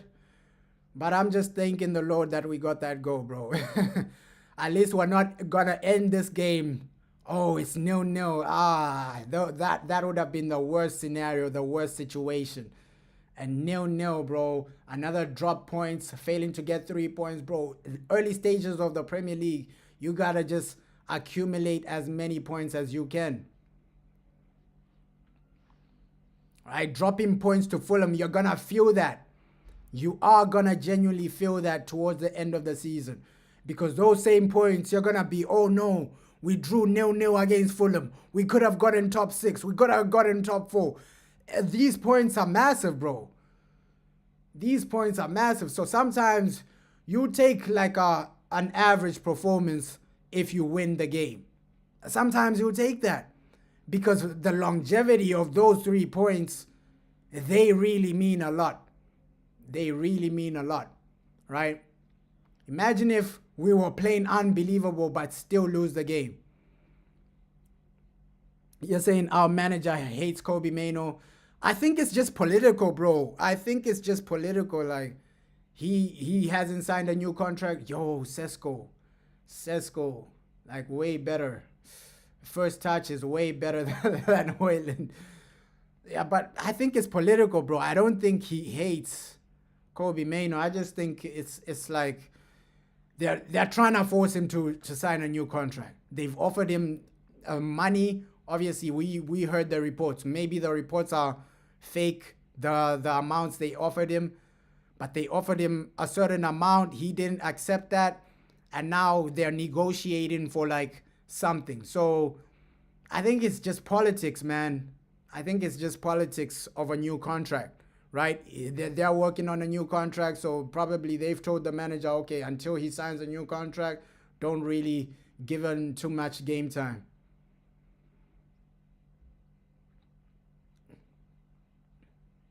Oof. Man, we always concede, bro. We always concede. Oh, my God. We always concede. This team, bro, you can't keep a 1-0 lead. We always concede. Oh my God, we always concede. My God, oh my God, we always concede. What is wrong with this team? You had one job. And that's why I was happy. Okay, Ugarte is coming. We might proceed. Oh my God, man. I was happy, okay, maybe Ugarte, we won't concede. This is horrible, man. This is horrible, man. Oh my God. And this is what we're trying to prevent, right? Over the 70th minute, you're still level in the game. Bro, we always concede. This team, bro. And it's, man, it won't be to... Oh, man, no. It won't be to Smith Rowe, the Arsenal connection destroying Man United. Oh, man. Oh, ex-Arsenal players putting in the dagger, bro. We always concede. Why do we always concede, bro? It's the same thing. These 3 points are massive for us. Come on, guys. Smith Rowe? Iwobi, ex-Arsenal players dunking on us, bro. Yeah, we signed 3 goal scorers and none of them can score, bro. Puemo was one of the highest goal scorers and he comes to Man United, he can't score. Right? Sesko, unbelievable goal. Bro, what? Nobody can score now. It's either we're always conceding or we can't score. Oh my God, man, this is frustrating. Bro, this might just ruin my week if we don't get the win. Oh, man. We always do this to ourselves. We always do this to ourselves. Oh, man. Oh. Oh, United. Hey. Come on, come on. And this is what we are trying to avoid. You're approaching the 80th minute and it's still level. Ah. Let's hope the issues will be gone, bro. But, yo, we need goals, bro. Maybe the Ugarte situation wasn't the best. I think Maino would have been a better option. Okay, bringing in Kobe Maino, he can... He can bring in attack and play. I was thinking, okay, Ugarte, we're 1-0 up. This guy will be there just to preserve the lead. But right now, that wasn't the situation, man. Fulham score, and we're back to square one. We are back to square one. Oh, my God. Ish. And we always, it's heartbreaking, bro. It's heartbreaking, bro. We can't end this 1-1, bro. Get a goal. We were celebrating Lenny Euro goal, and now it's back to square one. Devastating, bro. Devastating. Yeah, it's low-key, it is becoming an issue the way Ruben Amorim is stubborn. I think bringing on Diego Dalot too early, that hurt us a bit, because even with Ahmad, you can still defend, but with Ahmad in these crucial moments, he will be helping you attacking-wise. Oh, man. Oh, man. Let's hope it's not like this the rest of the season. Yeah, you just need to bring on Kobe right now. I think Zersky, bring him on at least as well. Joshua Zersky, attacking-wise, we need something, bro. And the midfield, creativity from the midfield is non-existent from us. The same situations week in, week out. The same situations week in, week out. Always conceding and failing to score. Oh, man. Our strikers, we brought in these guys for goals, man, but looks like the creativity from the midfield is non-existent in the second half. Oh, man.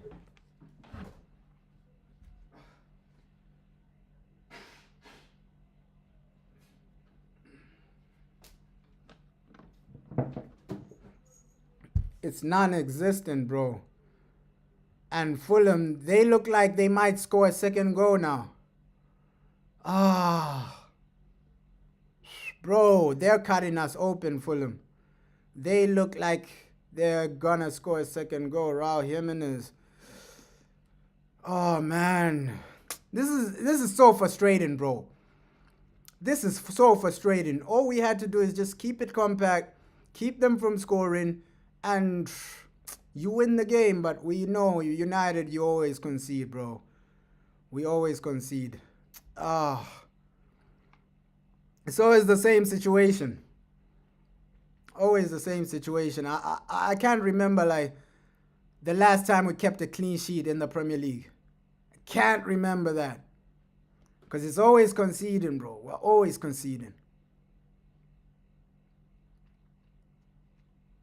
Oh, man. And this is a poor start.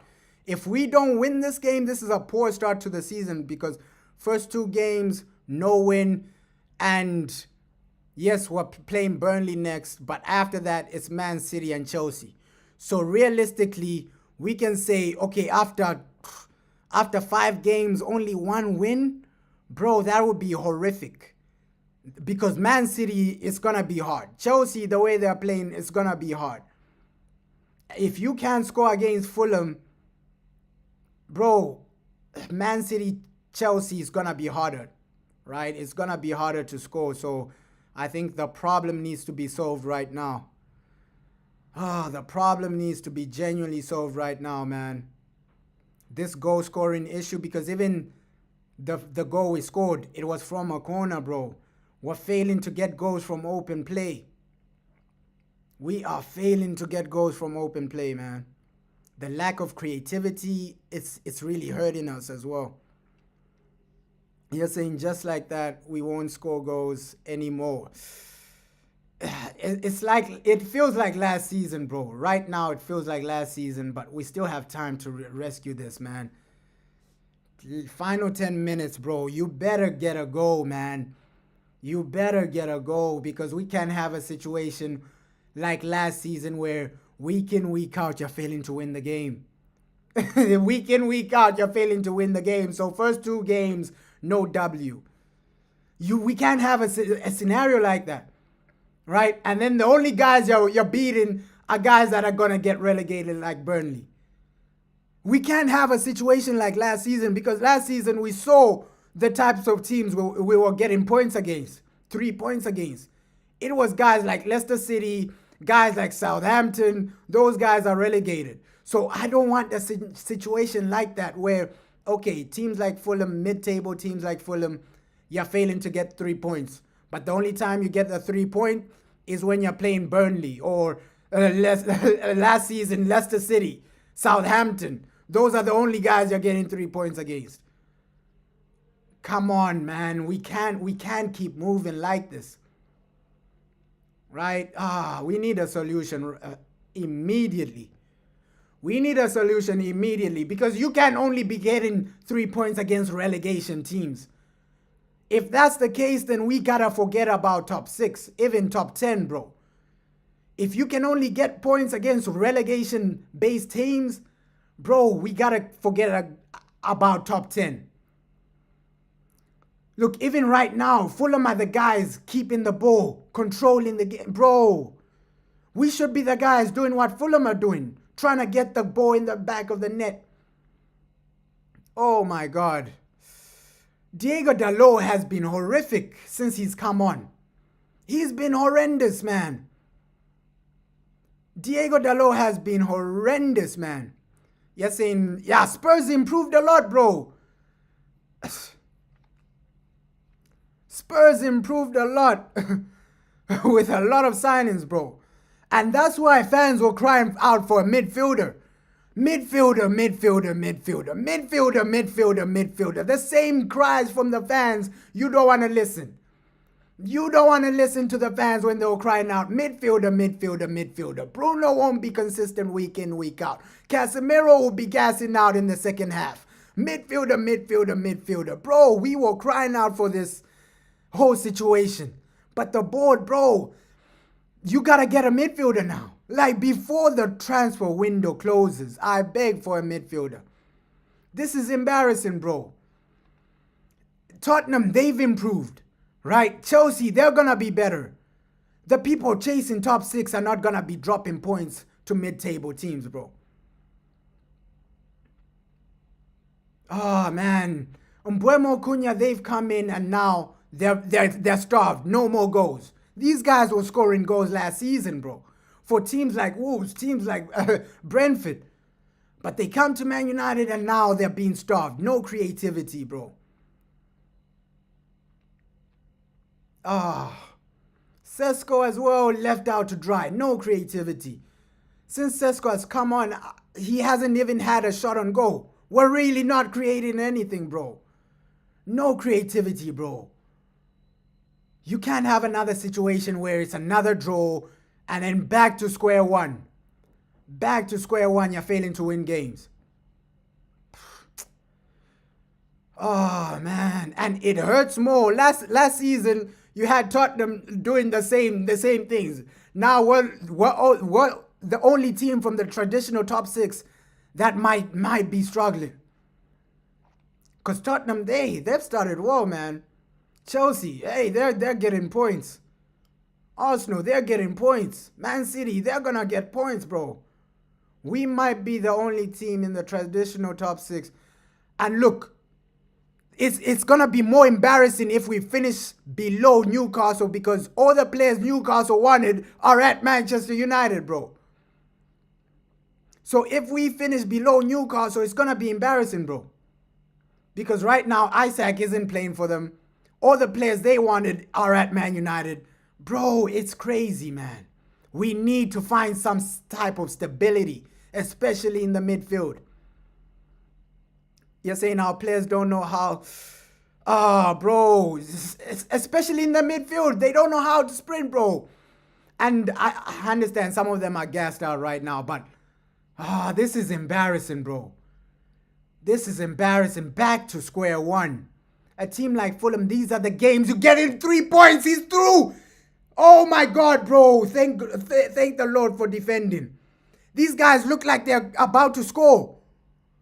Fulham look more likely to score that second goal than Manchester United.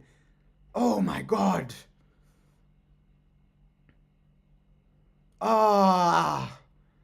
I see the frustration from Mbuemo. That's a free kick, man. Ish. But come on, man. Not another season like last season. The last season was misery, bro. Misery. Week in, week out, you're failing to get 3 points. Last season was misery, bro. Finishing 15th. And it's like last season, bro. Teams like Fulham, West Ham, you'll see. When we face West Ham, we're going to struggle as well. Midfield is a massive problem, bro. These are the teams, comfortable 3 points.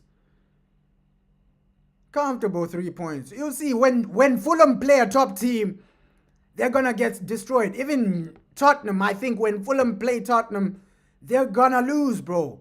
But us were failing to get the job done. We're making it look extremely hard, bro. I don't know, man. I don't know, man. I genuinely don't know. Genuinely don't know. Right? A few minutes to go. Looks like 3-4 minutes to go.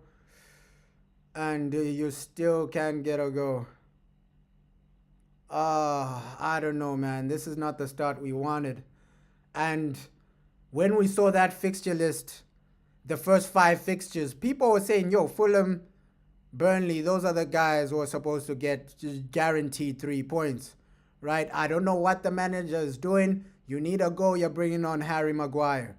Harry Maguire and Aiden Heaven, 2 defenders, bro. We need a goal. We need 3 points. Manager's bringing on 2 defenders. I don't agree with that decision, bro. I know I defend Ruben Amorim, but I don't agree with that decision. You need a goal. But your solution is 2 defenders, bro. 2 defenders. Even Kobe Mainoo, bringing on Kobe Mainoo would have made more sense. But right now, we need a goal. You're bringing on 2 defenders? I don't agree with that from Ruben, bro. Yes, and Ruben needs to change his formation in order to survive. We're not winning anything without Baleba in the midfield, bro. I completely agree with you. Like, we're struggling right now. We're struggling right now, bro. That doesn't make... The substitutions do not make sense. We need a goal. Ruben Amorim brings on defenders. Wow. We're crying for a goal. The manager brings on defenders, bro. Yo. To be fair, Harry Maguire almost scored from the corner, but defenders are not what we need right now. We need people that can get us goals. Yo. Oh my God. It might be another hard season for us, man. It might be another hard season. Man, oh my God. And that's why I think if you look back, that penalty miss was massive. And wasting our opportunities in the first half was massive. That miss, that one-on-one miss by Cunha was massive. So if you look back, should have taken our chances, man, especially that penalty. Oh, man. But we shouldn't be in a situation where you're crying about a missed penalty against Fulham. If this was a tight game where you're playing somebody like Liverpool and then a penalty is the decider, oh, no, we missed a penalty, that's why we didn't win. then you can cry about a penalty. But a team like Fulham, bro, you should create a bit more. Second half, we haven't had a one-on-one situation where the keeper has been tested. You're saying top for Ruben. He promised us that the good days are coming. But doesn't seem like it's happening now, bro. Like, you're right. We're still waiting for the good days, man. We're still waiting for the good days. Oh, my God. Oh, my God. Tough scenario, tough situation right now. United. This ain't it, bro. This ain't it. This ain't it. Week in, week out. You're not really convincing, right? It's like last season never ended, bro. It's like we just continued last season to this season. Last season never ended. It's just a continuation. The same mid-table teams where you're supposed to accumulate some points, you're failing to win. It's not good enough, man. It's not good enough. Yeah, I guess that's it, bro. We might only get 1 point from this. It's not good enough, bro. Even if we have like 5 added minutes, bro, it's not good enough, man. It's not good enough. You need to go. You're bringing on defenders. Oh, Mbeumo is fast, bro. Damn. I like that pressure from Brian Mbeumo. But it's not good enough, man. It's not good enough. If we fail to win against Burnley, I'm gonna lose my mind, bro. I'm gonna lose my mind. Next weekend, if we fail to win against Burnley, I'm gonna lose my mind. Because right now, already patience is gone, bro. Patience is gone from this team. If you fail to win against Burnley, not even a draw is not good enough today. So man, patience is already gone, man. Patience is already gone. That Burnley game, bro. Imagine if we fail to win against Burnley. Oh my God. Oh my God. Patience is already gone, man. Ruben, please. Just somehow, some way, bro. Yeah, I'll match, bro. I'll match in the Carabao Cup, but I think we'll win that that game, bro. I think we'll win that game on Wednesday. Man, but Smith Rowe with the dagger against Manchester United, ex-Arsenal player. So that's back-to-back situations where Arsenal players just can't get a win, bro. We can't get a win. Yeah, if we struggle in the Carabao Cup, 100%. That game on Wednesday, bro, 100%. It might be game over for Ruben, man. Because games like that, there are no excuses, bro. There are no excuses. Burnley and Carabao Cup, no excuses not to win. Because already this is disappointing, man. This is massively disappointing. This is embarrassing, actually. And this was the situation we were in last season. Week in, week out. The mid-table teams are really shocking you. Either you can win or you lose. And second half was horrendous. I think we were only good for like the first 30 minutes of the game, bro, where Cunha had he hit the post, and then Cunha had a one-on-one with the goalkeeper. Then we got a penalty. But after the penalty, bro, we haven't really looked unbelievable. We haven't really looked amazing, bro. After that penalty, bro, the performance has been poor. The performance has been bad. Oh! That was smart from Dogu, but unlucky. Unlucky. I saw that dink. That was smart from Dogu, but unlucky from Mbuemo. Yeah, looks like that's it, man. Looks like that's it. Misery, misery, misery, man. Misery, misery, misery. Misery, misery, misery. But that was smart from Dogu, man. Trying to dink it to Mbuemo. That was smart. Ugh. Midfielder, bro. I'm judging the board based on a midfielder. If you don't bring a midfielder, you've thrown this season away. Yeah, we look so bad. This game is horrendous, bro. I'm judging the board based on a midfielder because if you're watching this and saying, yo, we can go into this season without a midfield, the board are delusional. I think that's delusional to say, yo, we can go into this game without it. There we go. Full time, 1-1. Full time, 1-1. Full time, 1-1. Embarrassing, man. Embarrassing situation. Still no wins in the Premier League for Manchester United. 2 games in, no wins.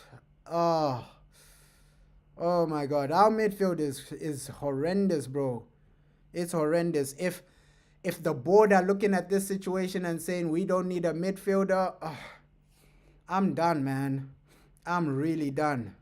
I'm really done because you can't go into this season without a midfielder, right? You cannot go into this season without a midfielder. But this has ruined my week, ruined my day.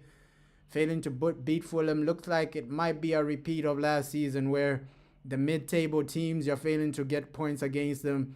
And the only time you get a point is when you're playing a relegation team, bro.